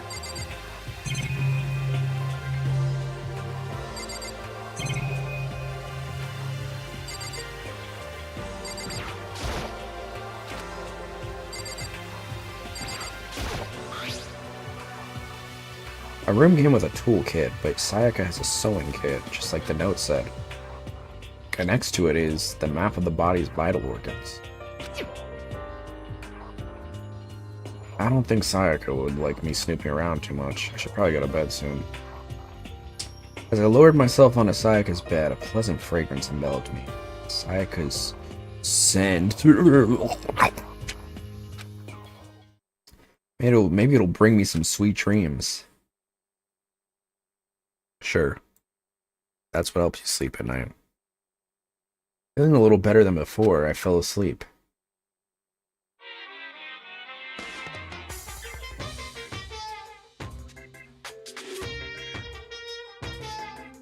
Imagine you're on a big spaceship in the middle of an intergalactic adventure. You've heard of Noah's Ark, right? We're sort of like that. Little shit shell and left Earth behind. You don't have to worry about crazy neighbors, corrupt cops, drunk drivers, or pyromaniacs. You don't have to worry about the ozone layer, asthma-inducing air pollution. Of course, you don't have to stress about studying for finals or practicing for the big game.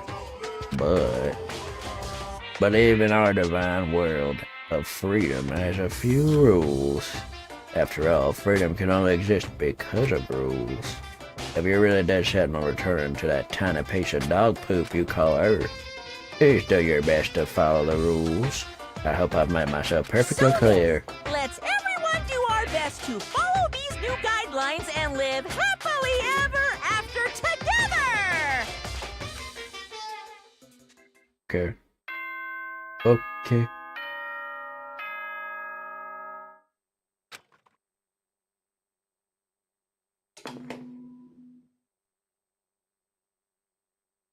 Good morning, everyone! It is now 7 a.m. and nighttime is officially over. Time to rise and shine! Get ready to greet another beautiful day! Beautiful day. I sat up, still half asleep, and rubbed my eyes. Slowly, I pulled myself out of bed. Remembered I was in Sayaka's room. Just remembered I promised to eat breakfast with everyone else. I better get going. I left Sayaka's room and made my way toward the dining hall.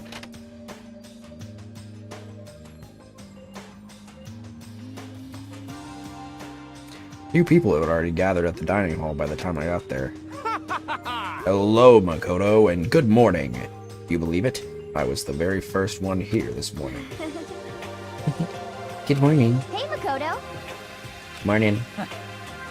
I suppose I'm early. I suppose I'm early. What is actually happening so far? Honestly, not much. Basically, there's these 15 students have all been trapped in the school, and they're the first like 3 days. Basically, Monokuma was like, okay, if you want to get out, you gotta kill somebody and get away with it. And if you do, you can leave, but if you don't get away with it, I'm guessing something else happens. But otherwise, you're trapped here forever. And then everybody was like, okay, we're just not gonna kill each other because that would be bad. Because we don't want to kill anybody. And then Monokuma was like, okay, time to up the ante, considering you guys aren't killing each other. I'm gonna each give you a disc that has like something important to you on it, and presumably everybody had something like really bad happen to that important something. In Makoto's case, it was that his family was like sitting on a couch, and then it cut to like the living room was like destroyed and they were nowhere to be found. So like I'm guessing that's basically like his way of being like, all right, we need to like they need to feel compelled to actually get out of here. So then they kill people.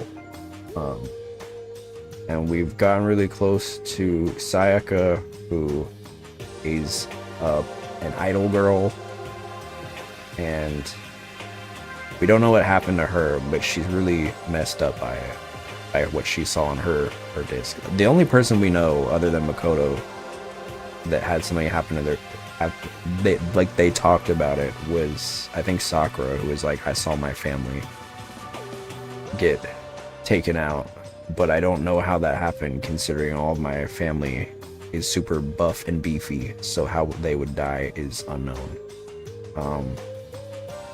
So yeah, that's basically the gist so far.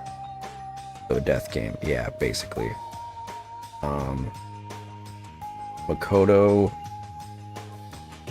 Makoto also, he's very boring. So he doesn't, because every student has like something that they're really good at. But Makoto is like, I don't have any good talents. I suck at everything. So then they're like, oh, you're the ultimate lucky student, because they had like, I guess, a lottery system and chose somebody at random to come to the school. So yeah, everybody's alive so far. Insert self-insert. Yeah, exactly. I'm the ultimate loser. But yeah, everybody's alive so far. And well, unless they're not, I don't know. Oh yeah, and then every morning we meet in the cafeteria. So, figured everyone who had arrived on time could be considered model high schoolers. The ones who showed up a little late. Yo. Sorry. Sorry I'm late.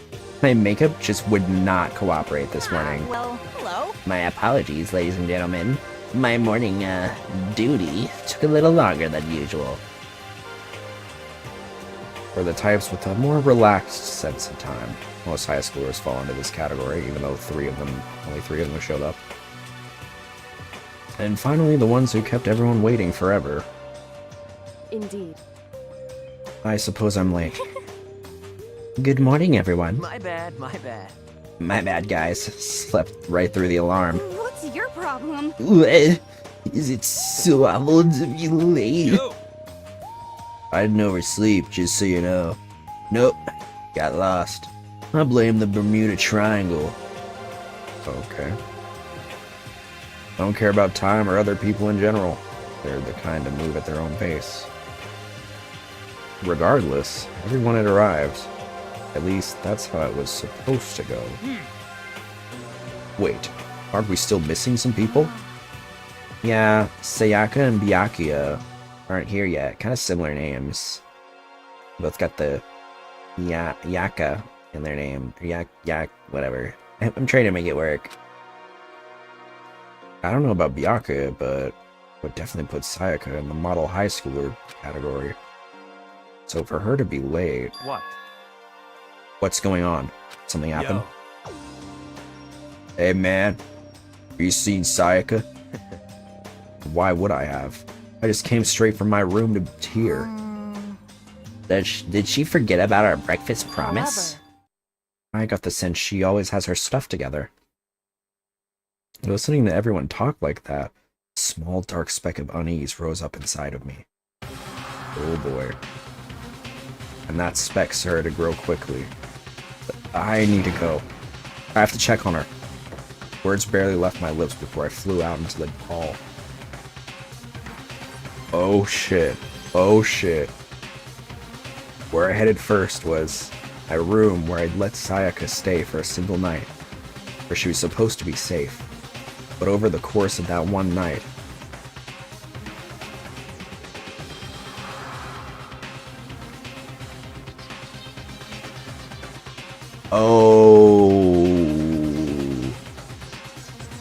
Uh-oh.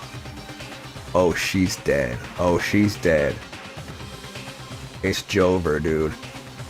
The ultimate assistant has been ultimately assassinated. The room had been completely transformed. What the hell? Oh, lordy. It's over, dude. Bed's been damaged too.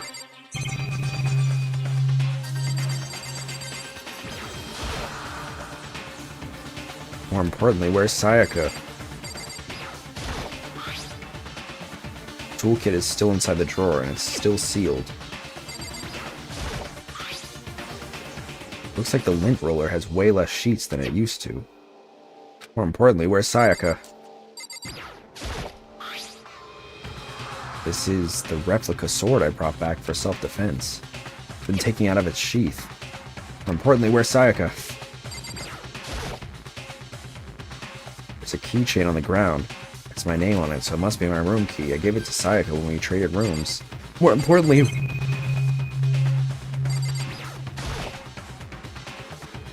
There's slashes and gouges on the walls and the floor. More importantly... This is the replica sword I brought back for self-defense. It's the sheath of the replica sword. The sword itself has been removed.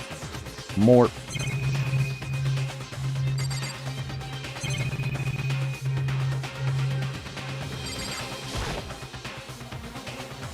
display stand the sword was on.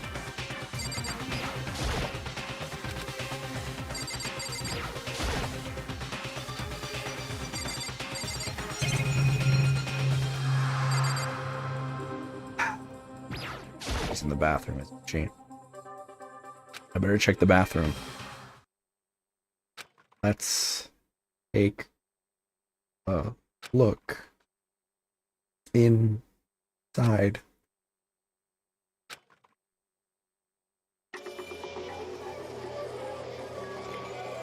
Oh my god. Why is it pink? 37. Took me a second to realize that I was screaming. What I saw dug its way through my eyes and buried itself in my brain. It looks like she had like a pink sauce diarrhea explosion. Then everything went black.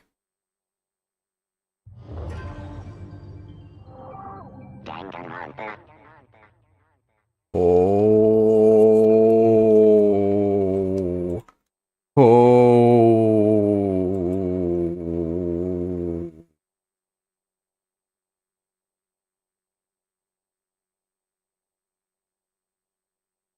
Poor girl forgot pink sauce has horrible shelf life.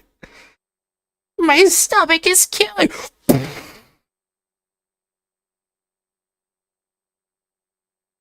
I opened my eyes, I found myself staring at a huge ceiling. It was a ceiling I remembered seeing before. When I sat up, I saw someone looking at me. Again, it was someone I'd seen before.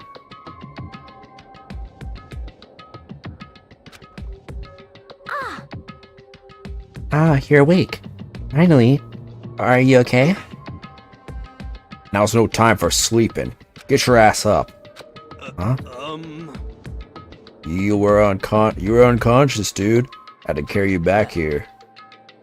It's no surprise considering what happened. What happened? Oh my god.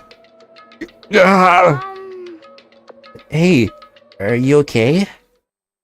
So it wasn't a dream? What I saw, it was real? That's right. It really did happen. Sayaka is dead.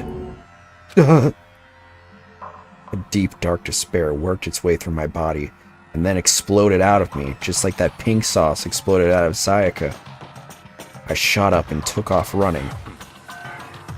Hey, where do you think you're going? I have to see for myself.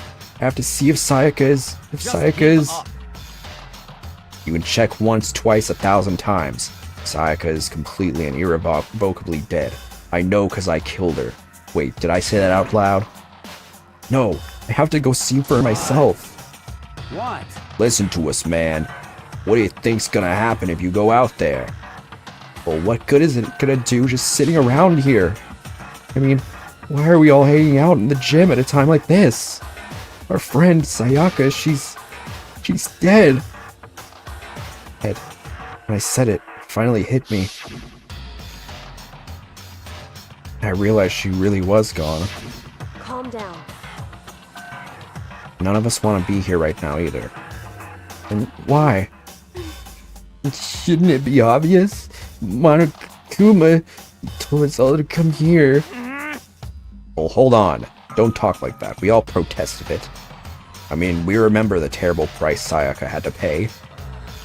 I remember it like it was only 5 minutes ago. It was 5 minutes ago. Right. But... So...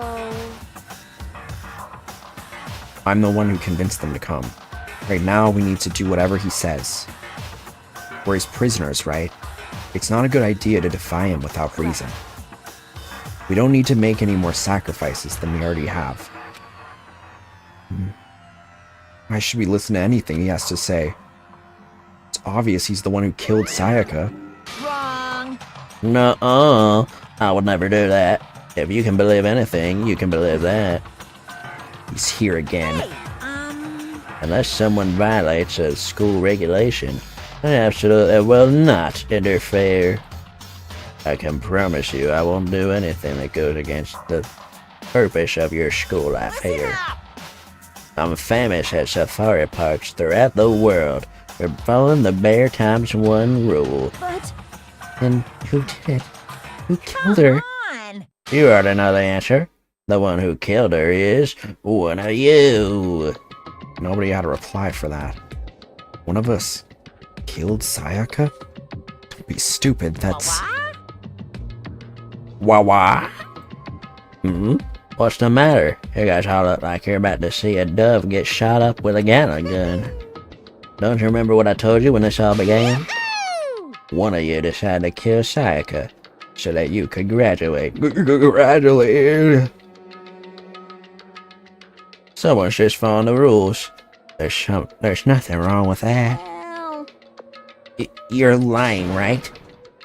Of course he's lying. I'm telling you, he killed her. Wrong.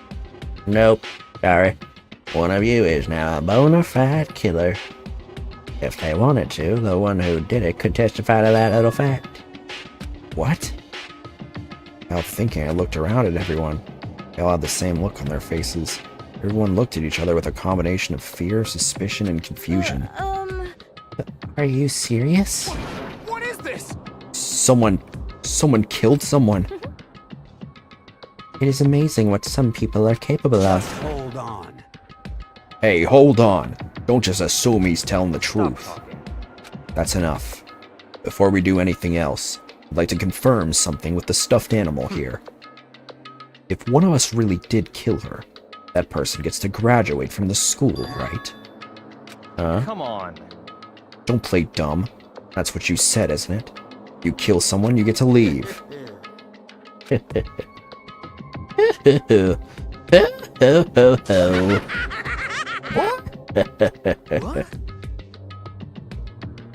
Why are you laughing? It's 'cause naive. You're just so naive. You think it's really that easy? You can just kill someone and waltz on here. Hey, come on You're stupid now. naive. Devilishly naive. Hellishly naive. No, no, no. The real thing has just begun.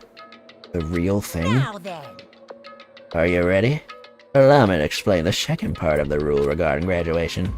Just like I explained before, you must kill someone if you want to leave. However, even if you do that, there's still one more part to this agreement you have to uphold, remember? You're referring to rule number 6 of the school regulations. If you are the blackened that committed the murder, you cannot be found out by the other students. That is what you are talking about, is it not? In other words, Yep, that's that. Thank you, Celeste. That is exactly what I was talking about. Bingo! It's not enough to just kill someone. You have to actually get away with it. Which naturally means you need a system in place to assess whether or not it's been gotten away with. So a certain amount of time after a murder has taken place, a class trial will begin. Class trial? Yup, it'll begin a few hours after the murder. Everyone will gather together, including the blackened who committed the murder. And they and the spotless students will all engage in one big debate showdown. during the trial, you'll have to present your arguments about who you think the blackened is. And once everything comes to an end, the outcome will be decided by popular vote. If the answer you've arrived at is correct, only the one that disturbed your peace will be punished. The rest may continue their communal life. However, if you choose poorly, then the one who got away with murder will survive, and the rest of you will receive your punishment. Which of course means your school life will come to an end. As far as class trial rules go, that's all there is to it. Well... So, what exactly is the punishment you keep talking about? Oh, well, to put it simply, it's execution. Execution? What? By execution, you mean? Execution is execution. Execution! Which means you're gonna die. Chair. Zzz, zzz, poison gas. Torn apart like a paper plane in a hurricane.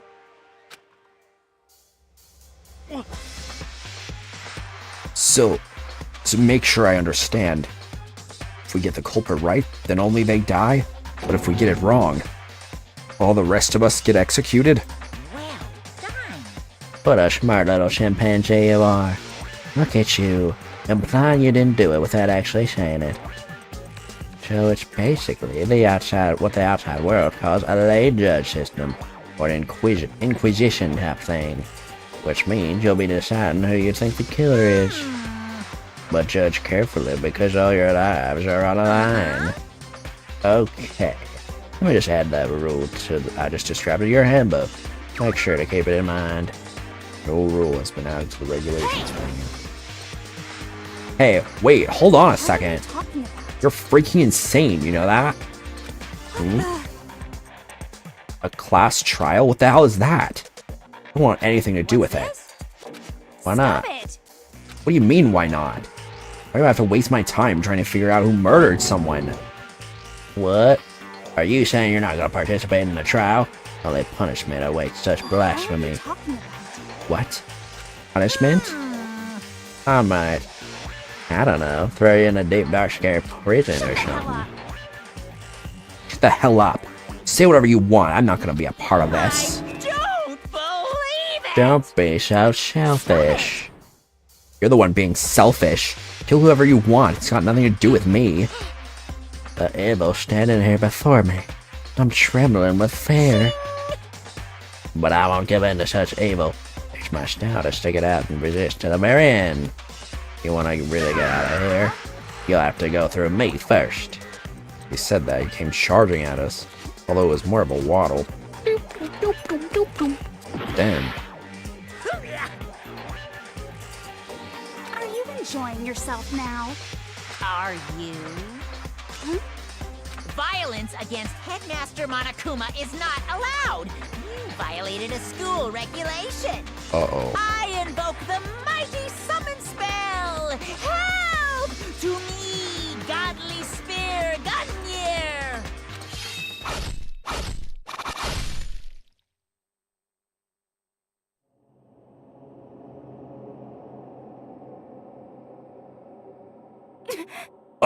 What?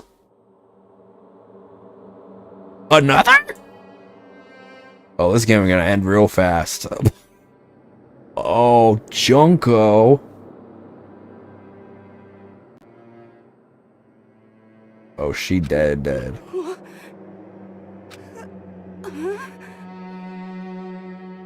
She's probably fine. Yeah, you're right. Wasn't supposed What's up, Waposa? Why me? Suddenly, right at the end, her eyes shot wide open. At the end, they've been wide open. Help her quick. Oh, I don't know. Just like that, she never moved again. No way! What the?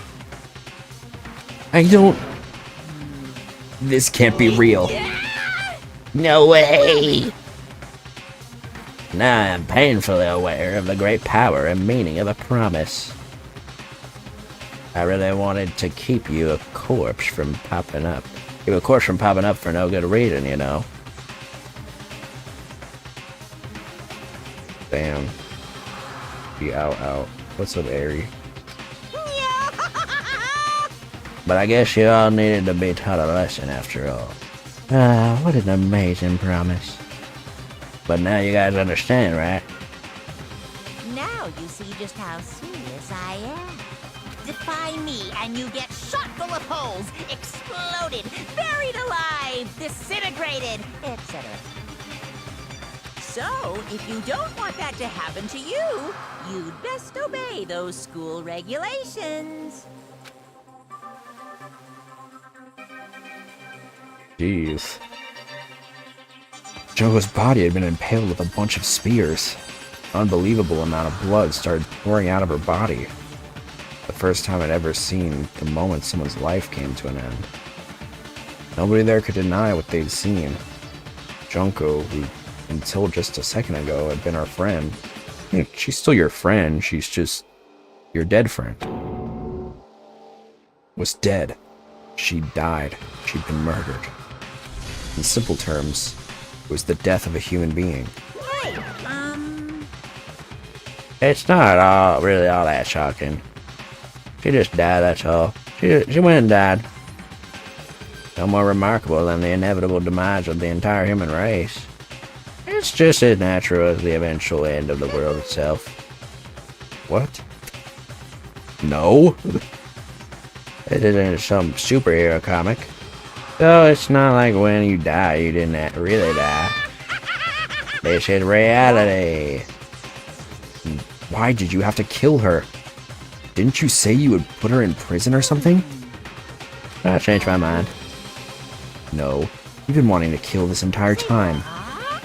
Kill this entire time? Don't be silly, you can't kill time. Or you've been metaphorical. You said I wanted to waste time this whole time? Come on, what did you take that for? I'm Monokuma. Anyway, none of that matters right now. I have something I'd like to give you to help you in your search for the Blackened. This little file has all the information I've gathered about the death in question. I'd like to call it Monokuma! The Monokuma file. I mean, naturally, you guys aren't experts at this kind of thing, so you can only do so much with a corpse.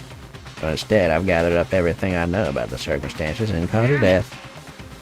What's that? How do I know the cause of death, you ask? Because the surveillance cameras picked up the whole thing. I got to see it all go down. Wait, so then you know who killed Sayaka? Of course I do. If I didn't, I couldn't possibly pass a fair and accurate judgment during the trial. Now could I? That's a good point.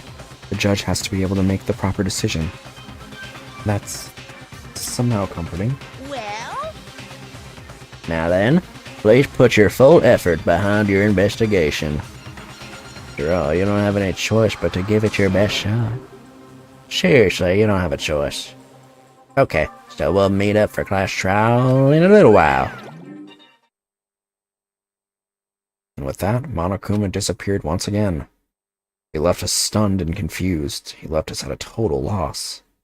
He left us with Junko's dead body growing colder right in front of us. For who knows how long. But he said a word. The fact that Sayaka and Junko were dead was a huge shock, of course. But there was more to it than that. It's also the idea that one of us had actually murdered someone. And if we didn't find out who it was, we would all die here. We found ourselves in a situation where we couldn't help but look at each other with an open suspicion. It was the worst situation imaginable. And yet, even in such a perversely terrible situation, she didn't show the slightest hint that it had gotten to her. Now's no time to wallow in your depression. The worst thing we can do right now is lose all faith in each other. That would lead to the same disastrous result as having total faith in everyone else. In other words, cooperation is absolutely key at this point. Who you decide to trust or not trust is, of course, up to you. Continue to think about and talk about the deceased, certainly. Continuing to think about and talk about the deceased certainly isn't going to help anyone. Saying stuff like that is just... How many times have I told you? Anyone who can't adapt will die. Death is the only thing awaiting those who are unable or unwilling to adapt. If that happens, you'll only have yourself to blame. Terrible! what an awful thing to say, especially after what's happened. Right now, exposing the killer is the most important thing. Because if we don't, we're all going to die here. She's right. We need to begin our search right away. Either way, can't run away from the situation, so we have no choice but to move forward. We just have to do it, I guess. What other choice do we have? What I just said. No way in hell am I letting someone kill me. Alright, damn it. Let's do this. We just have to do it. Everyone kept repeating that sentiment. They were using it like a mantra to give themselves strength. They were right. We just have to do this. No matter how much we don't want to, we have no choice. That's what it takes to survive. That's what we have to do. On top of that, there was something I needed to find out. I had to know why Sayaka had to die. Why she had to be the one. Terrified to find out, but still, I have to know. Otherwise, I knew I'd never be able to accept her death. Which is why I don't have any choice. I have to do this. Boing. Damn, dude. 2 divas down. It's crazy.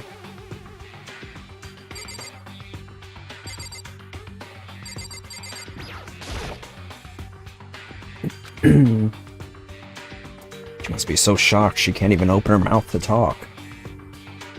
We're basically at the point in which an Ace Attorney chapter would begin.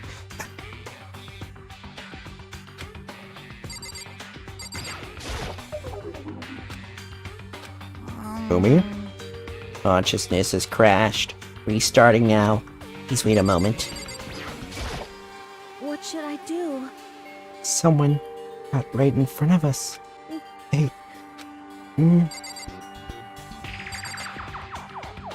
Look how she's just laying there. Huh? What's going on? Still not setting in? We can't run away. We can't run away from this situation, so we have no choice but to move forward. Huh? Is this really happening? Screw that piece of shit bear. Hey. Before we start searching for Sayaka's killer, we need to decide what to do about securing the crime scene. What do you mean? You're thinking of putting someone on guard duty so nobody can disturb the area, aren't you? After all, if the culprit decides to destroy the evidence, we're pretty much screwed. In that case, I don't mind doing it. I don't like having to think anyway. I'll let you guys figure out who killed that chick. Okay, then we can let Mondo look after the scene. Well, no. We can't just leave him there alone. What? Why the hell not? Isn't it obvious? If you were the culprit, what's the first thing you would do? By volunteering for guard duty, you're in a position to destroy all the evidence you want, true. Fuck you! Fine. Then I'll stay there on guard duty as well. That way there'll be no problem. Two-player co-op based defense with the two of them. With their stats, they're totally OP. Since we won't be able to help investigate, we're putting our faith in the rest of you. I'm pretty freaked out, but I'll try. What the heck? I hate this, but still, we don't have a choice. We have to figure out who did it. Or else we're all dead. Just like our dead friend here. I gently placed my hand on Junko's lifeless body, touched her wrist to check for a pulse like they do in movies and stuff, but she really is dead. There wasn't anything else to say. She's gone. I don't know why you even bothered to check for those injuries and losing that much blood. Frankly, I'd be shocked if she did survive something like that. Huh? Hold on. Hold on. Just wait a second. He's dead? Then that means everything that's happened so far is real? It's not a joke or whatever? It's really real? Hell no. Someone save me, let me out of here. Somebody help me. You're just now accepting that. Oh. So you finally noticed. Huh? Notice what? I was looking through the Monokuma file we received. I noticed something very obvious and very unusual. Huh? What are you talking about? Go ahead, take a look. Notice anything interesting about where Sayaka died? She died in Makoto's dorm. What? She's right. Then could it be? All at once, everyone's gaze turned to me. Uh-oh. Hold on a second. You've got it all wrong. For just one night, I traded rooms with her. I did it because she was afraid. What the heck? You expect us to believe that? Just tell us the truth. The look in everyone's eyes had done a complete 180 from just a few minutes earlier. A feeling of suspicion and fear had returned. In other words, you think I did it? Are we all done talking? We need to begin our investigation soon. At this point, we should split up. We need to get to the bottom of this and find out who killed Sayaka. We'll have to collect clues to form a foundation and construct an argument to come to a final conclusion, or decision. So... If we get this wrong, well, do I really have to say any more? I'd rather you didn't know. Everyone pray for good luck. That Kyoko hurried out of the gym. I'll be going too. Just like Kyoko, who was gone before he realized it. Oh yeah, I'm on guard duty now, huh? I better head to the seat of the crime. Sorry, I keep losing it. Hey, damn it! Whoa, whoa, whoa, whoa! You're fucking dead. Well, how do I stop this thing?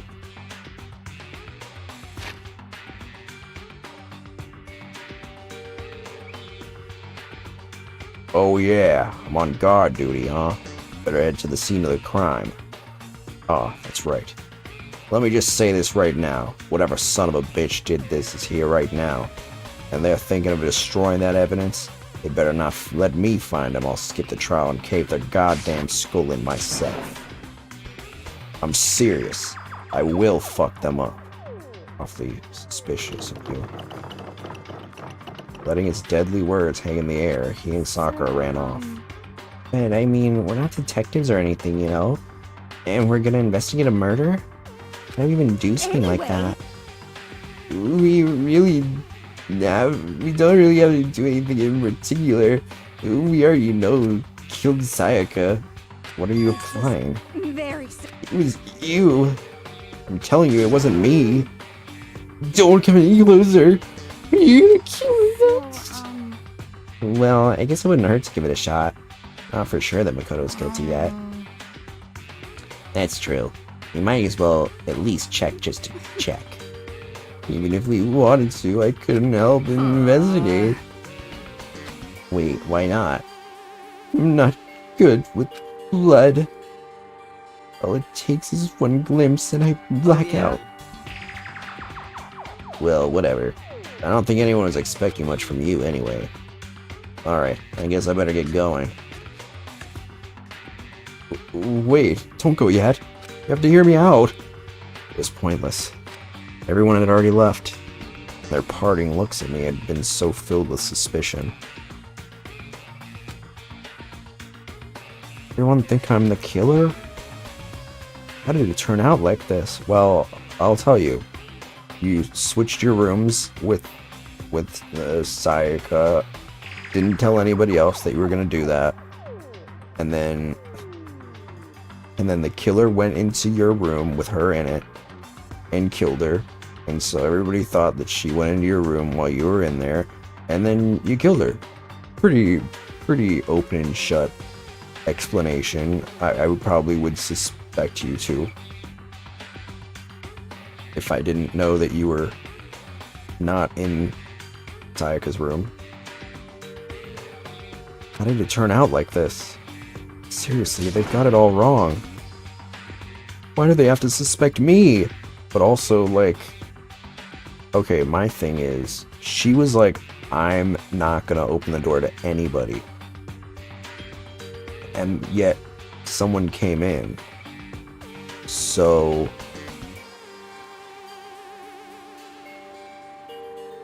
That's strange. I have to do something in blue. Otherwise, everyone will... Right, because he's thinking. Execution is... execution. Electric chair. Zzz, zzz, poison gas. Torn apart like a paper plane in a hurricane. I can't let that happen. I can't let things turn out the way Monokuma wants. All I have to do is find out who really did it. Who really killed Sayaka. I guess I should look through the Monokuma file we got before. Victim was Sayaka Maizono. The time of death is estimated to be around 1:30 a.m. The body was discovered in Makoto's room in the dormitory. All evidence suggests that the death took place in the bathroom. The cause of death was a stab wound to the abdomen. There was also an injury to her right wrist. Specifically, the wrist appears to have suffered a fracture. No choice but to push forward if we want to find out what happened. Somehow I have to find out the truth, so that we can all survive. For Sayaka, I have to find out how she was killed. Nice! Monokuma file number 1 has been added to the Truth Bullets section of your handbook. Okay, so that's like... Is that like evidence?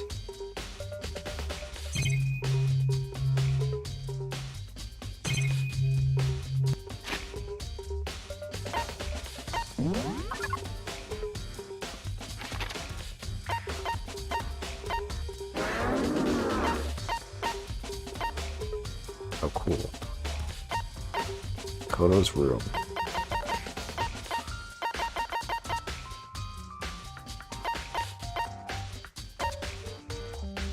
That shows where I can work.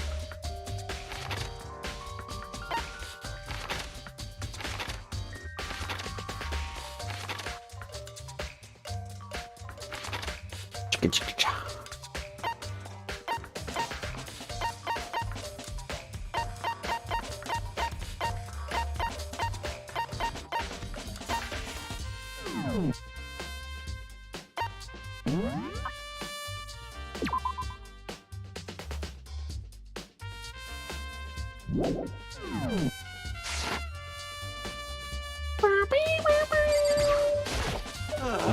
jazzy music. No way. I seriously don't want to die here.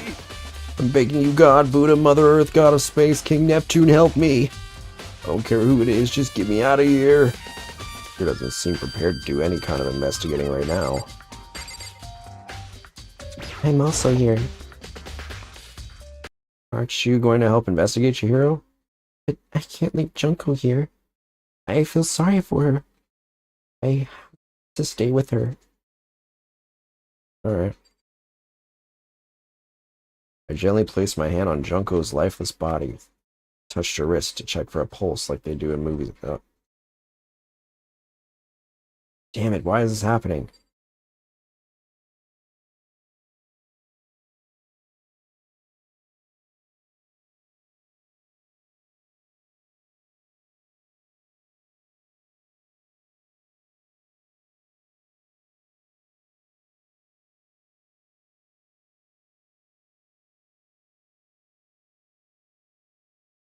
First of all, I should head to the scene of the crime, my room. We won't make any progress without investigating there. I headed to my room where Sayaka's corpse still remained. Better examine the state of my room a little closer. That might reveal something new.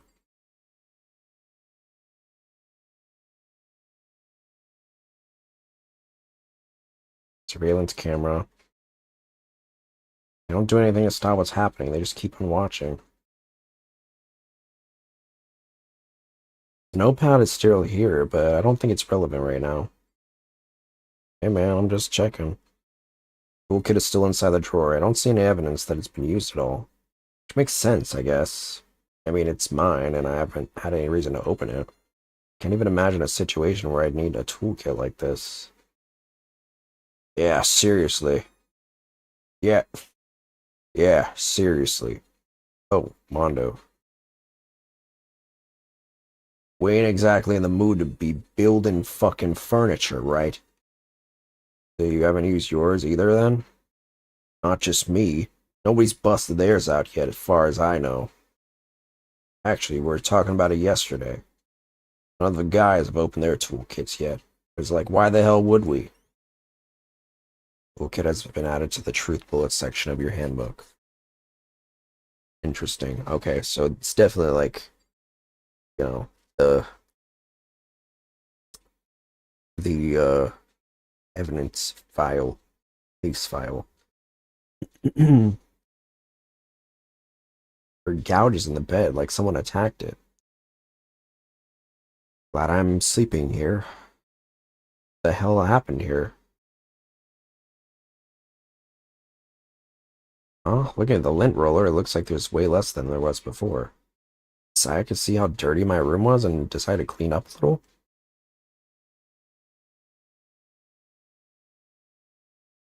This is the replica sword I brought back for self-defense. Does this mean it was used in the attack somehow? And plus, it's been taken out of its sheath. I hadn't actually looked at the blade itself till now. Shouldn't be surprised it's coated in gold, too. On top of that, some of the gold coating has come off of the parts on the blade and the handle. Yeah, the handle especially is missing a lot of its coating. Remember, the coating sticks to you even if you just touch it a little bit. Replica sword. It's a key on the ground. It's my name on it, so this must be my room key. If I remember correctly.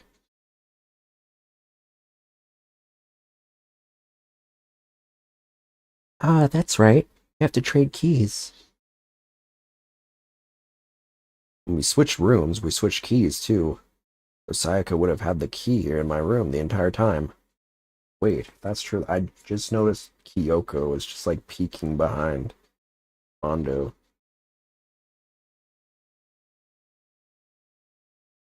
How did the killer get into the room in the first place? That's what I want to know.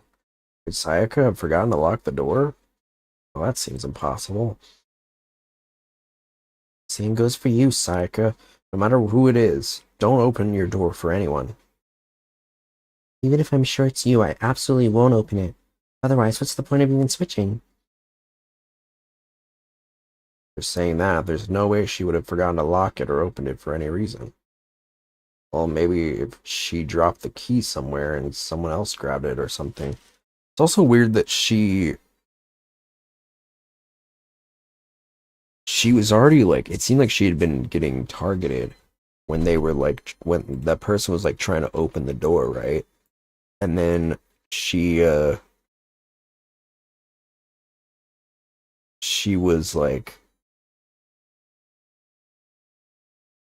you know, like someone was trying to open her door, and then we switched, and then they killed her went into the room that she switched into, which, how would the killer know that? Like, it seemed like the motive was like not only just, I mean, obviously we can establish a motive for any of these killings at this point because of the tapes, but in addition to that, it's like, was there an additional motive? Like, were they trying to find her? But even then, how would they have known? Or alternate explanation is she just switched, or the killer just switched. They were just like, well, that one doesn't work, so I guess we'll try the other one. Well, maybe she dropped the key somewhere and someone else grabbed it or something. That's not possible either. Sayaka was in here when we switched rooms. With how scared she was, she wouldn't have gone walking around. So she couldn't have dropped it. How did the killer... Switching rooms been added to the truth bullet section of your handbook.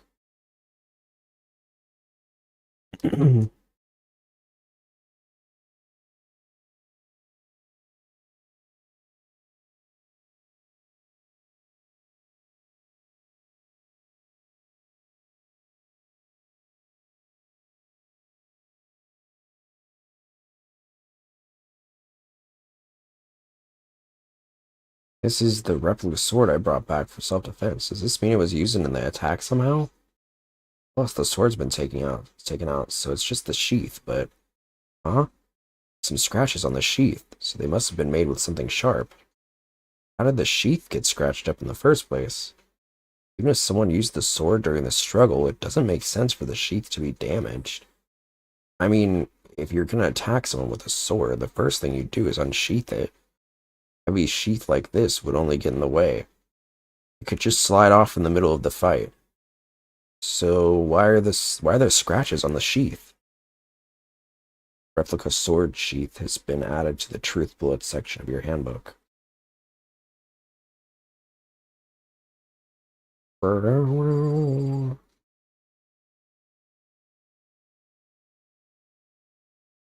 of the monitors. There are scratches and gouges on my walls and bed. Is that evidence of a struggle? Looks like there must have been some kind of fight in my room. Damn it.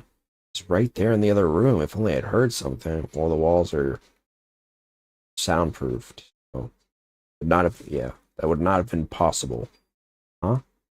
Don't you remember? All of our rooms are completely soundproof. So something could happen in the room right next to you, and there's no way you could know. Perhaps this was another of Monokuma's strategies, creating an ideal setting for murder. Evidence of a struggle. There are scratches and gouges on my walls and bed. And floor. That's your floor. Just thought you should know. Sakura, do you think I'm guilty too? I try not to make assumptions like that. I simply don't know whether or not you did this. Whatever decision the rest of you come up with, I will follow your lead. I see.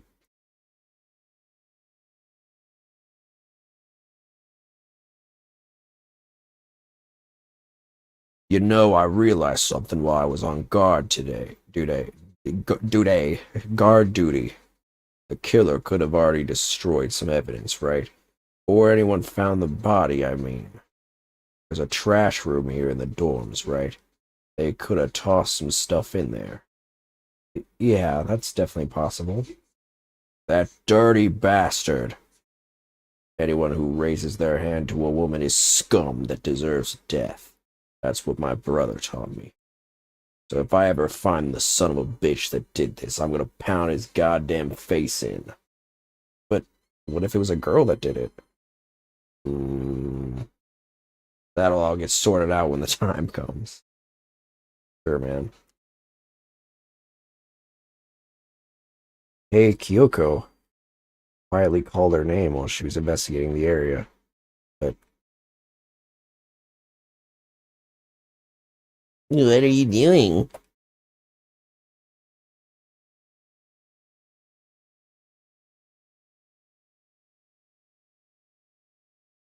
soul searching. She was down on her knees, carefully inspecting every inch of my room.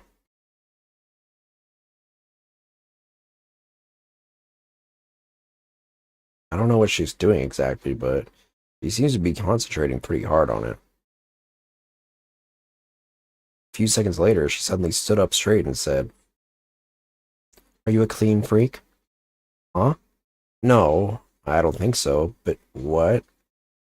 Nodding, she glanced around my room one more time. Interesting. What's interesting? Just as I suspected, something very unusual about your room.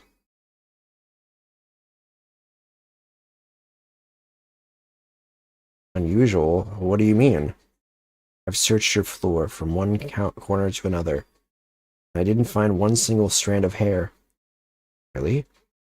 Not one hair from the victim, and not one hair from you, even though you've been living in here. You know, now that you mention it, I noticed something while I was looking around before. It looked like the lint roller in my room had been used, but I never touched it. Could someone have used it to... Very interesting. Your room didn't have a single hair in it, and someone used your lint roller without your knowledge. In other words, someone other than you came in and scrubbed your room clean. That makes sense. Because if they don't want their hair...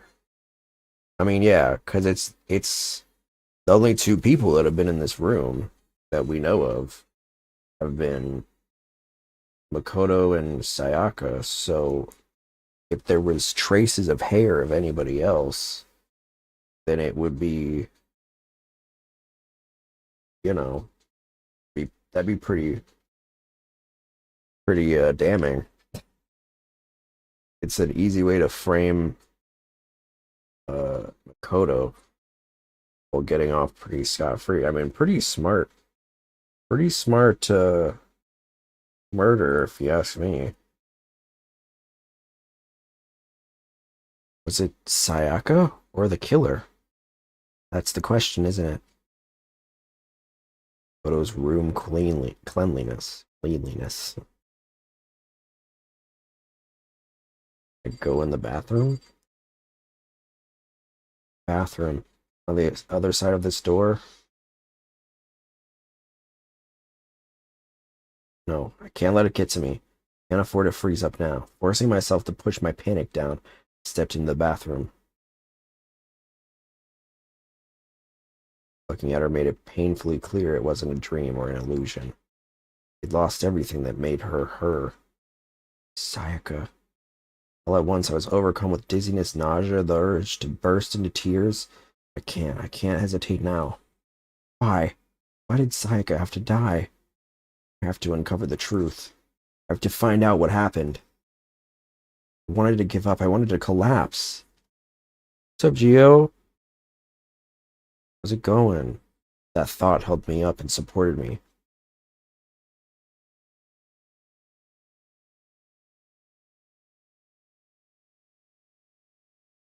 She dead.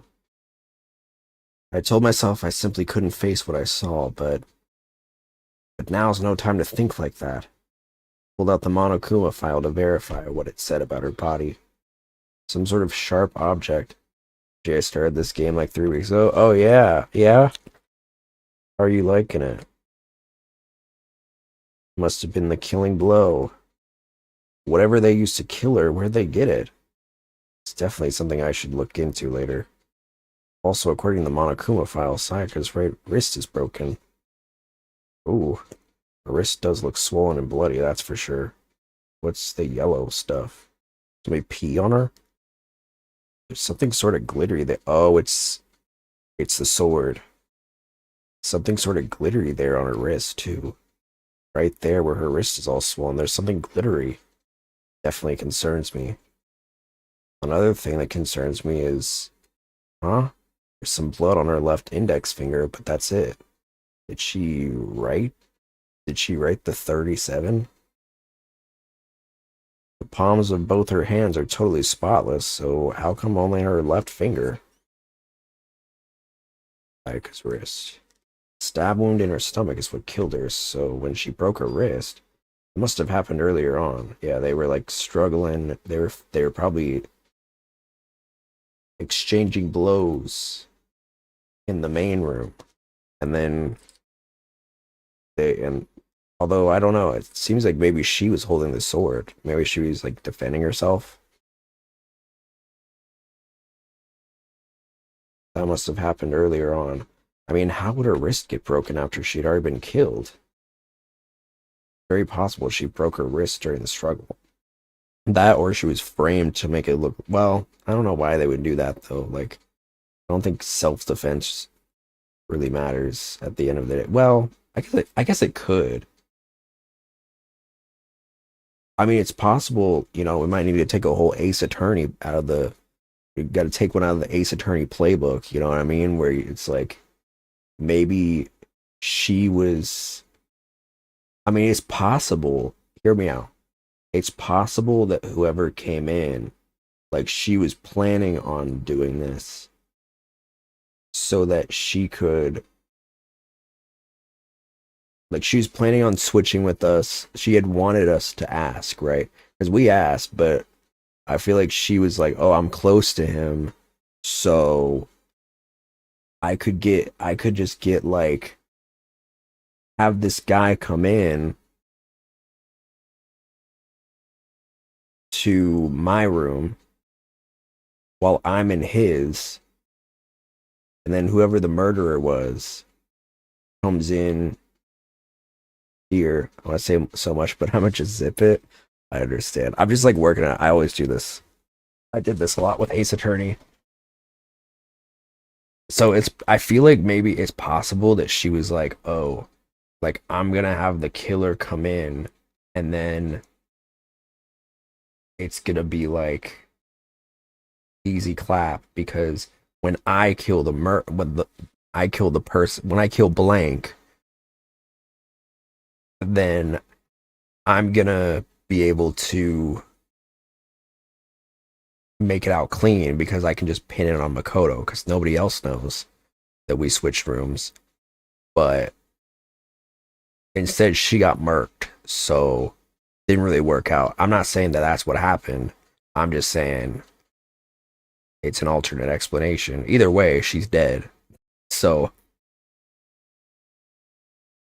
you know, but I'm just saying it's possible that, like, he was like, oh, hey, maybe the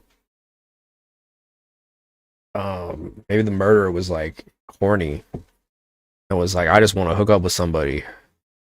The murderer is like hella bi. And they're like, I don't care who it is. I need to get some, I need to get me some. Killer attacks Sayaka in the main room, which is when her wrist got broken. After that, the killer cornered her in the bathroom. Imagine you were innocent and the attorney makes up a story like this one and discloses it with, I'm not saying that's what happened, but I mean, that's kind of how attorneys work though, right? I mean, more so prosecutors, where it's like you want to prove beyond a shadow of a doubt, right? I guess an attorney would do this too, where it's like, okay, what if this happened, right? Because it's like you have to prove beyond a shadow of a doubt that they're guilty. They inflicted the deadly wound. Makoto Naegi. I don't know how attorneys work in my country. The justice system is way more fair. No shade. No, that's fair.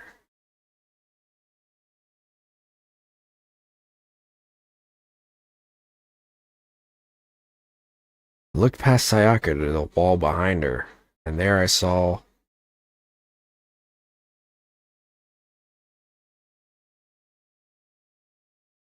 they're kidding, right? They're kidding, right?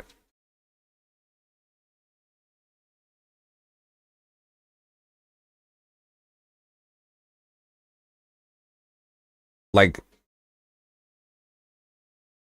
you're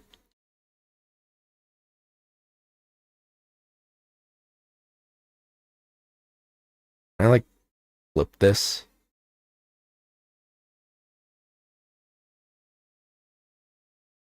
It says Leon upside down.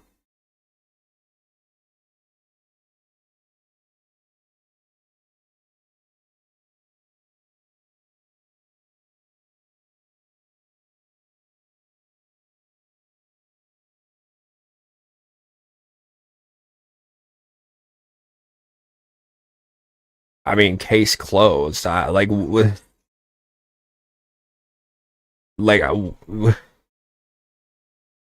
they really try to be sneaky with it. It's a number. When I saw the 37, I was like, oh, what does that mean? But it's just, yeah, it's just Leon, but upside down.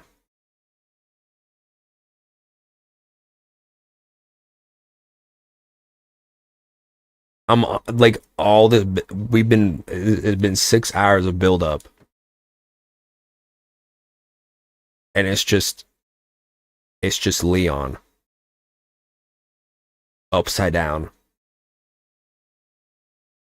I know this is like the first chapter.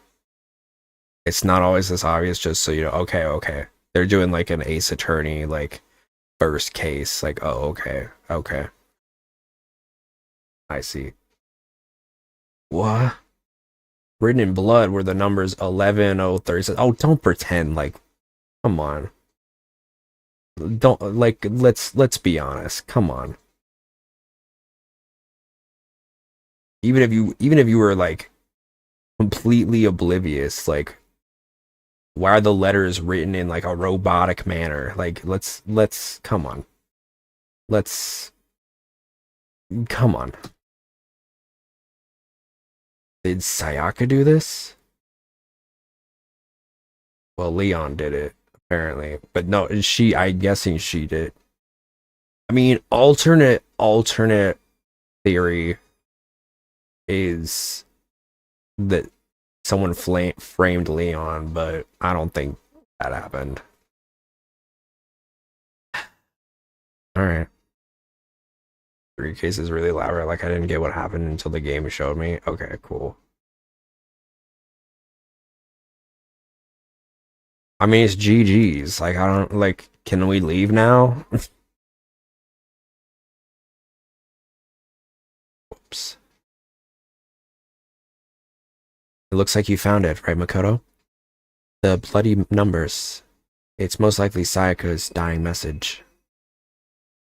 Never seen something written in blood before. Really was her final message.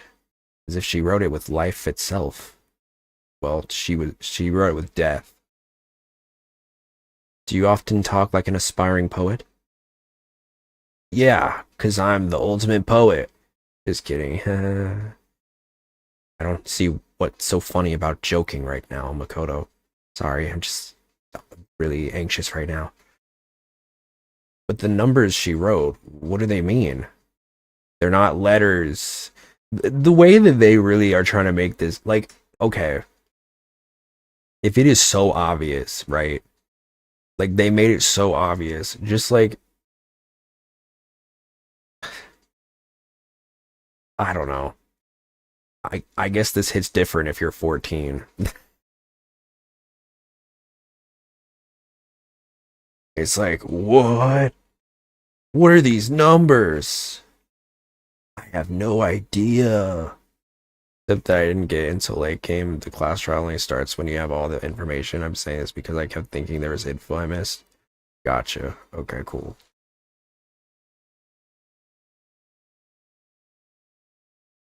11037. I have no idea what that could possibly mean. Me neither, but if you turn it upside down, it looks like it says Leon.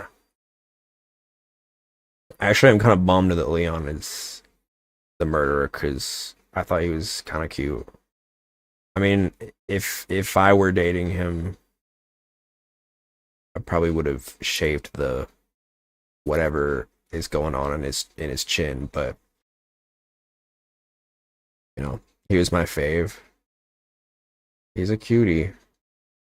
Too bad he's gotta eat Dookie. The way she wrote the numbers makes me think she wanted to use her body to block them. If she wrote them in that location while she was sitting the way we found her, it means she must have wrote them by turning only her hand towards the wall. She was hot in a Kirishima way. I see what you mean.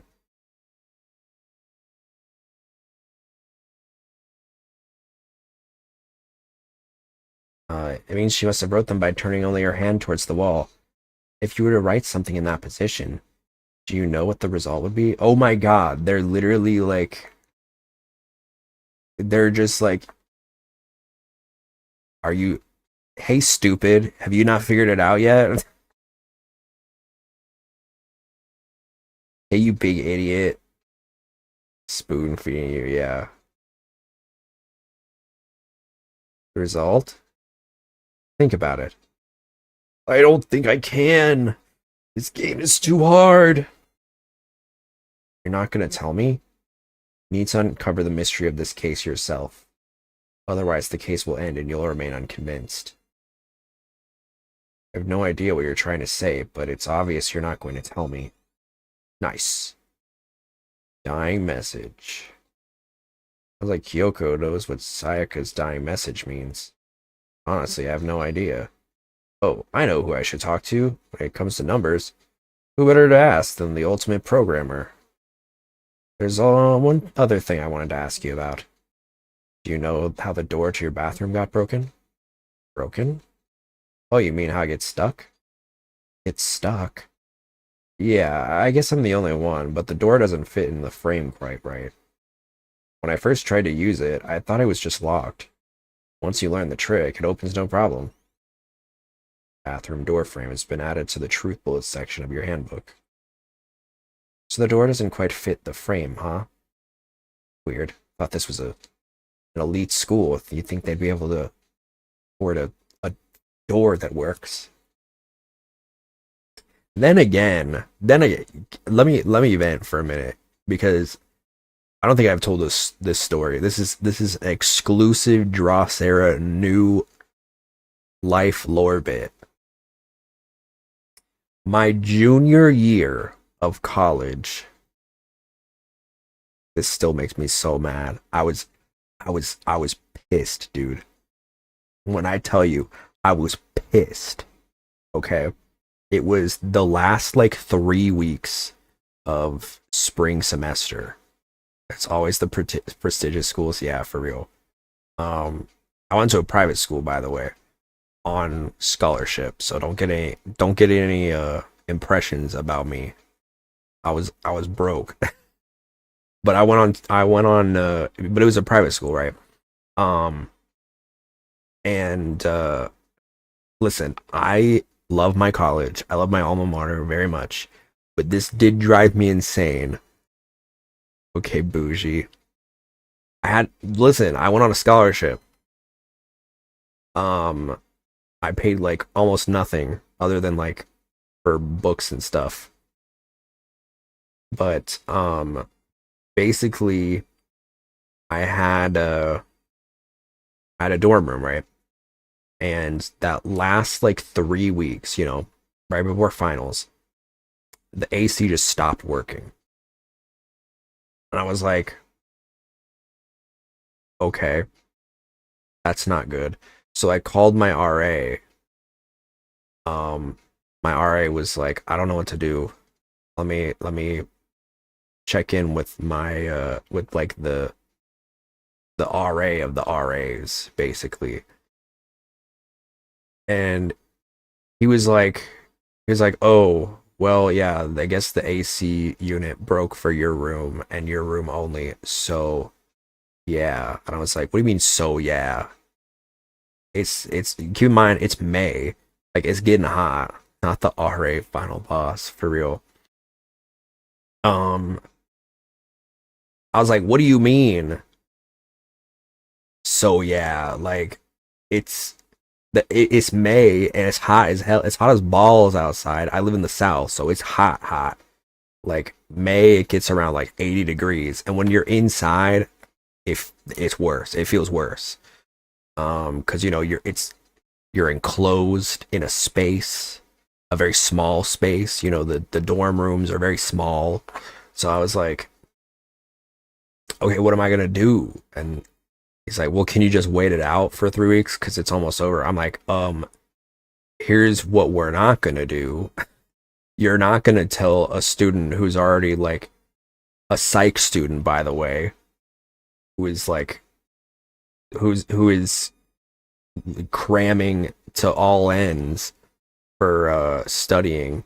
You're not gonna tell a student 3 weeks before finals that that he needs to wait it out, because you really expect me to just like chill out while it's hot as hell and I'm sweating bullets in my dorm room? And he was like, well, it's only 3 weeks. I'm like, okay, then you sleep in there then, and I'll sleep wherever you're sleeping. How about that? And he was like, oh, well, I don't think that's an appropriate way to deal with it. I'm like, well, then you fix my AC then. Because last time I checked,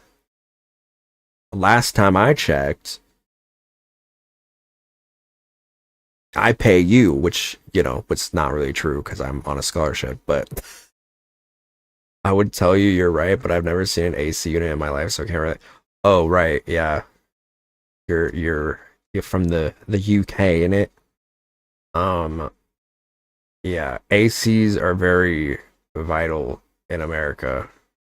My understanding is that UK is a little bit more, the EU is a little bit more equipped. Oh, Netherlands? Okay. Gotcha. Netherlands. My understanding is that the EU is a little bit more equipped. Although it has been getting hot. I do worry for y'all. I'm like, it's getting there, you know? I feel like get y'all, you know, maybe like something. But yeah, if you do not have an AC, I mean, there are some places, especially I live just north of Florida, which I know a lot of people, I always say that because I know people will know Florida's hot, right? And so I'm like right above Florida. So, I mean, the past few weeks it's been like 95 Fahrenheit. It's 42 degrees. Yeah, no, I'm sure it's getting hot. But yeah, it gets really hot. So if you don't have AC down here, it's unbearable. There are some states where it's like it's chill, right? Like up north, it's fine, but down here it's hot.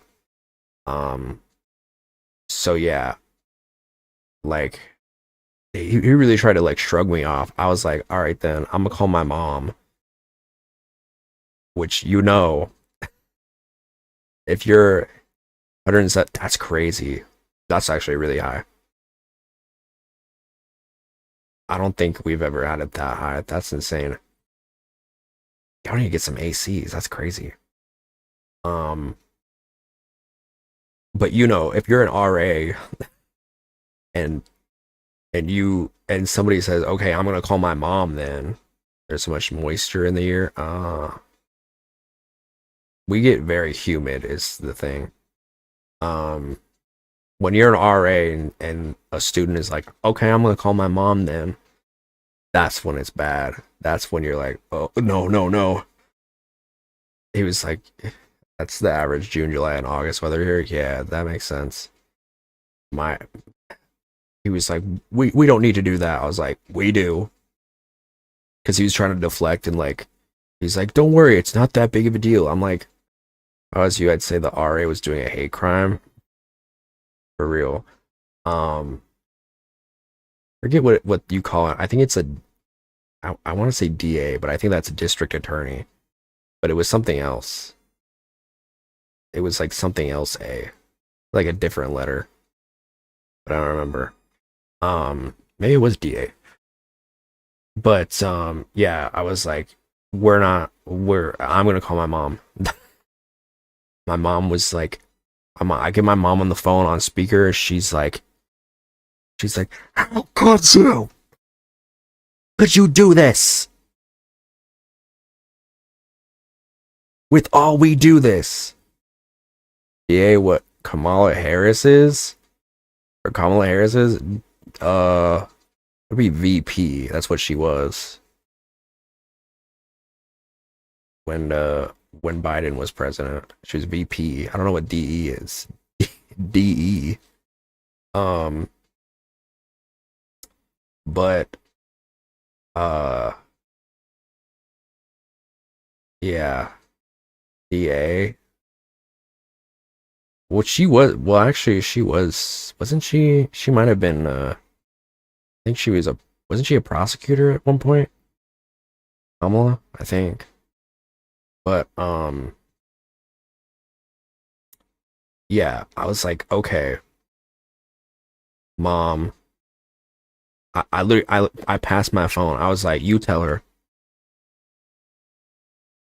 Crossing my arms. I was like, you tell her. Cause I was already pissed, dude. And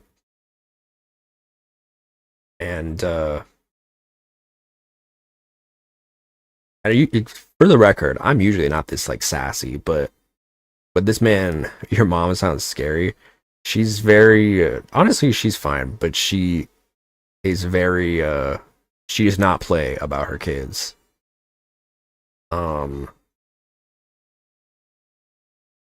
And I mean, she is also very like, she's very successful, so she knows how to speak.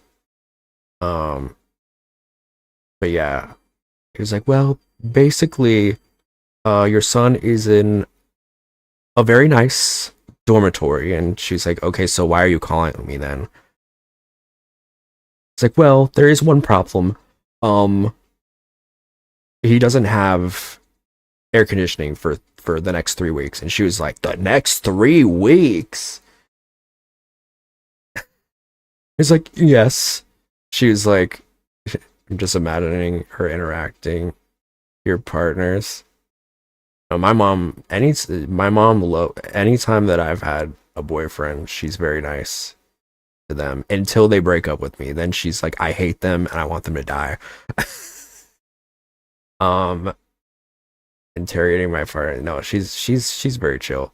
I mean, she's definitely on edge, but also like she's very good about not like, I don't think she's scary. Like, you wouldn't think that she was scary.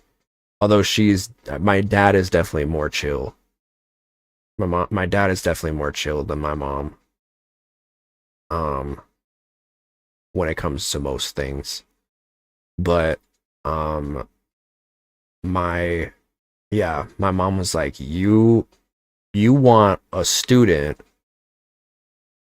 She basically said what I said. Like, you want a student during finals week to be in the sweltering Georgia heat.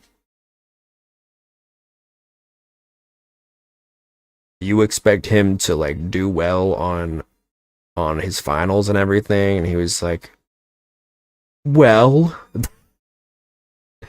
she was like, how could you let this happen?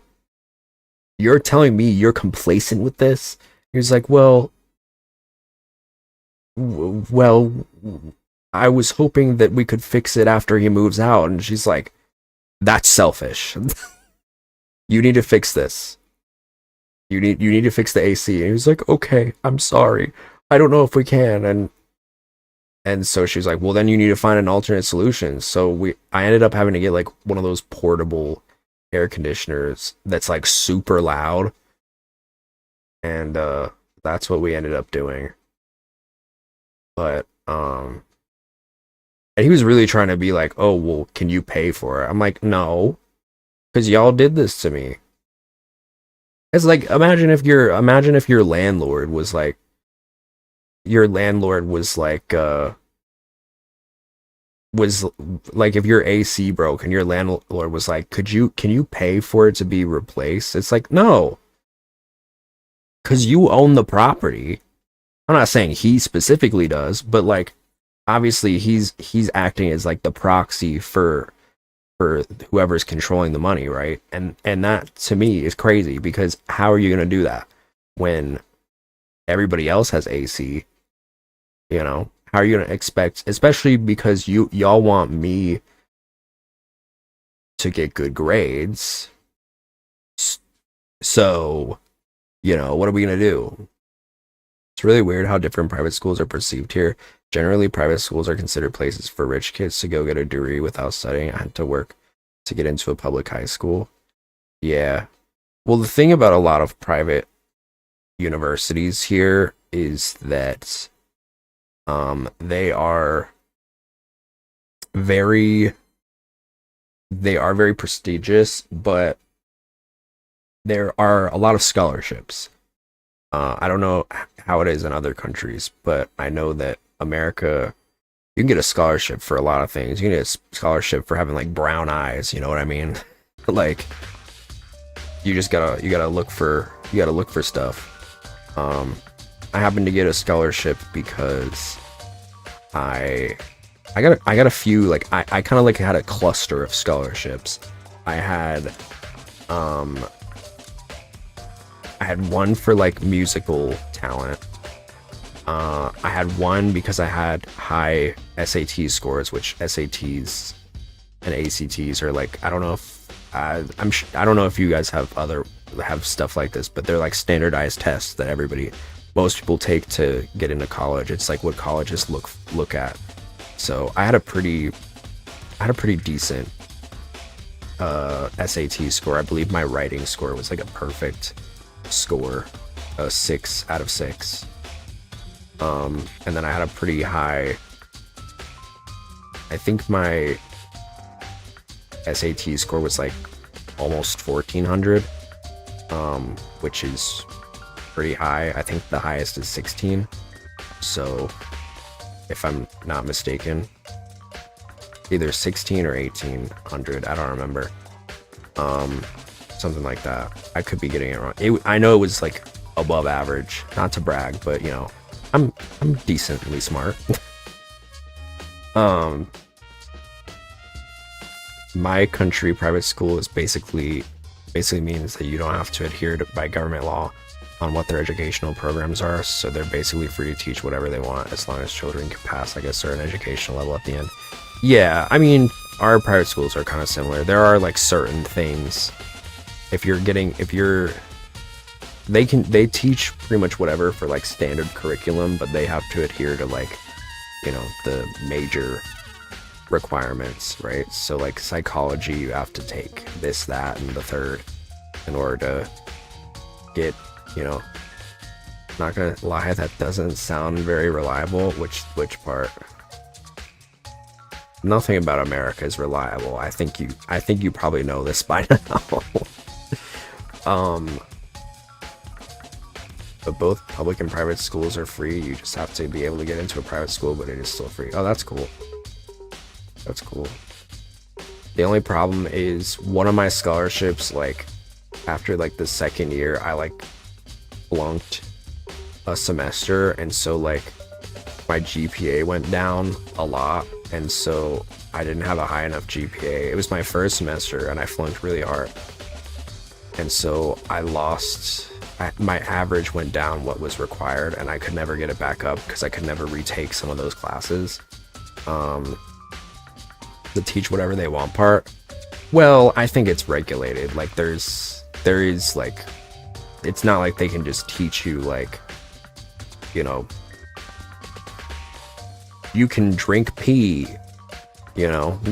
There are like some regulations where, you know, there's like people that come in and are like, here, you need to teach this and that. You know, like, so it's not like, I think it's just the matter of which, like, the courses they teach, right? So like, you know, basically like what they make required. You know, we're required to take like some writing classes that look at like different narrative styles. We have a philosophy class, we have a math class. We have a lot of different things that are like looking at various subjects. But they're just, I think they're framed into different classes. Like I liked them. I felt like they were good. I learned a lot of cool stuff. Scholarships have dumb rules anyway, because I got a scholarship to Cambridge and I didn't let them know that I had dyslexia, so that my scholarship didn't apply anymore. What? That seems ableist. Having a disability shouldn't disbar you from getting a scholarship unless the scholarship is for a different disability, and then you're like, oh, I have this, so it's kind of like that, but you wouldn't do that. That would be dumb. That's weird. Yeah, some scholarships are kind of loose though. Like I didn't realize that until later, and then that's why I had to take that's why I accumulated like 20 grand in student debt because of that specific scholarship. And I was just like, well, I'm already here, you know. They kind of trapped me in that situation. Not the college, but the scholarship did. And so I was kind of like, well, I don't know what I'm gonna do. So you know, and I want to finish college, so I ended up taking a loan, and to this day, 5 years later, I still haven't even remotely paid it back. But who knows? Maybe that'll change. One of those things where I'm like, well, maybe I'll be saddled with. It's not like I'm gonna have kids, so they're not gonna have to worry about it. Because unfortunately, a lot of times that's what debt can do. Is like, you have kids and you die, then the debt gets passed to your kids, which is pretty shitty. But bitches be greedy. It's like, damn, I didn't even get anything out of this. I can't find a job, and now I'm saddled with debt. But anyway, so the door doesn't quite fit the frame, huh? You just been standing here for the last 15 minutes? But actually, I'm referring to the broken doorknob. Huh? The doorknob? You didn't notice? We'll try closing the bathroom door. I'm sure you'll see right away what I'm talking about. I did with what Kyoko said and shut the bathroom door. Huh? Doorknob? What? The doorknob what? What the heck? Doorknob's practically about to fall off. Why is it like this? Someone must have used a screwdriver or something similar to unscrew it. Whatever it was, it's obvious this was intentional. What? It was intentional? Why did someone want to do that? It's fair. Our university has made mandatory crash course military training for all students mandated by the government. Oh. Oh, damn. That's crazy. Yeah, we didn't have that in college. We had, I know in high school there was ROTC, but that was an optional thing, which was like it was like a program where you could train early for the military, but like I said, it was optional. Something tells me America is not really that worried about going into war anytime soon, despite the fact that we've brushed dangerously close to it a few times within the last few years. Jeez, if I had a nickel for every time my Twitter feed was like, bro, we might be going into World War III. I'm like, I might have a couple nickels. 3 months of training with guns, living in barracks, and doing some basic manual labor. Oh, that's crazy. I don't think ROTC was doing any of that. I think it was just like, here's what to expect. Like, I don't think they had any tactical training, but also I was never in ROTC, so. You do have to sign, in America, you do have to, every man has to sign, you got Nazi 2.0 as a president. No comment.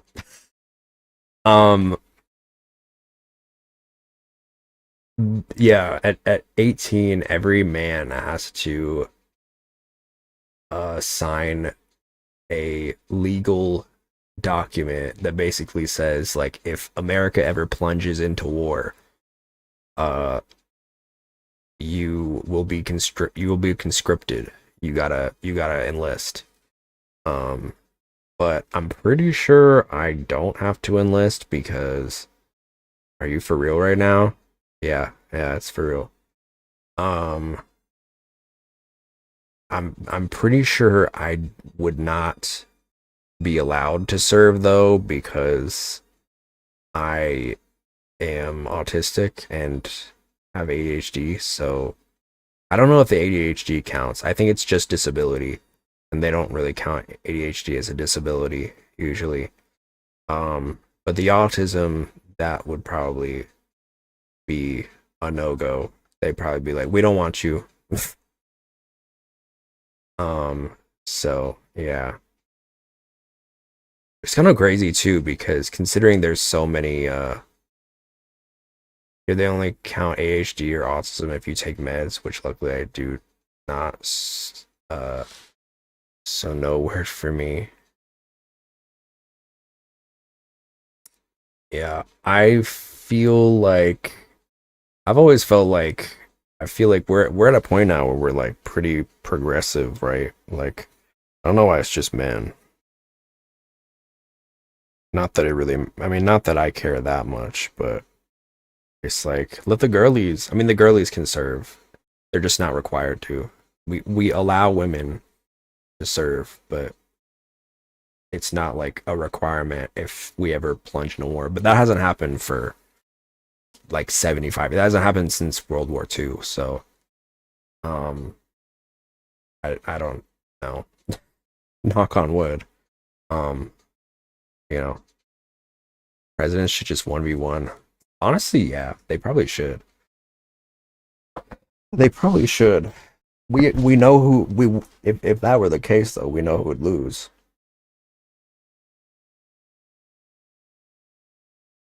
We got a lot of nuclear arms to show for it, but not much else.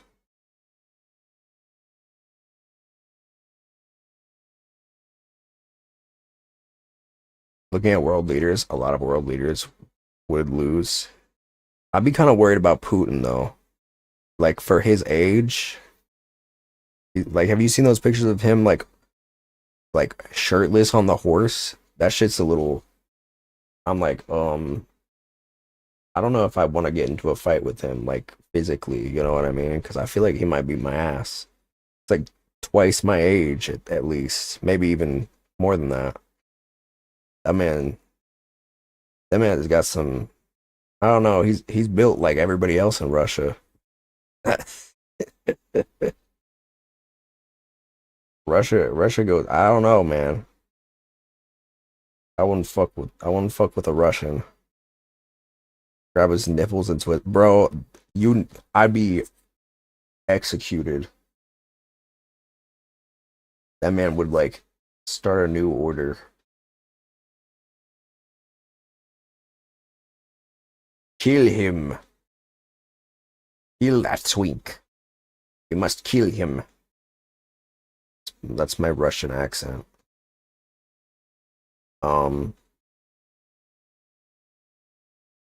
Yeah, I don't know. I don't know.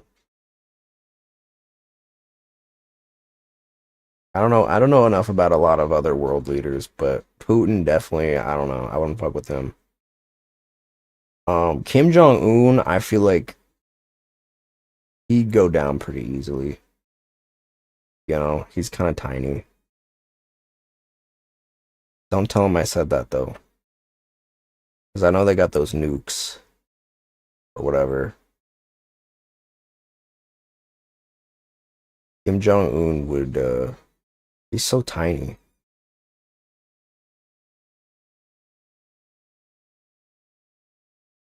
Did you guys hear North Korea is opening tours for if he's on the ground, he starts rolling. I've heard he's good at basketball though. If he's then what am I gonna do? I might just like jump over him like he's it's like a platform. I might jump over him like Mario and Donkey Kong. Like he's a barrel. Go dong. Look up the king of the Netherlands. He looks like a Dutch redneck trailer park dude. Let me see this guy. I heard Trump is good at golf. Doesn't mean he is. I've heard he's good. I mean, he does a lot of it. He does like more golf than any other president that's ever done golf. He loves golf, dude. Big fan. Let me see. King of Netherlands. I know y'all had a king. He's kind of otter. He's got kind of an otter thing going on.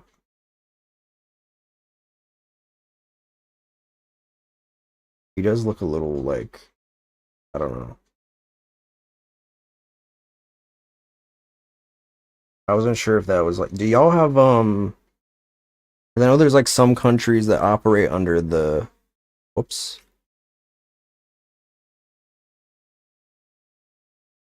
I bet is on the Taiwan, maybe practicing brawl in their parliament. Gabar, say that about him too. Let me see. Taiwan. Is it president? Oh, he's kind of twinky.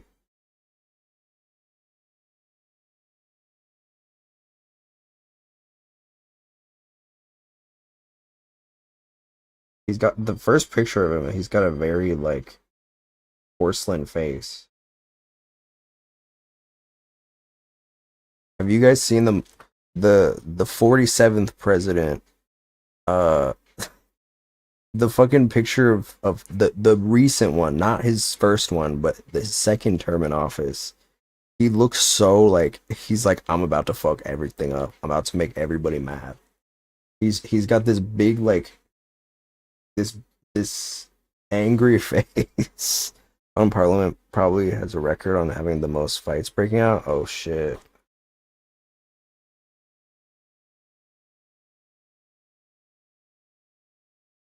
One thing about American presidents that I don't know if like people outside of the country know is that the majority of US presidents are like super tall. Like they're at least 6 feet tall. Like and it's like a thing. It's like a thing. I don't know what it is. What's up, Cheery? Allegedly he's cheating at golf according to Palm Beach Post. Who, Trump?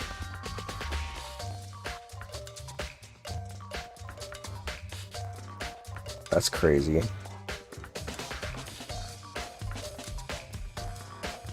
There's something about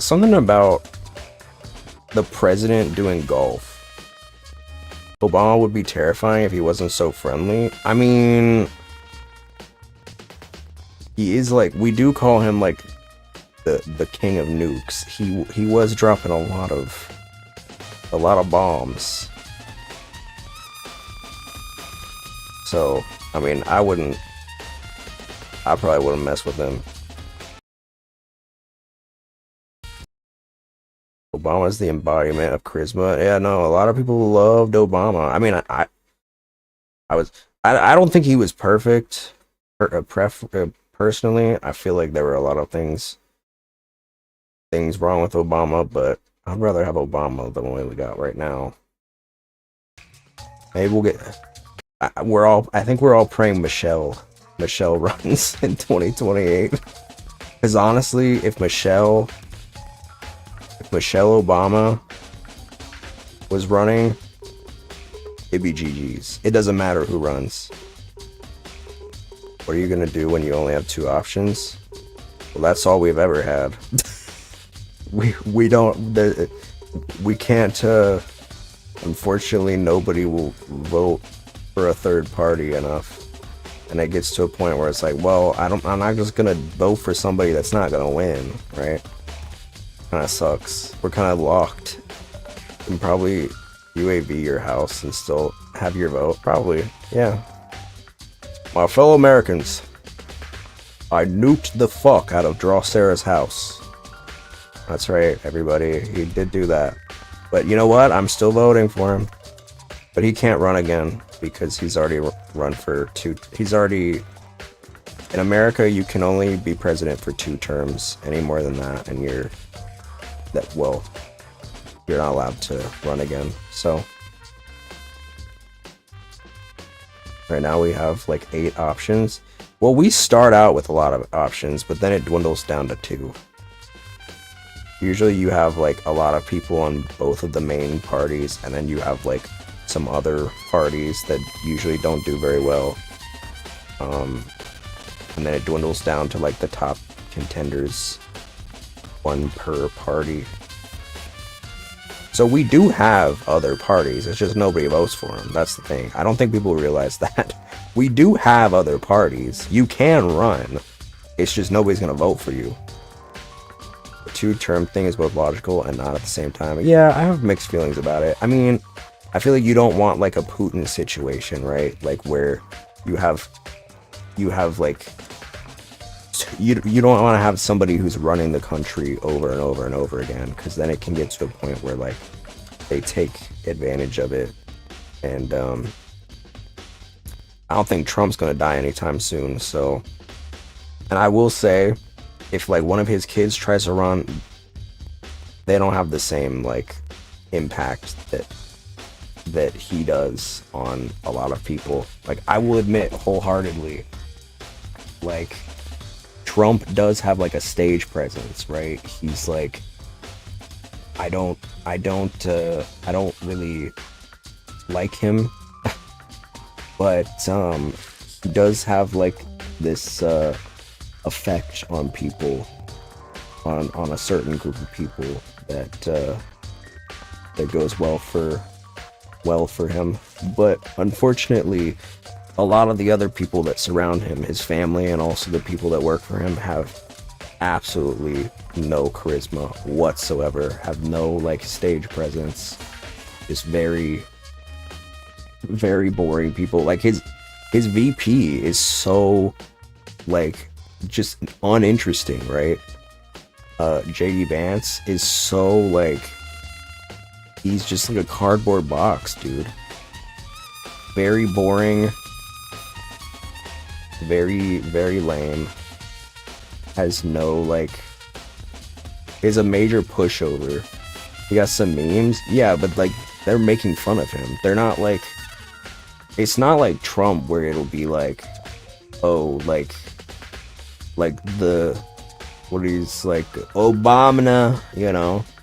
It's not like, it's always making fun of how like inbred he looks. I like to say that Harvard has shown that well-educated people are left 90% of the time. Well, the thing about education is that I think it's important to understand the people that are educated, that are on like alt-right, are always the people that are at the top, right? And unfortunately, a lot of the people that everybody else are not very well educated, which sucks, because that's why I always feel like, you know, knowledge is power, right? Because if you have the skills to interpret a situation, if you have critical thinking skills, you can understand when you're being deceived and you're being lied to. Like, you know, with the Epstein thing that's going on. I'm sure you guys have heard about the whole Jeffrey Epstein ordeal. If you haven't, basically, you know, a whole cover up for a huge, you know, pedophilia, human trafficking scheme that Trump may or may not have been involved in. We don't really know because he's not willing to really release the files in their entirety. So everybody's kind of like revolting against him now. Here, thank you for the bits. Love ya. Everybody's kind of revolting against him now and are like, we voted for you. You said you were going to release these when you came into office. Why are you not releasing them, right? So now there's kind of like, you know, there's some pushback inside of the party where people are like, we need to see these, because obviously he's been so like, he's been trying to play like 4D chess and be like, oh no, because first he was like, oh, there's definitely documents, we have them. Then he's like, oh, nothing really happened in them. And now he's like, oh, there are no documents. Like, he keeps changing the story, right? And so now people are like, well, you said this, you know, why are you suddenly saying that it's not the case? Wall Street Journal already said Trump might be involved with clear as day clues. Yeah, I think the understanding that what we know right now is that Trump and Epstein used to be besties, right? But I think the argument that his administration is making is like that he is that he didn't know. And I'm not saying I believe that. Honestly, the more this goes on, the more I'm like, I don't think so. What's up, Nina? You know, the more that it goes on, the more I'm like, I don't know. How is bro still live? Because bro has no live.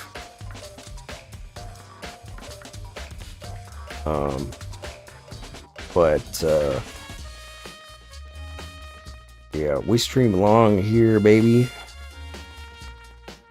I do need to go in a little bit. I got another hour-ish, so I got a little bit more in me, but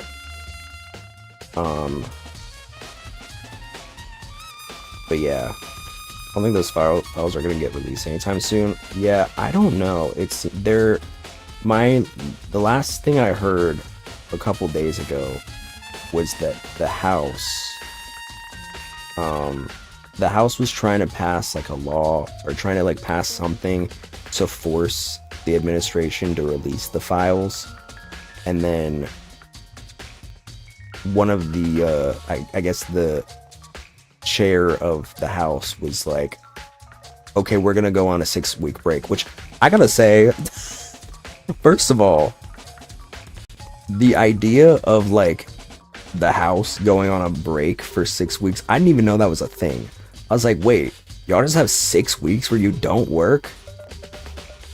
Most people don't even have 6 weeks to a break. Like, what do you mean? 6 weeks? The House? Okay, so so I guess I should give a little. Many of you may not know the American political system. So you have the president, right? The president is usually the guy who is, or gal. We haven't had one yet, but God willing. Could be Michelle.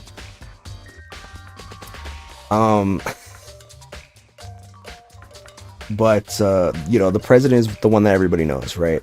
But the president is not the one who is usually in charge of most of the things. Usually the president has a lot of control, because whatever side the president is tends to be how many seats are filled in the other chambers, right? But you also have three other major players. You have the Supreme Court, which is made up of 9 people, and they pass a lot of like President Woman Dude and 100 other people. You have, yeah, the Supreme Court basically passes, you know, is basically like a court, but a high court.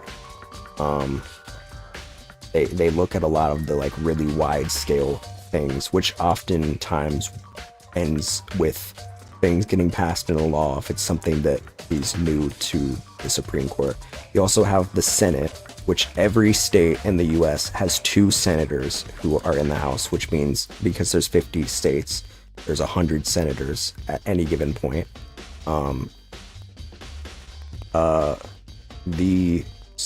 And then you also have the House, which is made up of like 500 people, and it depends on how big your state is.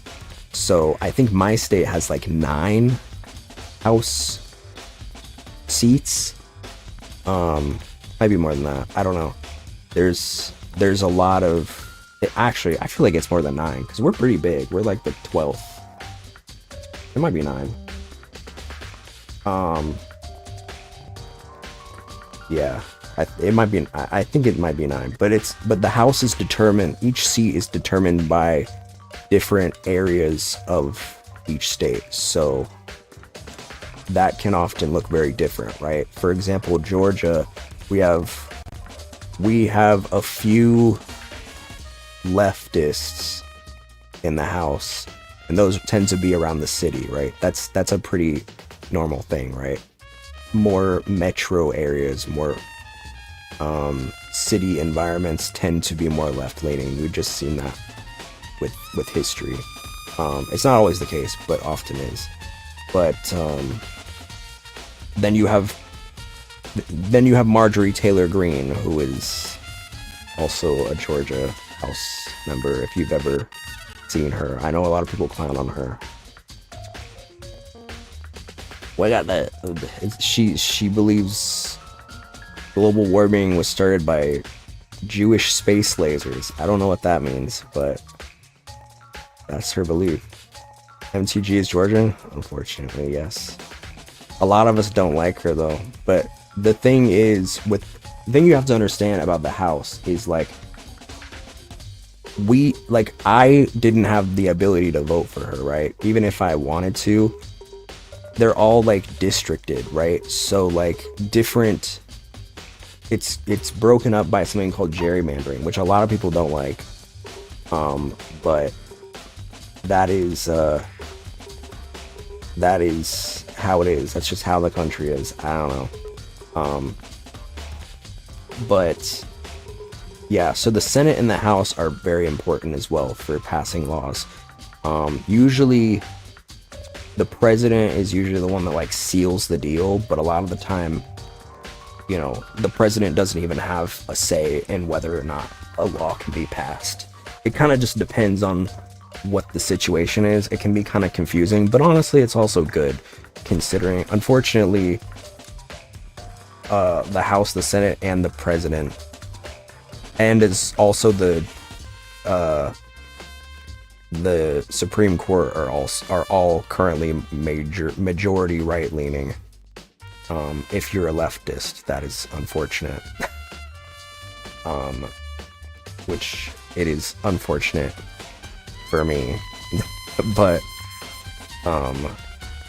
we're in a furry timeline where MTG appears in Middle East medias. Yeah, I have heard I do have friends from like other countries who are like, is everybody in the government like her? It's like, no, there are good ones. There are good ones. I think it's just very, are you going to sleep, Nina? Sleep well. How did we go from Danganronpa to politics? Crazy. I don't know. It happens like that sometimes. But, yeah. MTG, she is interesting. Actually, it's crazy because even MTG right now is we got another CEO. New CEO.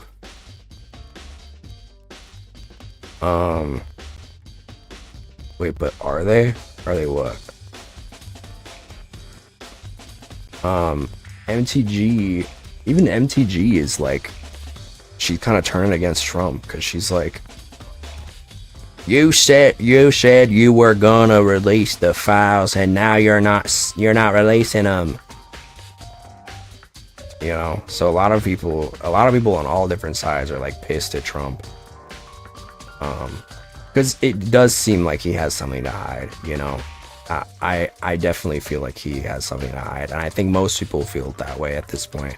And it could be bad, you know, because I feel like with most things, I mean, Trump could have killed a guy, and I feel like people would have been like, okay, well, it was just one guy. But like, pedophilia, I don't know. Pedophilia is one of those things where it's like, a lot of people, I mean, we don't play about pedos until we do.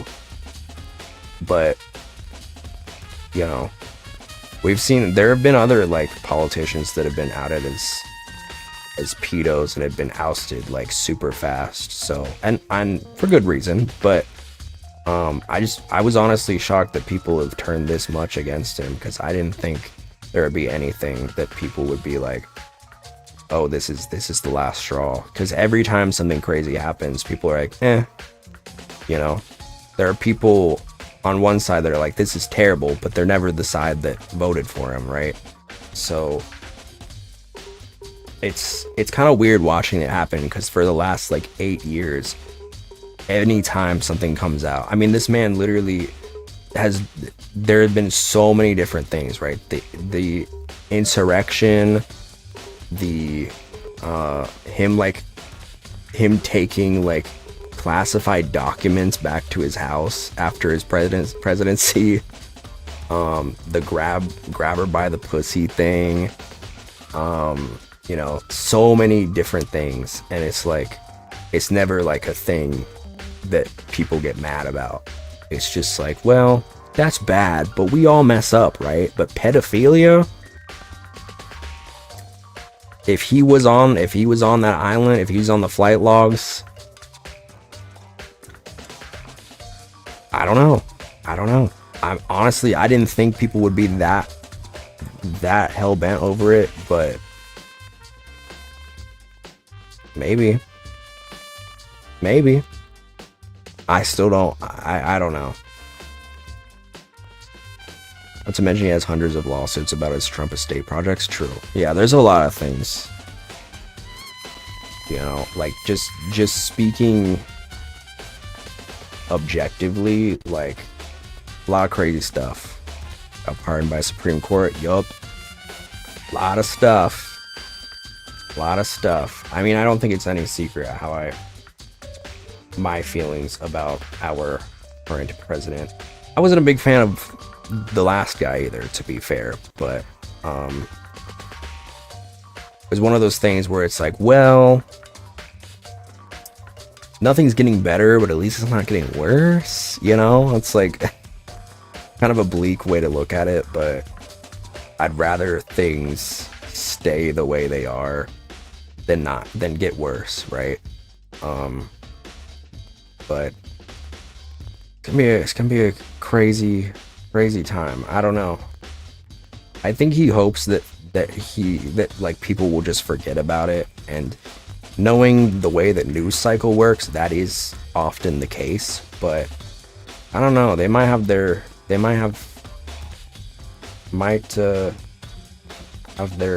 boot on his throat. I don't know. Is that the term? I don't know. Have to wait and see. I know he had like a weird Freudian slip. Heard about Wesley Lee Partner? I don't think so. He had like a weird Freudian slip the other day where he was like, I haven't had the pleasure of going on Epstein's island. And I don't know if he meant that like sarcastically or not, but like people were not loving that. Because, you know, Epstein's island was like where it happened, right? It was where a lot of it happened. That and his plane. You know, where a lot of like child grooming was happening. So to say like I haven't had the pleasure is kind of crazy. Even if you were joking, it's like, come on, man. And I think he's trying to do this thing where it's like, why does anybody care about this? It's not even that important. He's been dead for years. It's like, well, she was the Blackstone's real estate CEO who just got shot. Oh, really? Is this another Luigi moment? This just happened? Oh, 2 days ago? Oh, it looks like they're already doing, like... You look at it and they're already doing, like... PR for her. It's like, she's... I don't know about the situation. Here's my thing, right? You know, and I kind of thought this when, like... When what's his name got killed, right? The shooter was looking for NFL CEO because of NFL mistreatments of concussion. And he just found a different NFL or a different CEO who happened to be a real estate. What? That's crazy. Why have I not heard about this? That's crazy. I'll say this with like CEO killings. It's like, obviously, I think it's important to say, right? I don't think anybody should die, but also,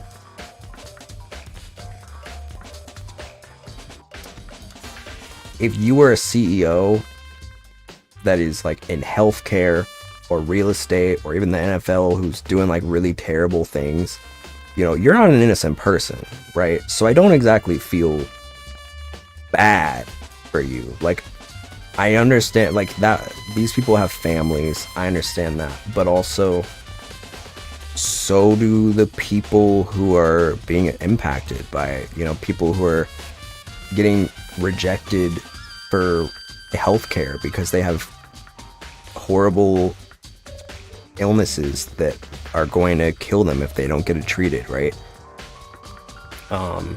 So it's like, you know, same thing with a real estate CEO, right? Like, you are responsible for preventing affordable housing, and so you're not an innocent party, you know? So I still don't know where exactly that puts me. I don't, like, it's one of those things where it's like, sorry that happened.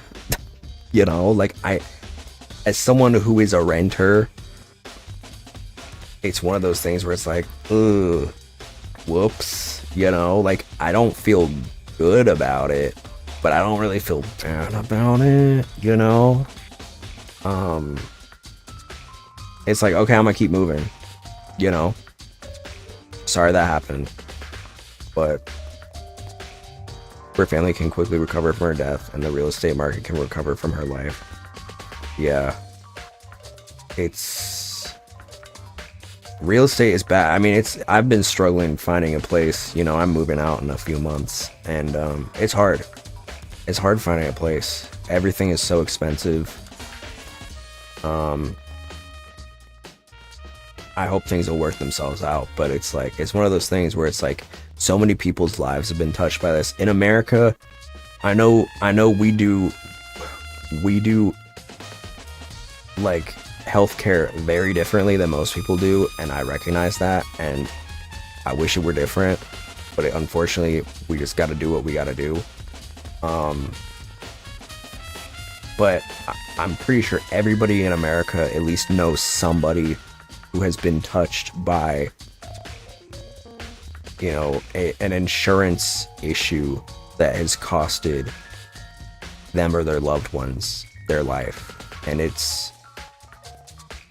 sucks, you know, because these are real people. And it's, you know, like, it sucks, you know. I've had plenty of family members, you know, my uncle died of sleep apnea about a decade ago, and I do still wonder, and honestly, you know, I haven't really talked much about him, but my uncle was a big inspiration to me in terms of being somebody like who works in or does like content creation, right? Because you know, he was a musician, right? And so I learned, I did a lot of things with him. I remember whenever I would go hang out with him, we would always like play on the drums together. And, you know, I wonder a lot if he would still be around today, if, you know, if he was able to be taken care of in a way that was affordable and accessible. You know, it's something that, you know, today I am, you know, I've healed from it, right? But it's one of those things where I'm like, you know, it could have been different. And I think there's a lot of, you know, both of my parents have gone through cancer. My dad's had cancer twice. It is something, and honestly, it's something that worries me. It keeps me up sometimes, where I'm like, knowing that both my parents have had cancer, like, I'm obviously not immune to it. You know, that's why I always joke, you know, check your balls, because, you know, it's an easy way to catch it early on. It's something, you know, make sure to see a doctor if you can. It's scary, you know. We don't really have a surefire cure yet, so it's you know, there's a lot of things, and being in a position where you see these things happen, where you see these people that are directly controlling the outlets that people could be taking to get medical help and to most potentially live, and they're not allowing those channels to be open for those people and accessible. Seeing them being cold, I don't really feel bad, you know. I don't feel the same way as if just a regular civilian were killed, you know. Maybe that's just the vigilante mafioso in me. I don't know. I mean, I know I wouldn't be killing them, you know what I'm saying? Let me say that. I wouldn't do it, but it does make you think. It makes you consider why it's happening. You know, I know when the Luigi thing happened, it was crazy because it was like in broad daylight, and then he just disappeared for like a week until they found him in a McDonald's.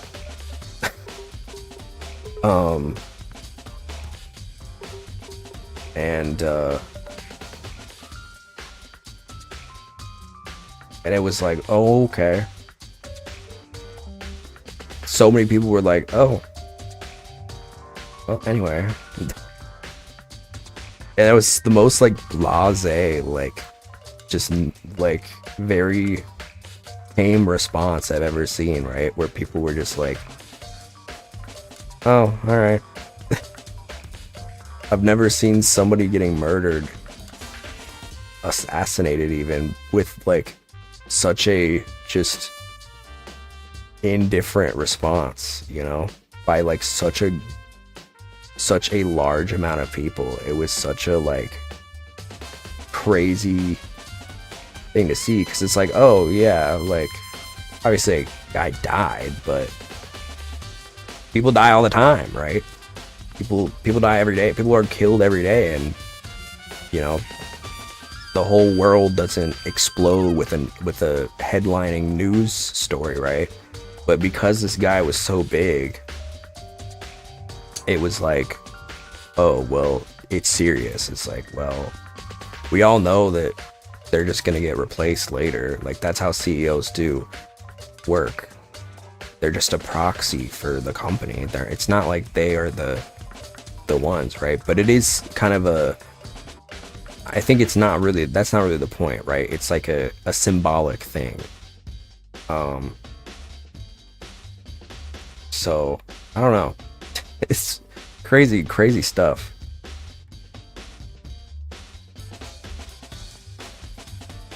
I wonder how Kyoko feels about it. Someone must have used a screwdriver. Just go back to business. Someone must have used a screwdriver or something similar to unscrew it. Whatever it was, it's obvious this was intentional. What? It was intentional? Why would someone want to do that? I guess maybe they were trying to get the door unlocked and ended up breaking the whole thing. But my bathroom doesn't have a lock on it. Only the girls' bathrooms can lock, right? She stood there for a while, lost in thought.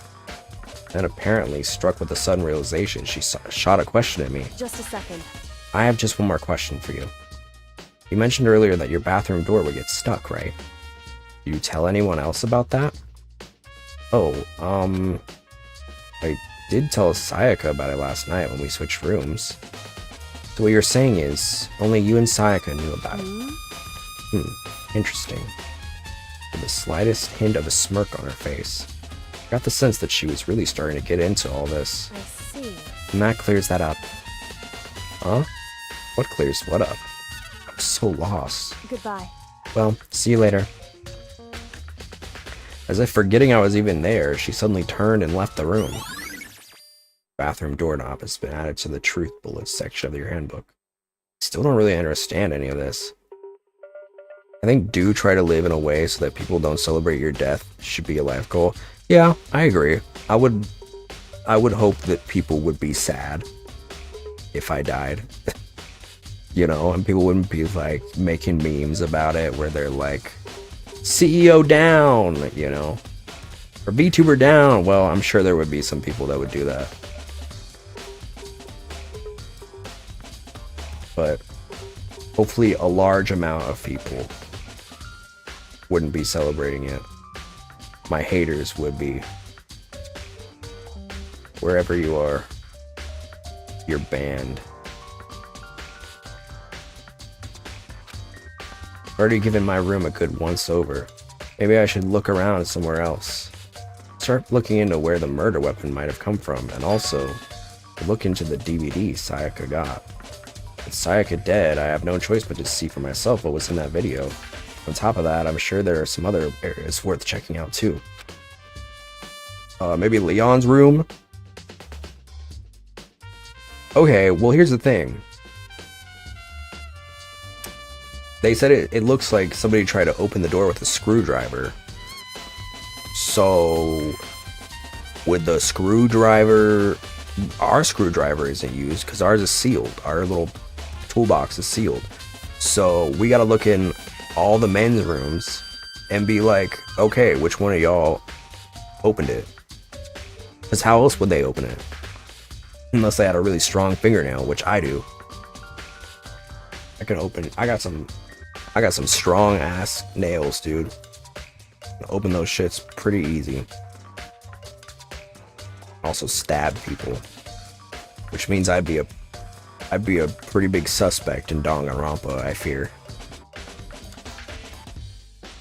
Yeah, I should see what everyone else thinks, if they'll even talk to me, that is. Oh, they all think I did it. By the way, you son of a...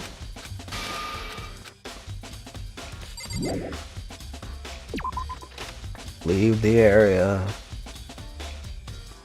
Oh, hello. Byakuya. Very strange. So why was Sayaka in your room when she was killed? Could it be because you are the culprit? Shut the fuck up. No, you've got it all wrong. Sayaka and I switched rooms last night. Didn't even try to hide the suspicion on his face. Even if what you say is the absolute truth, you're still responsible for her death, wouldn't you say? Huh? After all, she wouldn't have died if she hadn't switched rooms with you, right? Girl, somebody was after her. I don't know about all that. She probably would have died if she was locked in a cage, within a cage, within a cage, within a cage. After all, she wouldn't have died if she hadn't switched rooms with you, right? The reason Sayaka was killed is because I suggested we switch rooms? He's dead because of me? Don't let him get into your head. Just saying things. Then it should have been me that died? Well, all we can say right now is that it's a possibility. If that's really true, then I should just kill myself right here and now. No. Also, you were right across from our room. So what about you, huh? Idiot. Why am I short? I'm like Byakuya's crotch height. Hey, stop looking at my crotch. Sorry. Hey, sexy. So you did it, huh? Seems like... Something doesn't seem right. Something doesn't seem right. You're a gerbil? Yeah, for real. Something doesn't seem right. What? The number on the wall that looks like your name? Monokuma file said Sayaka was killed in your room. Just can't stop thinking about it. The nameplate? Stop acting stupid.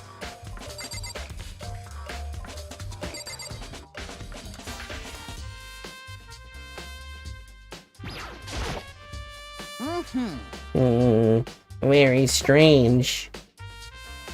Mr. Naegi, what was Miss Mizono doing in your room? Let me just say this. I absolutely will not allow you to dispose of any evidence in the trash room. You really think I'm guilty? Yeah. Alright. Maybe I should go to the trash room.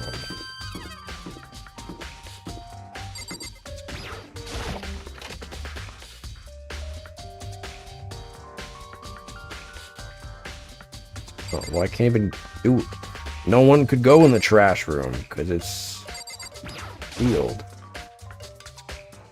Trash on the floor.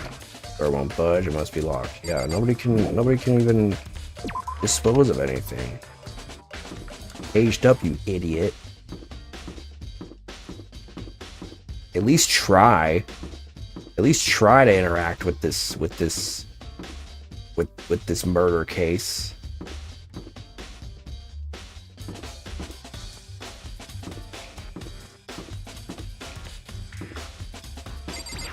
Anybody in the laundry room?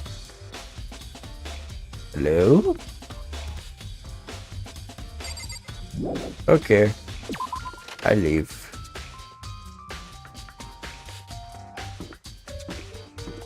How about the cafeteria?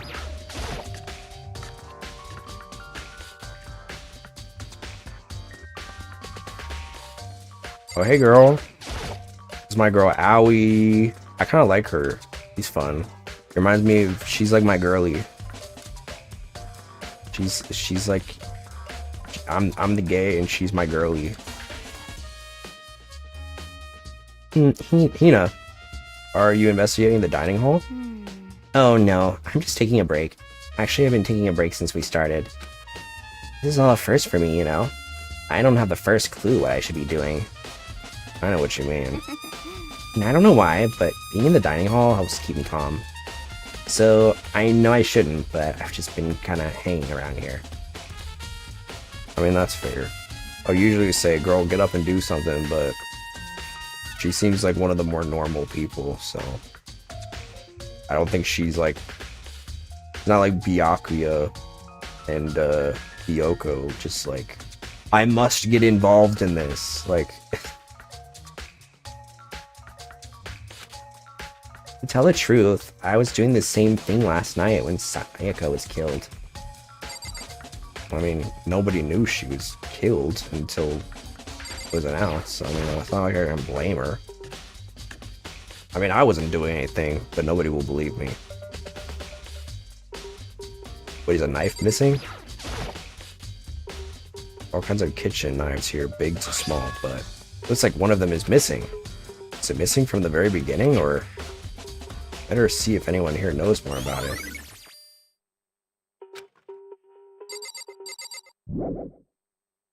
I mean, to be honest, I don't remember how many knives there were, but there's a big space in the middle of 2 of them, so I'm assuming one was taken. And it seems like the game agrees with me on that statement.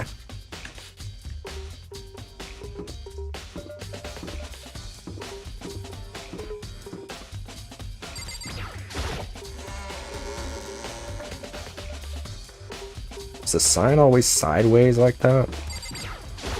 I don't know where it would have gone. Why was it even there in the first place? Oh, great. To kill someone just to save your own life, and I've been living with someone like that.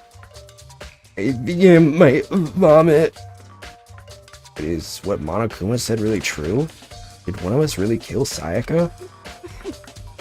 If the mastermind really was gonna get involved, they would have just killed us on day 1. That's a good point. By the way, how's your investigation going? I haven't started. I already told you, I don't do blood, so I don't plan on doing any investigating. Besides, I already know who did it.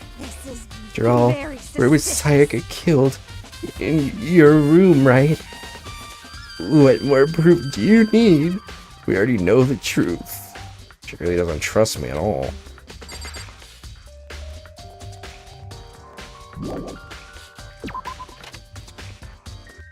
I mean, it makes sense.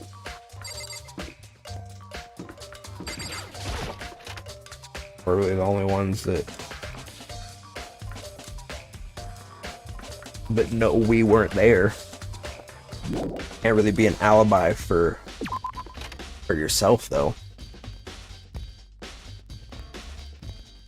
That would be silly.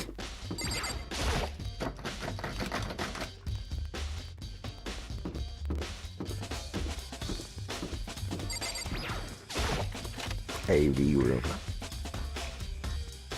Advanced vagina room.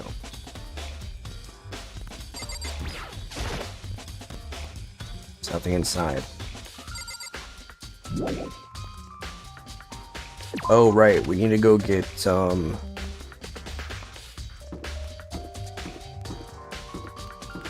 we need to get the CD. The DVD. Of Sayaka. Sciatica. Huh? This is definitely my room, but the nameplate has Sayaka's name on it. Oh. Okay, that's weird.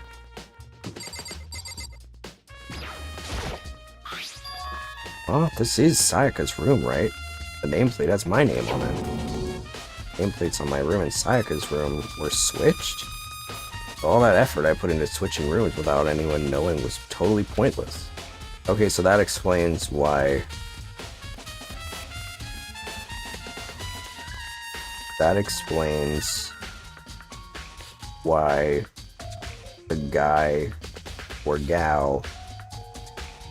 It was Leon, let's be honest. I don't understand why Leon or someone else was like what seemed like he was targeting her, because he was like, oh, I'm just gonna go back and try to kill her again.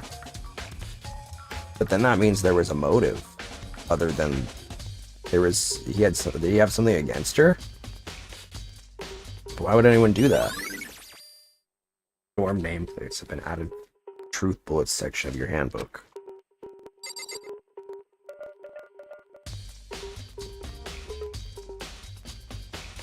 Can I go in? Thanks.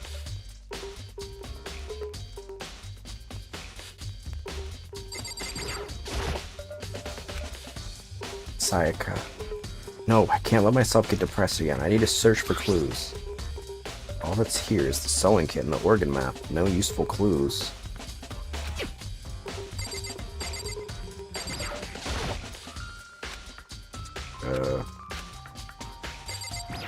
Trash can. Only be one thing in that trash can. Yup, DVD with Sayaka's name on it, not the crumpled up pieces of paper.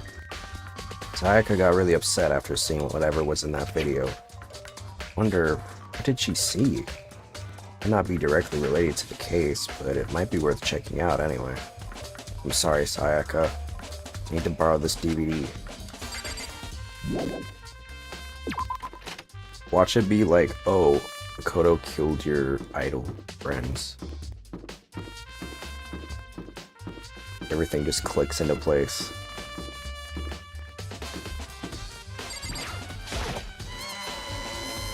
They're going crazy on that saxophone. Assuming that's a sax.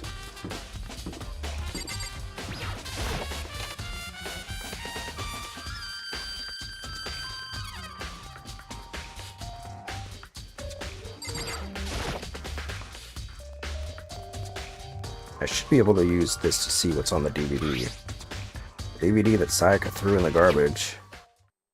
Sat down in front of the screen and put the DVD in the player. Pushed play and the screen was dark for a few seconds. Then...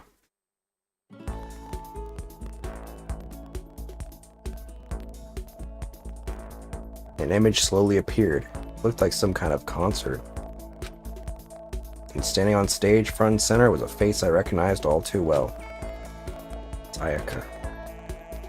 She was there along with the friends she said had been so important to her. She's positively glowing there in front of the crowd, so full of life. Now she's not full of life. In that image made it even harder to accept. Except that she was dead. The vision started to blur and darken, and then the voice I'd come to despise so much began to float out of the speakers. Sayaka Maizono, the ultimate pop sensation, lead singer for a world-famous all-girl pop band. For these girls, the glowing spotlight only made them that much more beautiful. But then...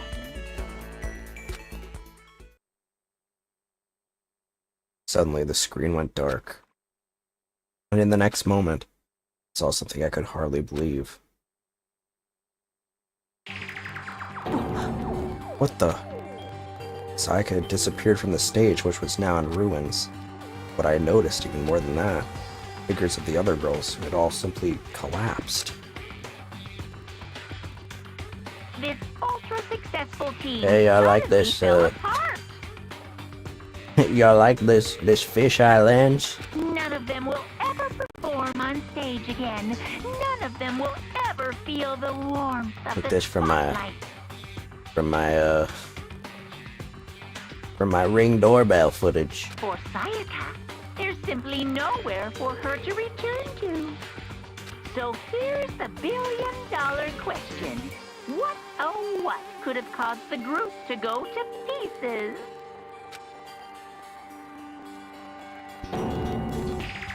For the answer after graduation, I love this fucking PowerPoint ass font. Oh, warning, the video cut off. What the hell? That wasn't real, right? They're a super famous pop group.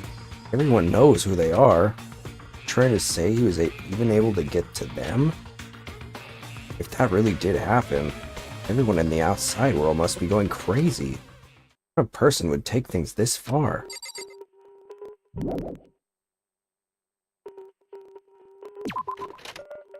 No clue.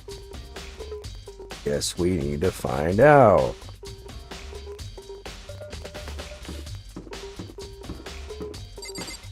Hey, babe.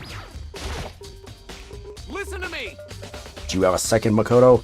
I've uncovered something most unusual. The door to everyone's dorm has a nameplate on it to show whose room it is, right? You hear me? Well, it just so happens. Wait, no. You might be the killer yourself. I can't tell you anything. Forget everything I just said. Forget beam! Sorry, just a little joke. Even I do jokes sometimes. Ha ha ha. Okay.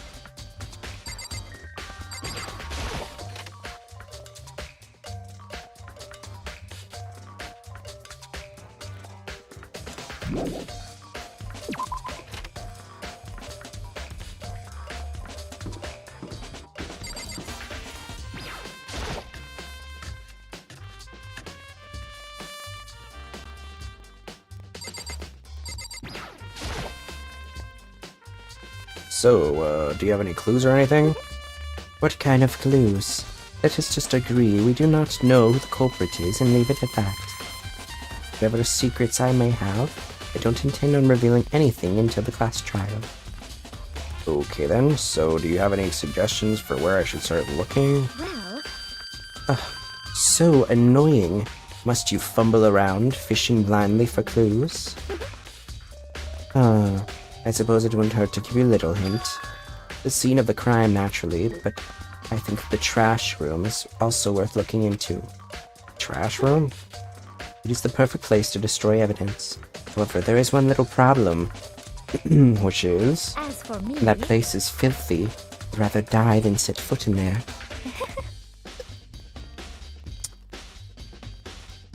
I'm trusting all of you.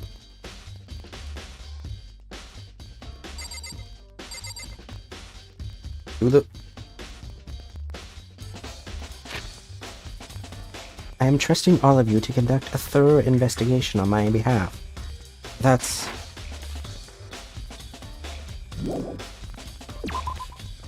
not fair.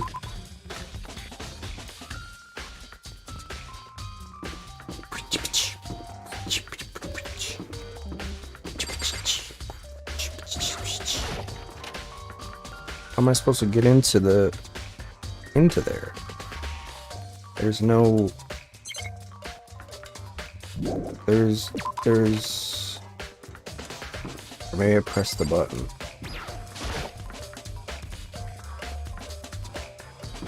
I feel like the courtesy of going to the woman's restroom is kind of out the door when there's a murder case. Am I wrong? Like, if somebody died and people were like, you can't go in there, that's the girl's bathroom, I'd be like, someone died.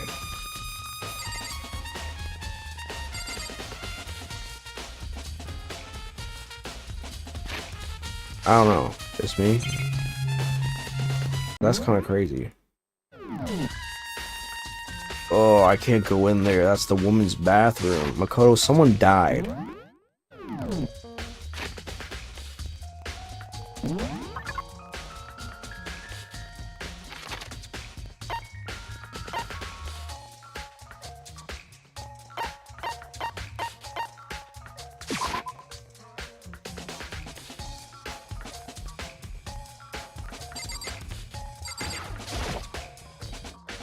It's like some kind of switch. I wonder what it does. We'll do something.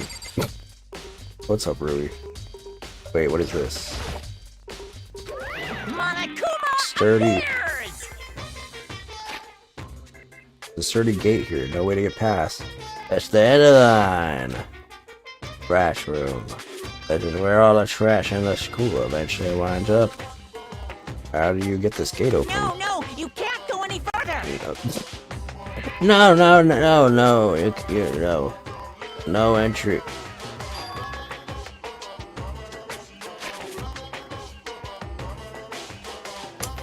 You redeemed the maid outfit.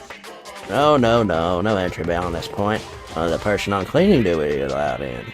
Cleaning duty? No, you can't go any further. No. What? Oh, did I just rewind? Did he just say the same thing?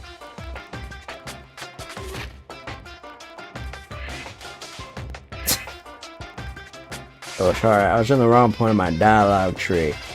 Who's on cleaning duty? No, you can't go any further. Oh, okay, man. Okay. Oh, okay. I guess he's just like programmed to say that. This is stupid. Be faster, just go around and ask the others. No, you can't go any further. Okay. trash duty has been added to the Truth Blitz section of your handbook.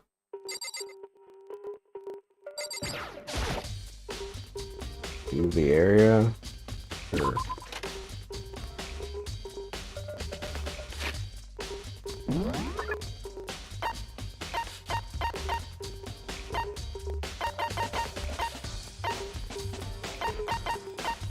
I don't know. Who the fuck is...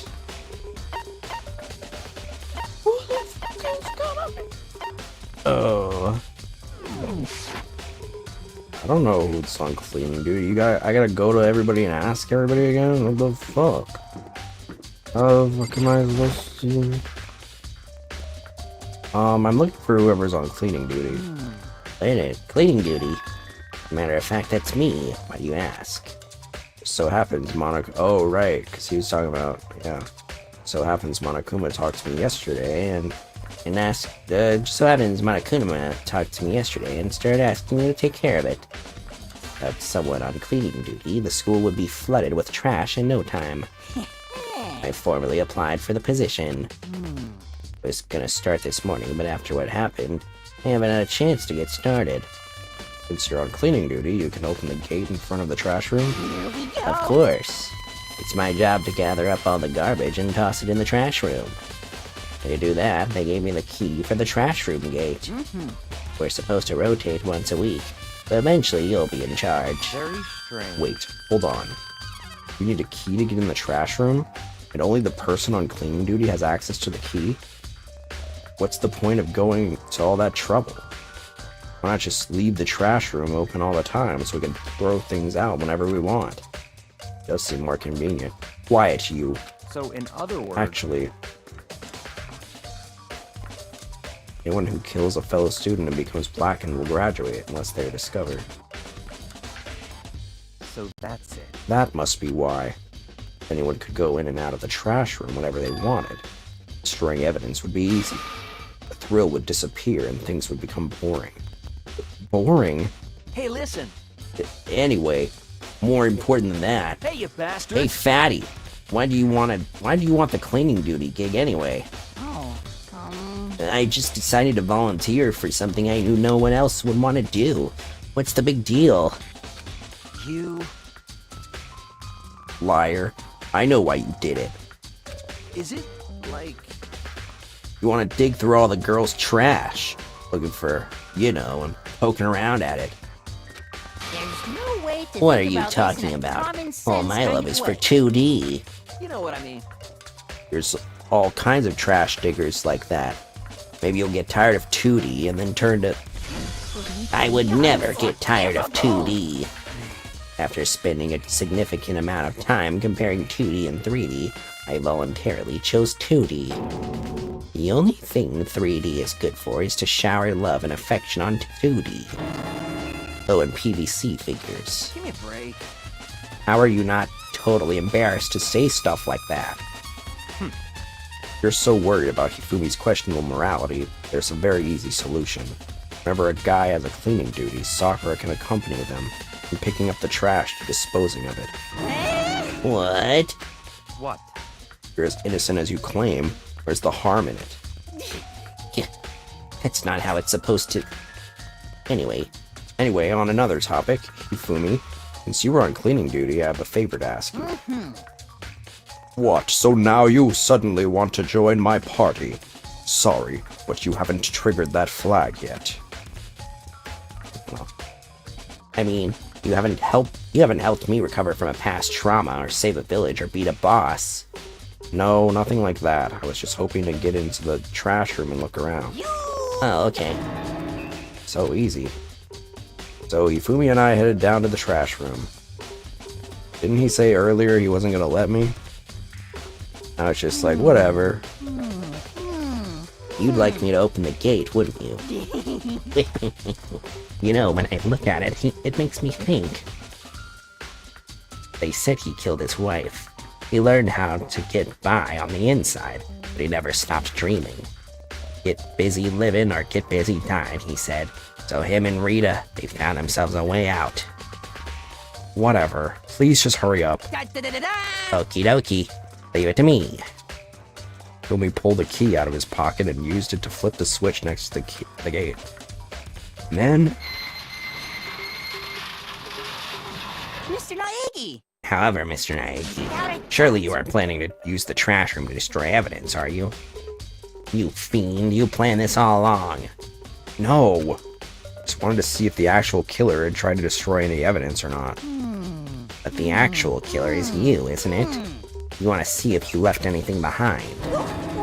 Wait, maybe a parallel world? Whatever, let's just hurry up and keep looking.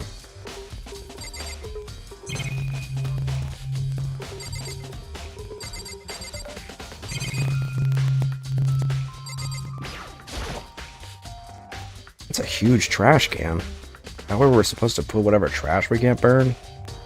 For whatever it's for, it doesn't look like it's hiding any clues.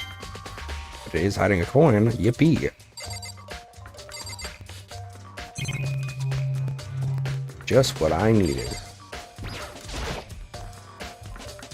This is the incinerator. It's way in the back part of the trash room. A good 30 feet from here to the gate. Ah, it's on right now. You see the green and yellow buttons next to the mouth of the incinerator? Yes, indeed. They're pretty simple setup. You press the green button to get it going and the yellow button to turn it off. Sooner or later, you'll be on cleaning duty, so make sure to learn this before you leave, okay? Someone turned the incinerator on. Very strange. Quite certain it was off last time I was down here. Perhaps it was the work of a fairy. Fumi, I don't realize what you just said. Huh? The fairy? No. You said that last time you were here, the incinerator was off. Ah, yes. About that, there can be no mistake. If I've got one thing going for me, it's my memory. I feel as if... Yesterday, as soon as I was appointed, I came down to check the place out. It definitely wasn't on then. I haven't been back to the trash room since then. And since I'm the only one who has a key to open the gate, it should be impossible for the incinerator to be on. And yet... That means someone was able to switch on the incinerator without opening the gate. But how is that possible? Incinerator has been added to the truth bullets section of your handbook.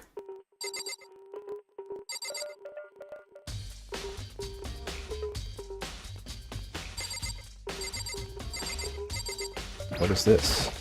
No, not that.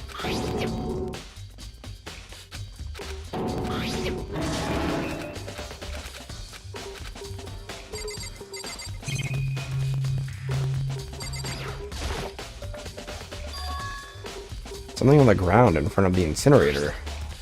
Looks like a burnt piece of something. Objection. Monokumai was drunk, therefore I didn't kill anyone. My source is that I made it the fuck up. What's up, Kenny? Kenny Lover, I should say. The lover of Kenny. A burnt piece? Like a hunk? Like a hunk of burning love? Anyway, this is... It looks like a piece of cloth. Shape? Part of the sleeve from a button-up shirt. Now that I look at it, definitely blood on the cuff, which means... is all that's left of some of the evidence the killer destroyed. But there are lots of people here with button-up shirts. This isn't enough by myself to figure out who the killer is. Burnt shirt piece has been added to the truth bullets section of your handbook.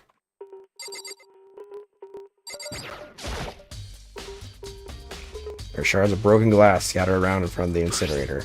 Looks like it used to be some kind of glass ball, just about big enough to fit in the palm of your hand. Yeah, is that... You know what this is? You see, if you collected all 7, a dragon will appear and grant you a single wish. Kidding aside, it's the kind of thing you might see on any big city street corner.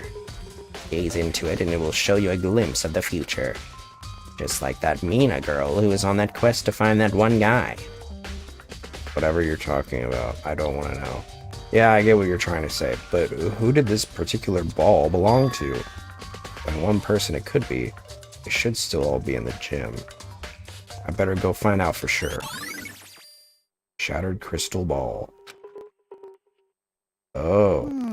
This whole thing is quite strange indeed. When I was here last, the incinerator was off. Those glass shards and burnt clothes weren't. What does it all mean, Mr. Naegi? You'll be confessing soon? Why me? Everyone already knows you did it. All the mysteries are being solved one by one. Sounds like he's living out his comic book fantasies.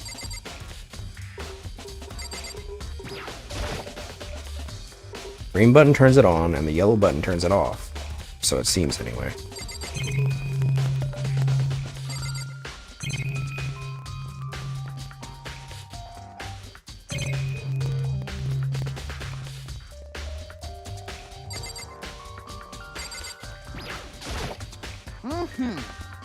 Hey, Mr. Naegi, you seem a little down. Huh? Really? You need help lifting your spirits, call on me anytime.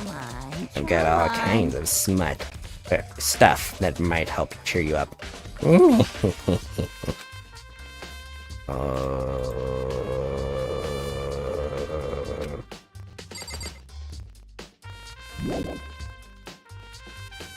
I'm gonna head out.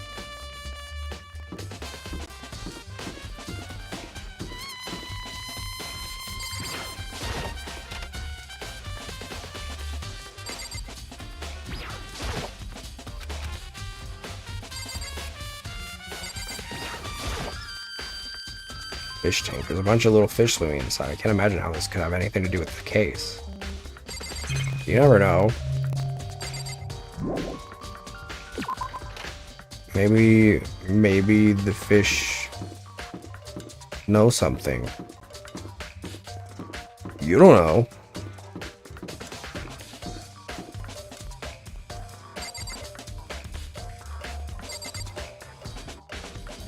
Sorry.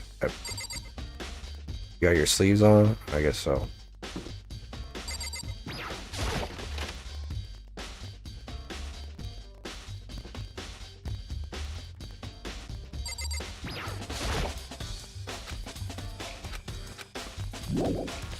Right.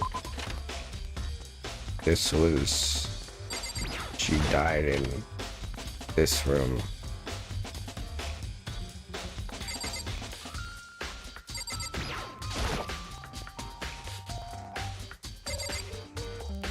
Her sleeves are intact, so...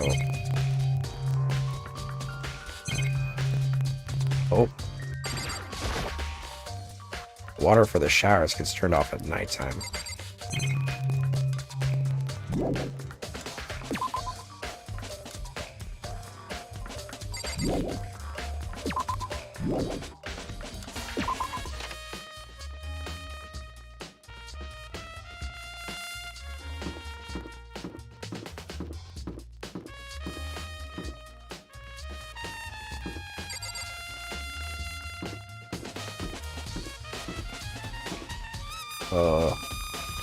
Oh yeah, I gotta go see, Aka.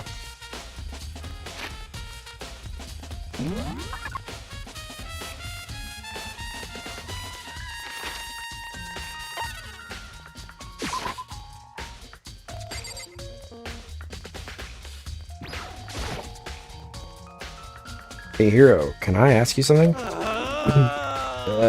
No, I gotta get out of here, gotta get out now. Enough, gotta break free.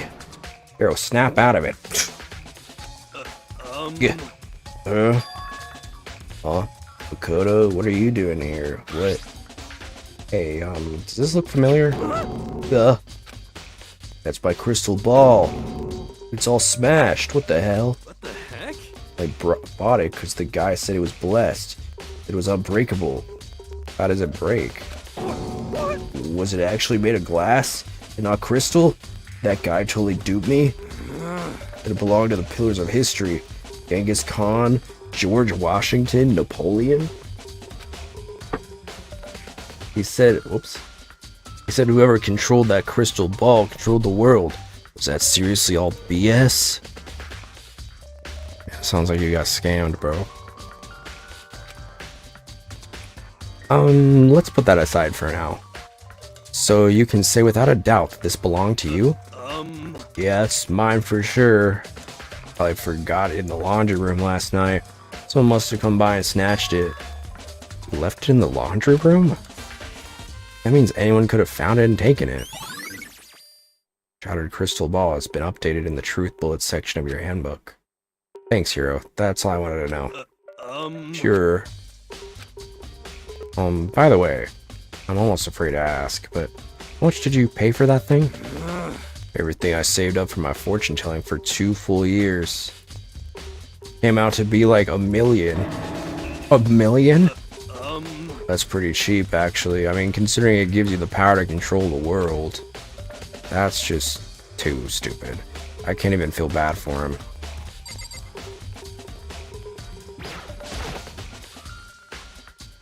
Hey, Chihiro. I was hoping I could ask you something. Huh?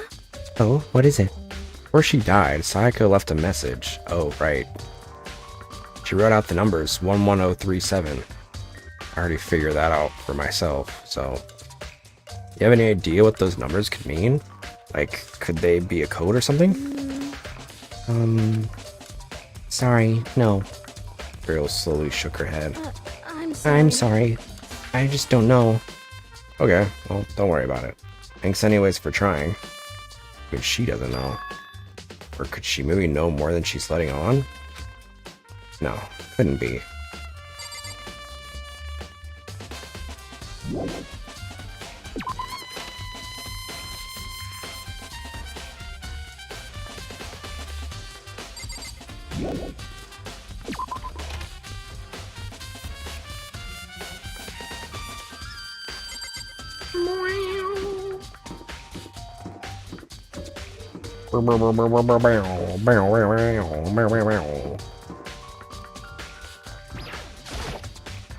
Listen to me!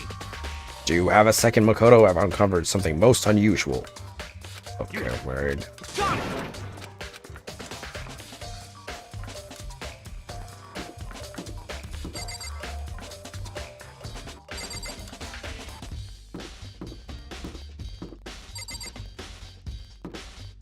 What was this room again?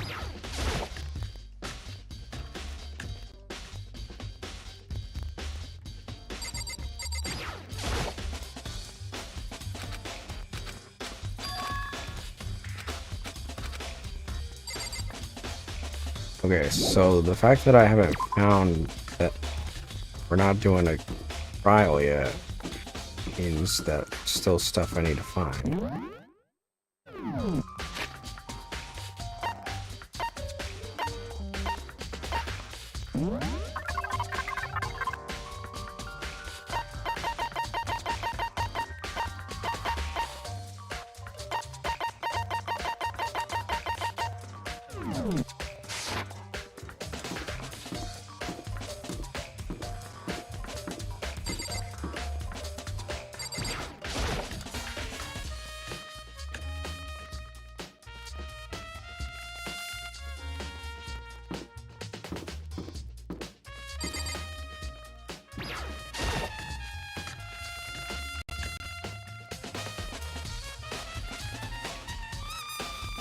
Maybe Aoi knows something about the knife?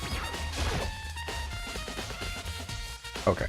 Hey, so did you notice that one of the kitchen knives is missing from the dining hall? Yeah, totally. Yeah, weird, huh? I thought it was kind of strange. A knife just suddenly disappearing like that. Oh, so it wasn't just missing from the beginning? That's right. Nope. Last I remember, they were all lined up in a nice, neat row. So when did you notice one of them had disappeared? Well, I went to go get some tea from the kitchen last night, and all the knives were still there. But when I finished my tea and went back into the kitchen to wash my glass, the knife was gone. You're saying the knife She just said she went outside during the night?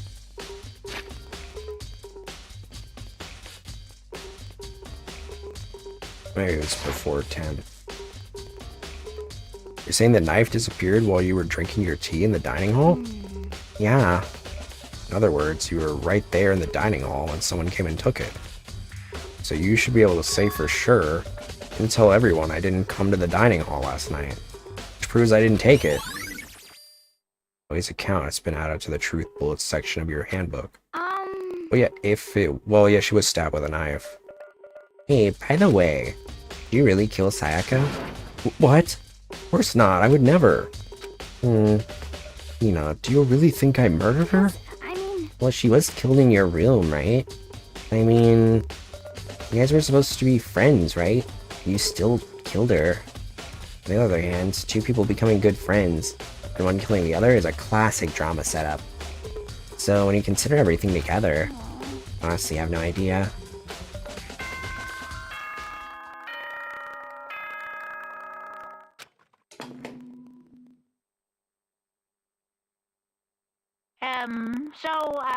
I'm getting tired of waiting. What say we just get started, It's time for the long-awaited class trial! Now then, allow me to appoint a proper location for the proceedings. Please go through the red door on the first floor of the school. See you soon! Oh, that's the red door. The red door on the first floor. Red door on the first floor. Red door on the first floor. That's where I should go. No, where I have to go.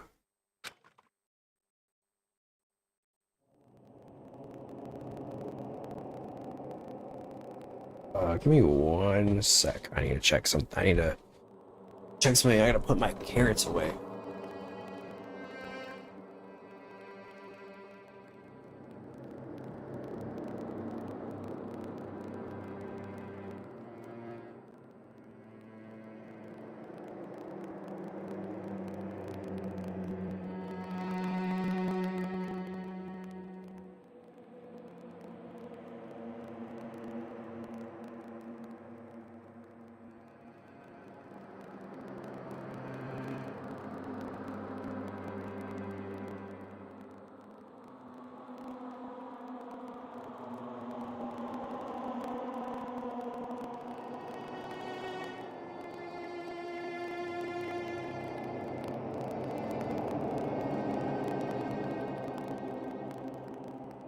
Thanks for watching, y'all.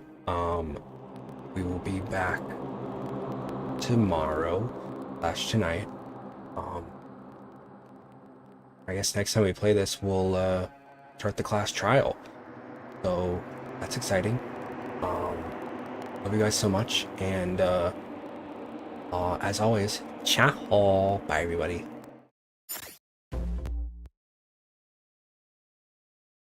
Interesting.